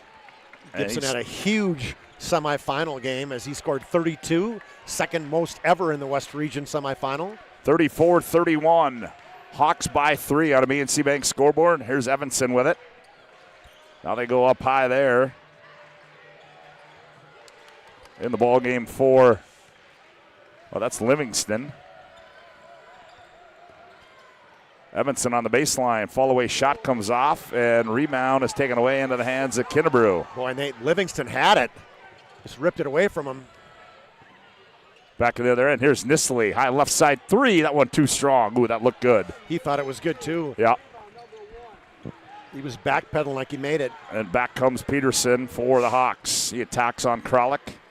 Now they go out high to Aiden Green. Green leans in, creates space on Aldinger, goes up, misses the shot, but he's going to shoot 2 as he drew the contact, and I think it's going to be on Aldinger. You know, he really drew the contact. I mean, he a couple dribbles and leaned into the shoulder into Aldinger, and Aldinger kind of fell back.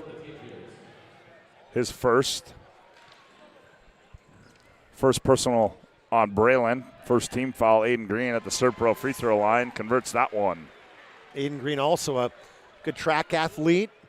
State qualifier in the long jump, over 20 feet, 7 inches. Aiden Green will have one more. Second one rolls around and goes in. 36-31. 5-point lead for Horace. Here's Aldinger, left wing 3 on the way. Looks good. Oh, it rolls off. Harold said can't keep it alive, and coming out of there with it is Livingston. Here's Evanson up the near side. Evanson shakes and bakes, goes baseline right. Nothing there. Turns, fires. Shot up and good for Carter Evanson. So herky-jerky, too. You know what I mean? It makes the defense commit multiple times tough looking turnaround from 15. 38-31. Here's Kinnebrew on the left wing. Gibby gets in traffic, leans in, hangs. That one tough shot, and he draws the foul. Terrace again. Oh, they're going to call that one an 11. No, that's good. That is Terrace. Thank you. Never mind. I should have known that because he had the look in his face like again. But good take by Kinnebrew as he went across the lane. So Kinnebrew at ServePro. Wow. 15:48 to go in a ball game. 38-32. Horace by 6. Gibby misses that one. Back comes the Hawks. Aiden Green in the front court hands it off to Evanson. Evanson gets a high screen. They switch it up top. Here's a poke away by Kralik.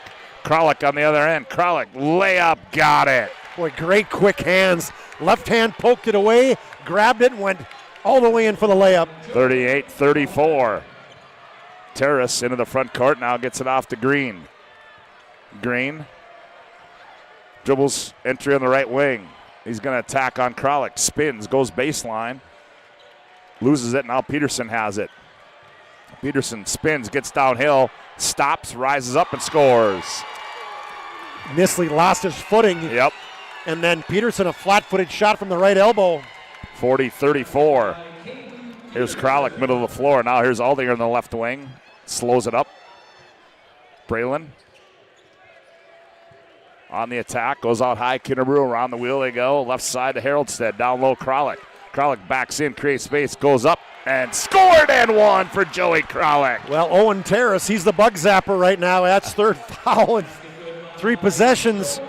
Listening for somebody over my right ear. Going to call for that one, That's too. going to be 3, and Kralik gets the hoop of the harm, and we got immediate timeout on the floor. 14:42 to go in the ball game.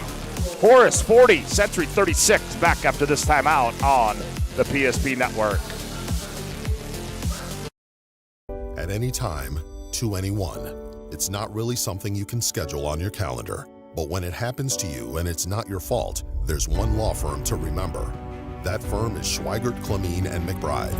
We live here and take pride in helping our community. We know this area inside and out. We put in the work and fight for what's right so justice can prevail for you. That is what we're all about. We're on your side. We're Schweigert, Clemene, and McBride. Meet unforgettable flavor. Welcome to Bea Wolf Craft Kitchen and Lounge. Upscale casual dining crafted with care, paired with an exceptional selection of wines and bourbons. A place for family fun and nights meant just for 2. Or gather with friends to watch the game in our reimagined lounge, all overlooking Bea Wolf Golf Club, North Dakota's #1 rated course. Bea Wolf Craft Kitchen and Lounge. Come experience Chef Barry's fusion of flavors. Well, today's game brought to you in part by Thomas Family Funeral Home, serving Minot and the surrounding communities for over 100 years with excellence, warmth, and personalized service. Learn more at thomasfamilyfuneralhome.com as Joey Kralik toes the ServePro free throw line. Try to complete the three-point play. 3 throws up and on its way and good. Joey Kralik with a quick 5, run himself and cuts into that lead, makes it 40-37. Aiden Green up top, guarded by Haroldstead. Green attacks, now kicks left wing. Here's Peterson, fires for 3. That one's off. Weak side rebound. Livingston bodies his way in. He misses that one, and Kralik goes up and pulls it out of there. Here's a lead pass. Aldinger catch. Aldinger to the 10. Partially blocked there. Gets it back down low. Nisley, he missed it. Haroldstead attacks. Haroldstead, he goes up. He scores. Patriots playing with some possession this second half. 3 offensive rebounds. 40-39. Hawks by 1. Aiden Green attacks on the baseline, goes up and scores as Aiden Green, and we're going to have a timeout on the floor, and another foul was missed. 13:57 to go on the BNC Bank scoreboard. Horace 42, Century 39. Back after this timeout on the PSP Network.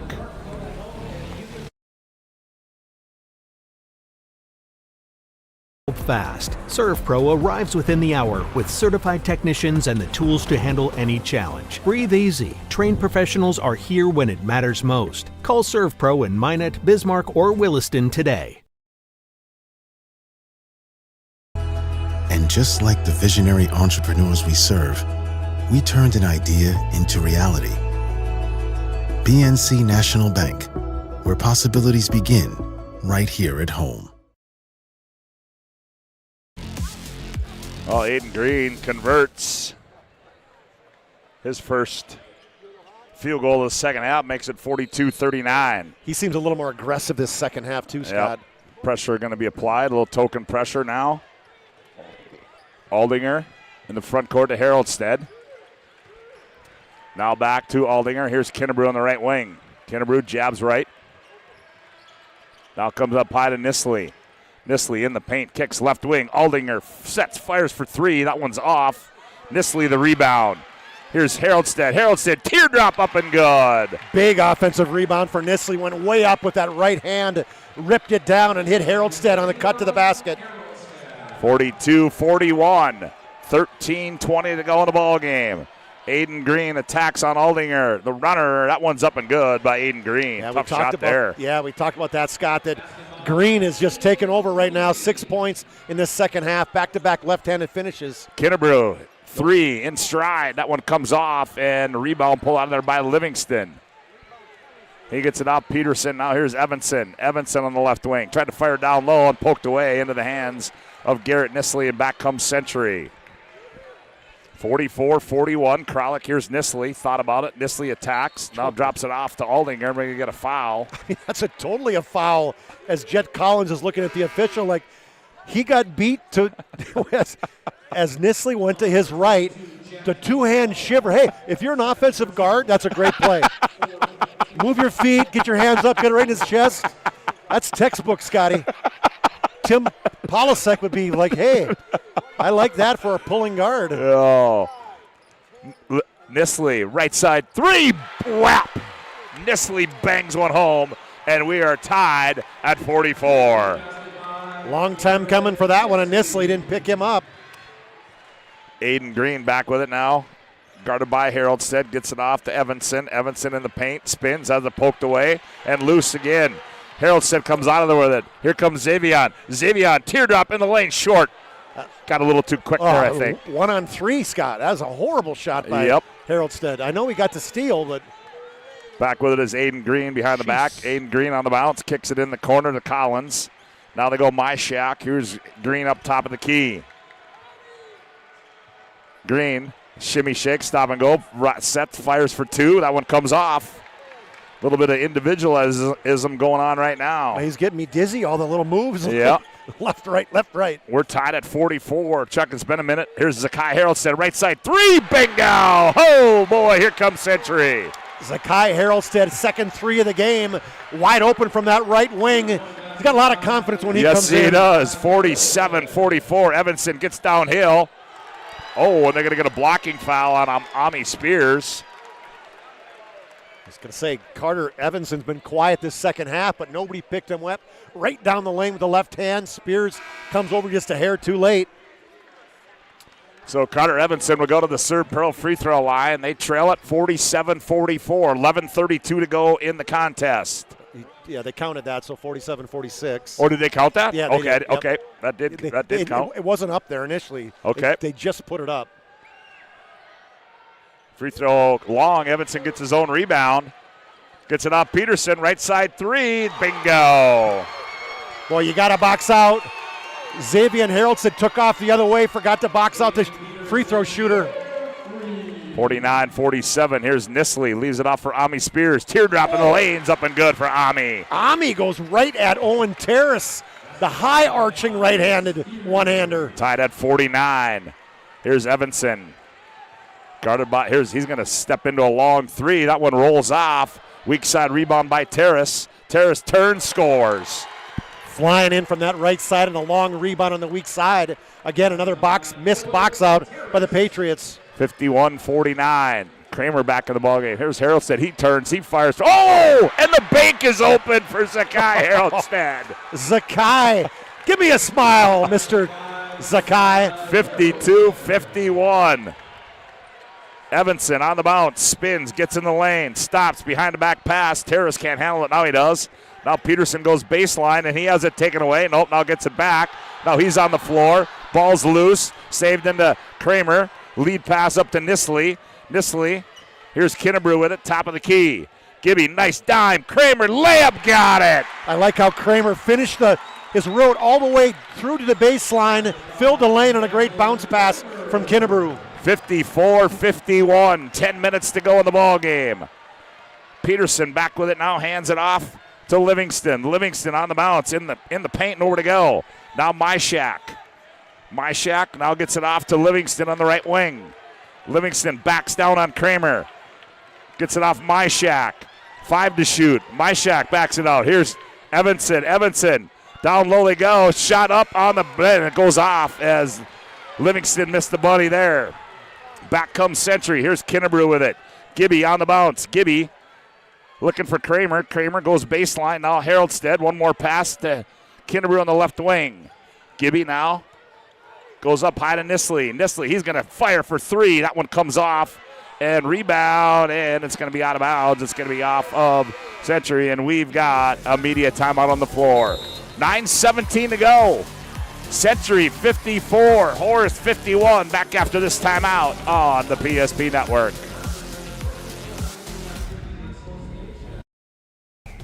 Every football fan has their Sunday routine. Maybe it's setting your lineup, firing up the grill, or claiming your spot on the couch. But the center of every Sunday is the drive. The morning drive home before kickoff. The drive to your buddy's watch party. Wherever you're headed, we can take you there.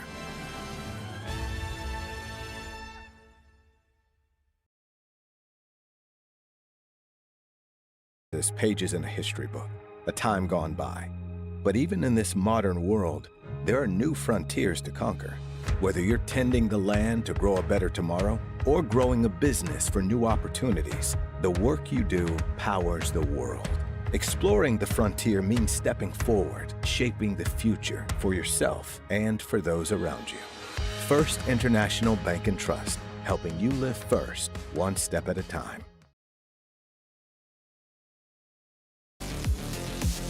(54-51), Century leads this one. Horace will have the basketball with 9:17 to go in the ball game. These two teams, first all-time meeting between these two. This is the first state appearance, too, for the Horace Hawks. Yes, it is. As Aiden Green will bring it in the front court now, guarded by Zakai Haroldstead. Gets it off to Peterson. Now they go to Myshak. Myshak up high, Livingston. Livingston hands off Peterson, and we're going to get a foul.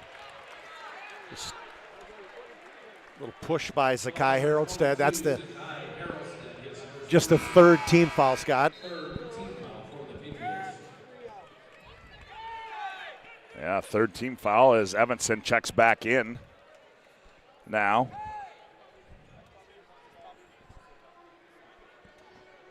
What's going on? And what are we doing here? Oh, it's underneath the basket.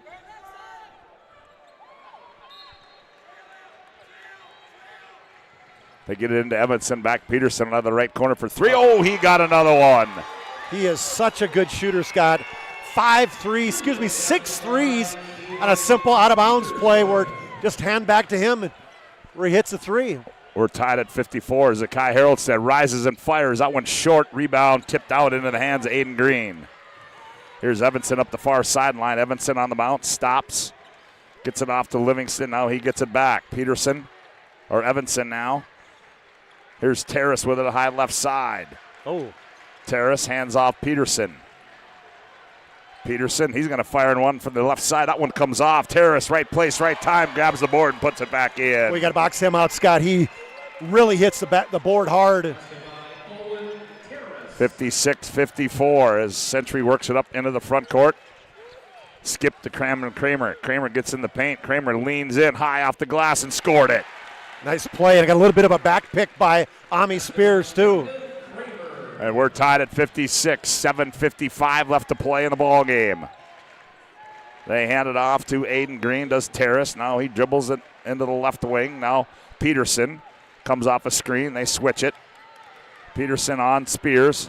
Stop and go move there. Peterson gets in the lane. Oh, blocked away by Spears. Ball's loose. Zakai Haroldstead comes out of there with it. And smartly sets it up, too. Here's Nisley. Nisley down Broadway. Finger roll layup off the windows, up and good. Well, that was a quick burst right down the right side of the lane on the trail play and the pass from Zakai. 58-56. Century by 2. 7:19 left to play in the ball game. Here's Peterson. He brings it middle of the floor. Now picks up his bounce. Looking for Green. Now he finds him, and Green sets the offense. He wants a screen. He spins, goes baseline on Kinnebrew, rises up, shots up and good by Aiden Green. Loves the mid-ranger. Little high pick by Owen Terrace. Spin move, pull up from 15. And we're tied at 58. Here's a Kinnebrew. Oh, boy. Wow. Got a little hip check right there by Peterson as he went down hard as he went up, and Peterson just kind of turned into him, not on purpose, right? Let's know nobody was trying to hurt anybody. And we're going to have a media timeout as they tend to Gibby Kinnebrew.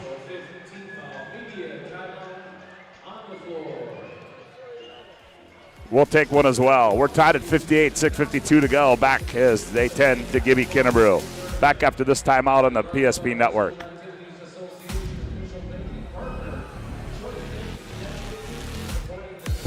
Is proudly brought to you by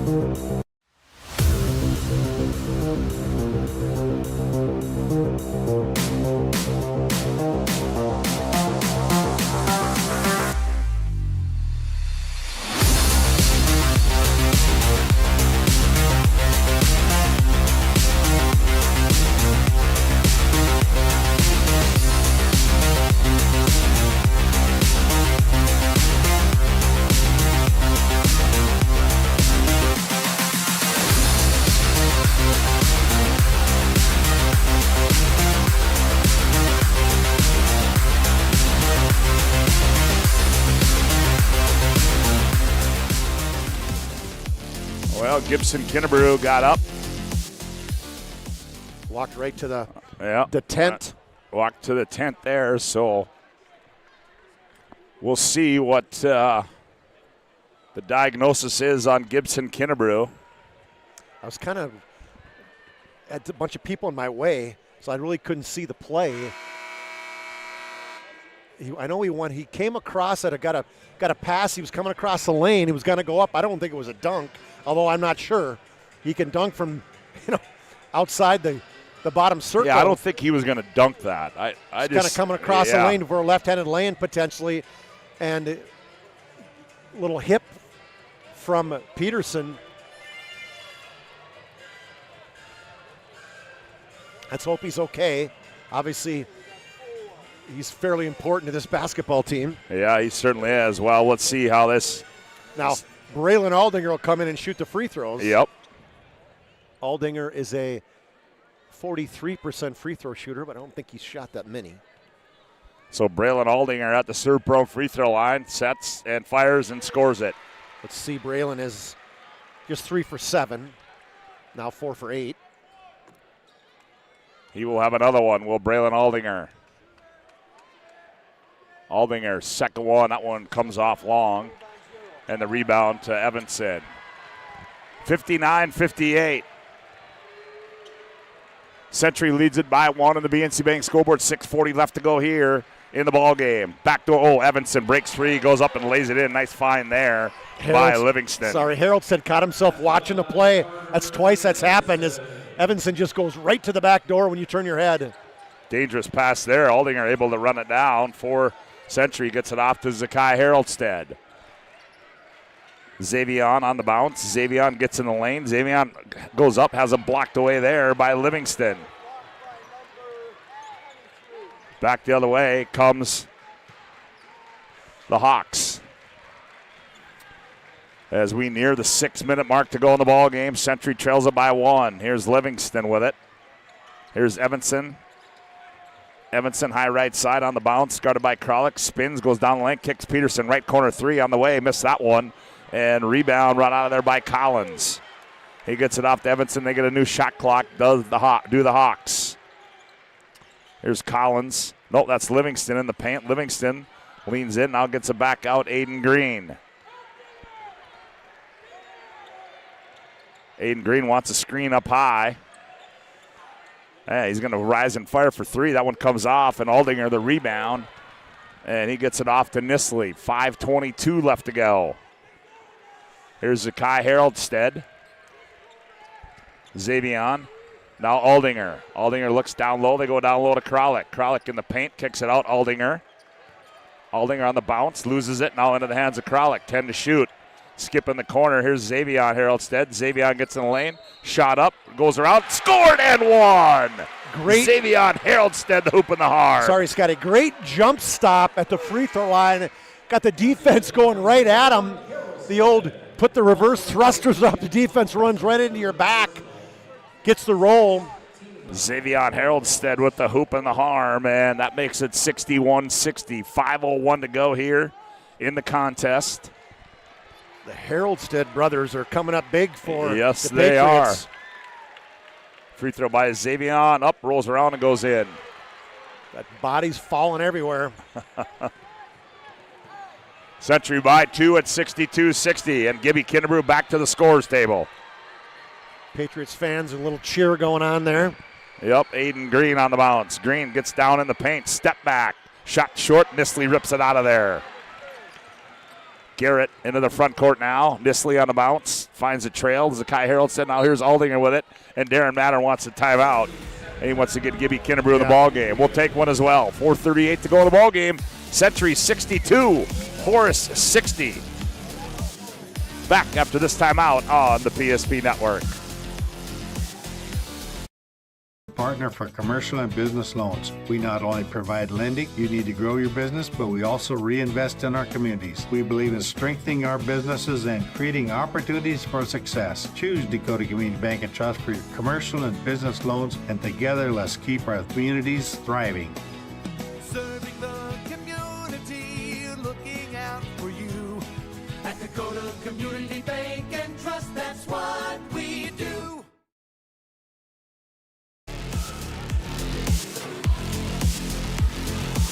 (62-60) Century by a deuce. 4:38 to go on the BNC Bank scoreboard. Gibby Kinnebrew. Good to Checked see him back come into back. the ball game. Yes, it is.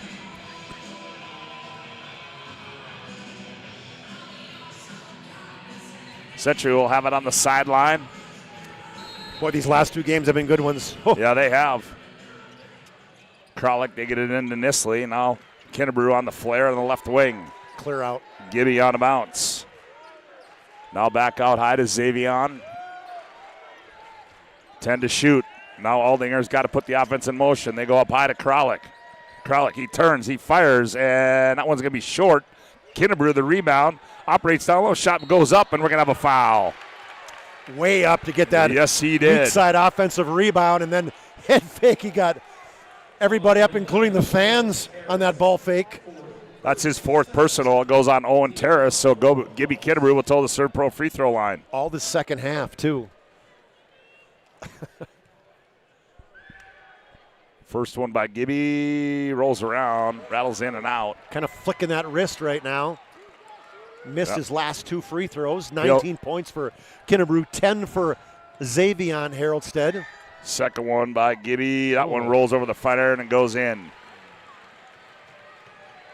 63-60, Century by 3. 4:10 left to go in the ball game. Green in the front court, guarded by Kinnebrew. Evanson now goes baseline right. Evanson has it poked away into the hands of Nisley.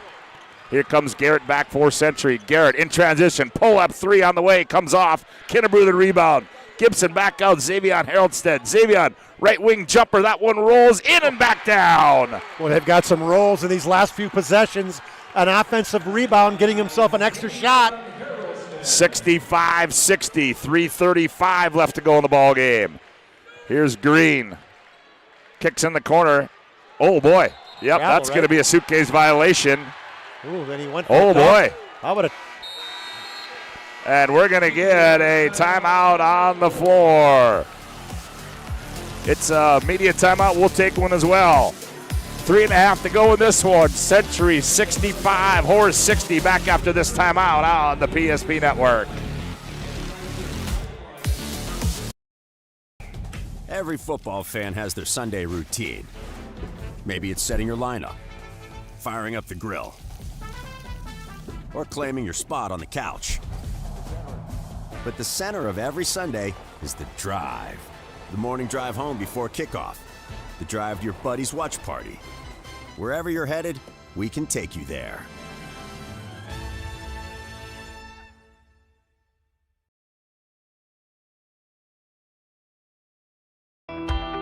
A big idea.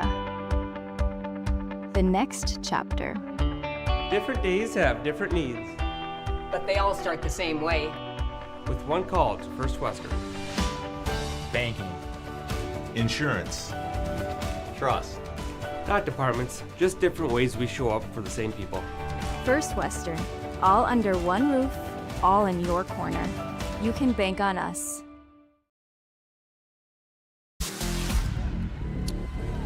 Today's game brought to you in part by 1481 Meats of Upham, your USD inspected meat shop offering fresh and frozen retail daily as well as whole and half beef and pork. Also custom slaughter processing. Appointments are now available. Call them at 701-768-6525. All the Century fans are in the house now. Yes, they are. As there's a stat, Scotty.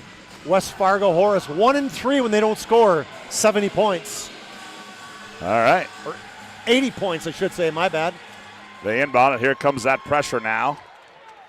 Nisley brings it middle of the floor up the far sideline to Kralik. Century's going to spread them out. They hand it off to Kinnebrew. Now to Xavion. Xavion on the bounce. Now back to Kinnebrew. Shot clock down to 10. Enter it right wing. Top of the key, Kralik. They go back door. Kinnebrew. Kinnebrew goes up, has it knocked out of bounds. Ooh, that's a set play where they clear out the left side and they go back door. They had it, but great quick hands by, I think it was Evanson, right, Scott, that knocked it out of bounds? Yep, I think it was. 2 to shoot. 3:01 to go in the ball game. In the corner, Aldinger, catch, fire, 3. Oh, they missed it. Kinnebrew the rebound. Blocked away by Terrace. Wow. Ooh, that was a big shot there. No doubt, and great block by Terrace. 2:47 to play. They enter it up high. They go to Livingston on the elbow. Now here's Evanson. Shot fake. Nowhere to go with it. Now gets it off. Terrace. Now back to Evanson. Evanson on the bounce. Evanson, he's going to rise, and that one's going to be off. And Kinnebrew with the weak side rebound from the missed 3 by Evanson. They'll run this one down as well. Yep. Here's Aldinger with it. Now gets it off to Kralik. 2:22 left to go.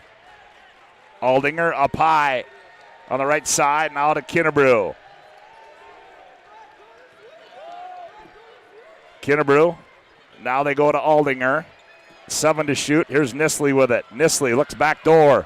He's got to skip in the corner. Xavion gathers it. He's got to fire one, and it's going to be a shot clock violation. And back comes Peterson with it. Peterson on the bounce. Thought about it. No, goes out high to Evanson. Evanson spins. In the corner they go. Terrace, catch, fire, 3. That one's short. And Kinnebrew the long rebound.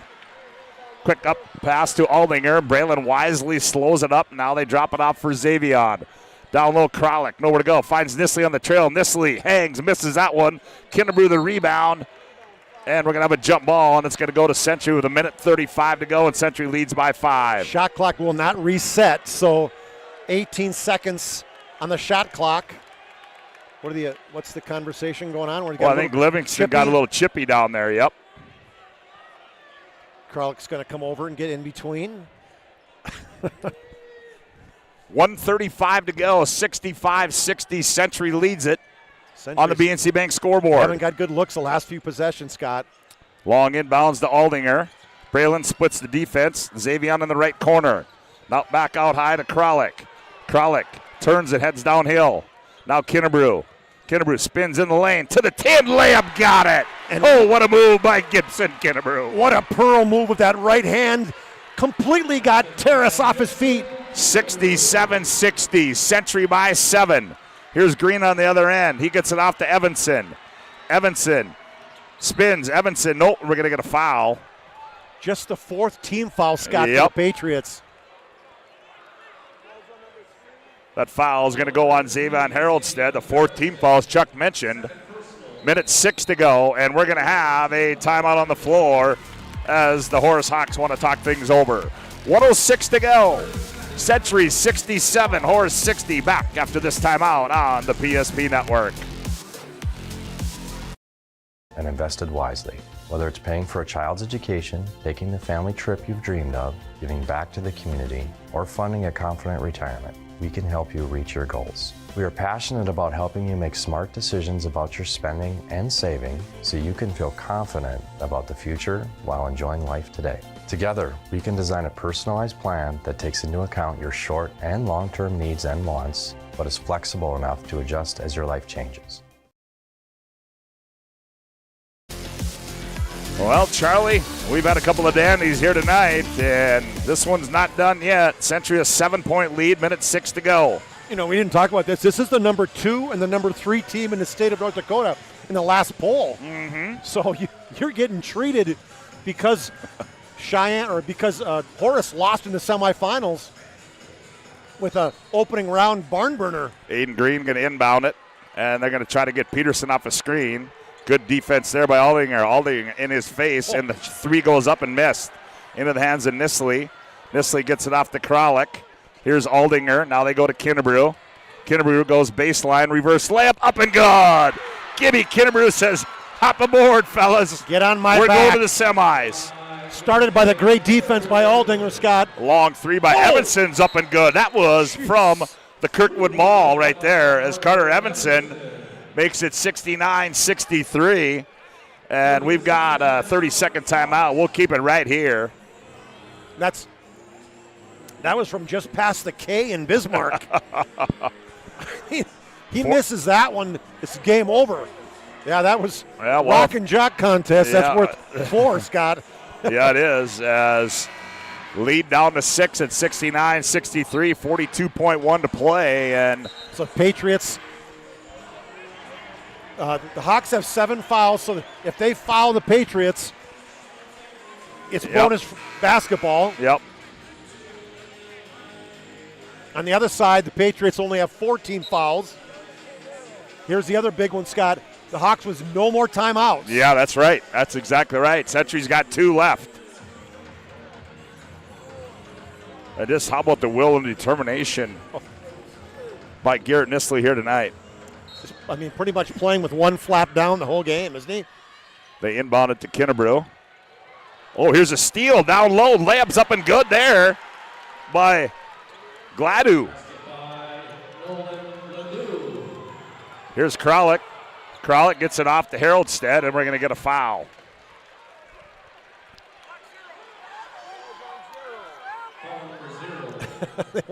They wanted to travel. Of course they did. Yeah, of course they did. Carter Evanson gets the foul. And let's go back to that great steal as Gibson, they double-teamed Kinnebrew underneath the basket when he caught it, and he tried to bounce pass it back to Nisley underneath the basket, and a great tip and steal. Well, big tosses here for Joey Kralik as Century leads it by 4 at 69-65, 28.6 seconds left to play. 67% free throw shooter.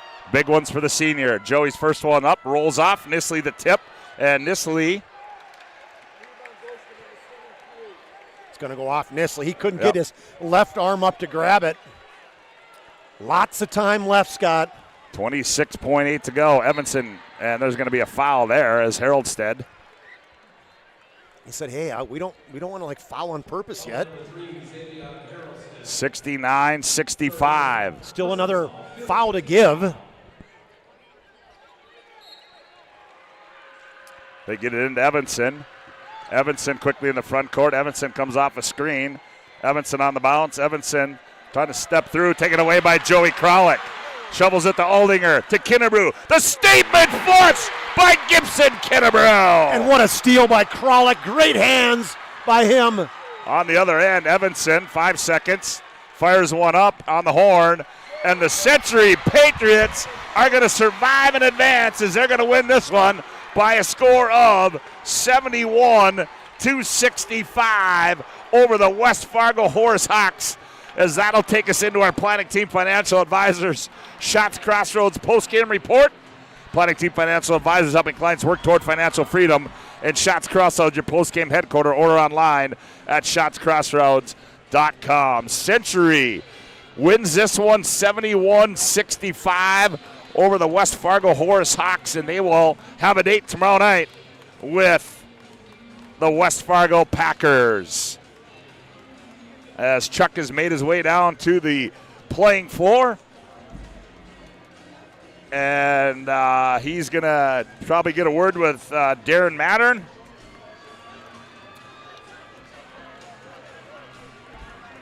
As the Century Patriots, what a great steal by Joey Kralik to end that game, and Kinnebrew with the statement flush. And the Century Patriots advance. Let's go courtside and Chuck. Chuck, take it away. Scott, Coach, what a game, what a finish. I mean, you guys they would not give up. They got that lead, and they were not giving up that lead. Yeah, just a really good team. I was very impressed with their offensive discipline, and they spread you out and they shoot it from all over the place, and they got size and really good point guard, and obviously Evanson's a really good player, but they averaged almost 90 and we kept them in the 60s, so ultimately that was our game plan, and we just made enough plays tonight to get over the hump. Yeah, you made some adjustments surely that second half too, as 13 was just killing you. He was hitting threes time and time again, but you really got in his face that second half. Well, they do some nice things where they spread you out and then they drive it and you got to rotate and help or they're going to get a layup, and they did a nice job of finding him in rotation, so the emphasis was we got to guard the ball and keep the ball in front of us, and I thought we did a better job of that the last 12 minutes. You start that second half, you were down, and I thought there was about a 3-minute run there where you guys got some big buckets, offensive rebounds, 2-3 times you got offensive rebounds. It felt like that turned the tide about maybe 10 minutes into the second half. Yeah, anytime you get second chance points, it's huge. It gives you a big lift as a basketball team, and we got great contributions from our guys off the bench. I thought Ami was tremendous, and obviously Zakai gave us a lift offensively, and we've been looking for that. And tournament time, you guys got to come out of the WordWorks and make big plays, and that was the case tonight. And you got Nisley playing, just playing his heart out with that bum left shoulder. You could clearly see that. He came out, got some huge rebounds for you. Well, I tried to spell him in the first half as much as I could and kind of stay in contact with him, and it was about 7-8 point game, and so it was a little worrisome, but our goal was to extend him in the second half and just let him go, and he just played tremendous down the stretch. All right, Coach, tomorrow doesn't get any easier. No, not really. No, it'll be fun. We'll be ready. All right, good luck, Coach. Yep, good luck tomorrow. Xavier, step in here, and what an amazing game for you, and you took the task of guarding one of the best players, if not one of the best players in the state of North Dakota. And you were up to the task tonight, and just talk about what it took for you time and time again to have to pick up a guy like that, full court. Yeah, I played with Carter back in 7th grade. The first time we met each other. We've always played each other since growing up. That kid, he's put so much work in. Carter, he's a hard worker, man. Like, the stuff you don't see him do, that kid works hard. And tonight, I'm not going to lie, I think he got the best of me. I gave a lot of back doors and open shots, and that's what he does, man. He makes plays, and he's going to go do great things at UND next year, wherever he chooses to go. But I just try to mentally listen to my coaches and then just make him work. Try to get in his head if I can, and just grind. It's going to be a battle. He's going to make shots. And not just defensively, but offensively. Man, you stepped it up today too. You had double figures in points and got some huge offensive rebounds. I thought that was one of the differences of the games too, is your offensive ability tonight.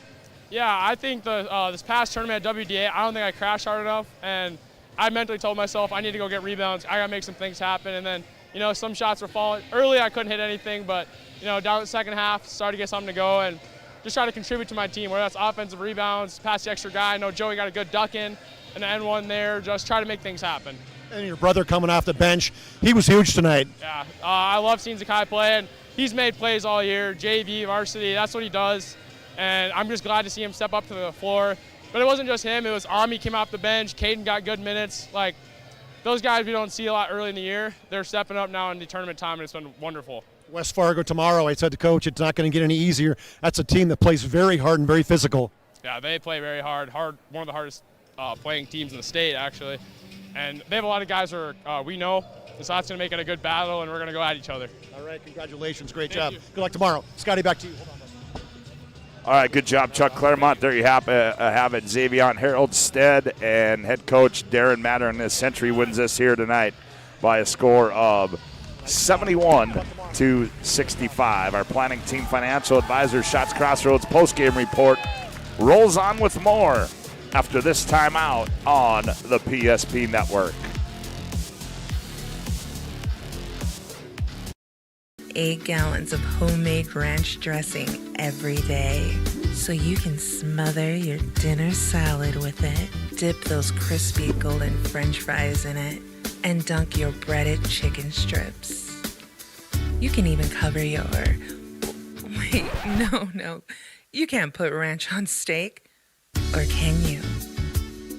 Shots Crossroads. Don't forget the ranch.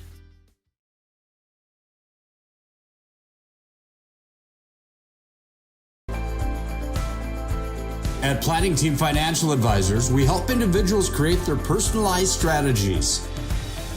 We specialize in financial planning, retirement planning, insurance, and 401k distribution options. Don't leave your future to chance. Call Planning Team Financial Advisors today for a free retirement review. Planning Team Financial Advisors, your plan, your future, your team.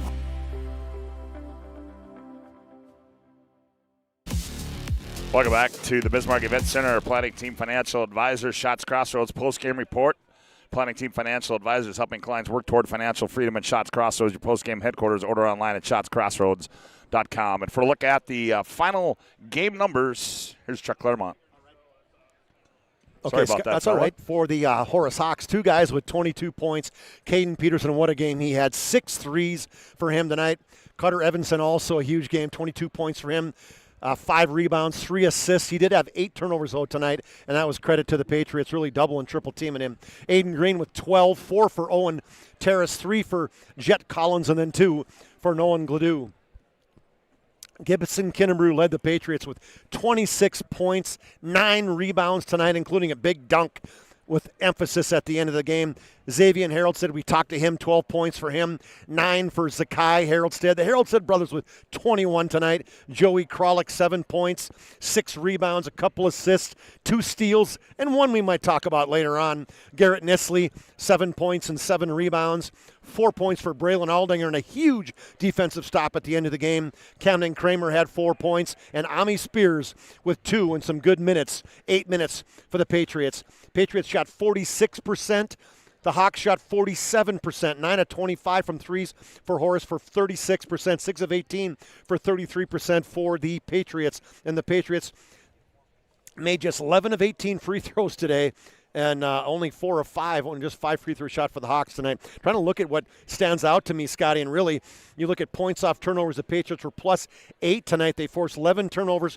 They were +8. That might have been the difference of the game right tonight, when some turnovers big down the stretch where they turned those into points. And, man, they were down 2 at halftime, came back, took the lead.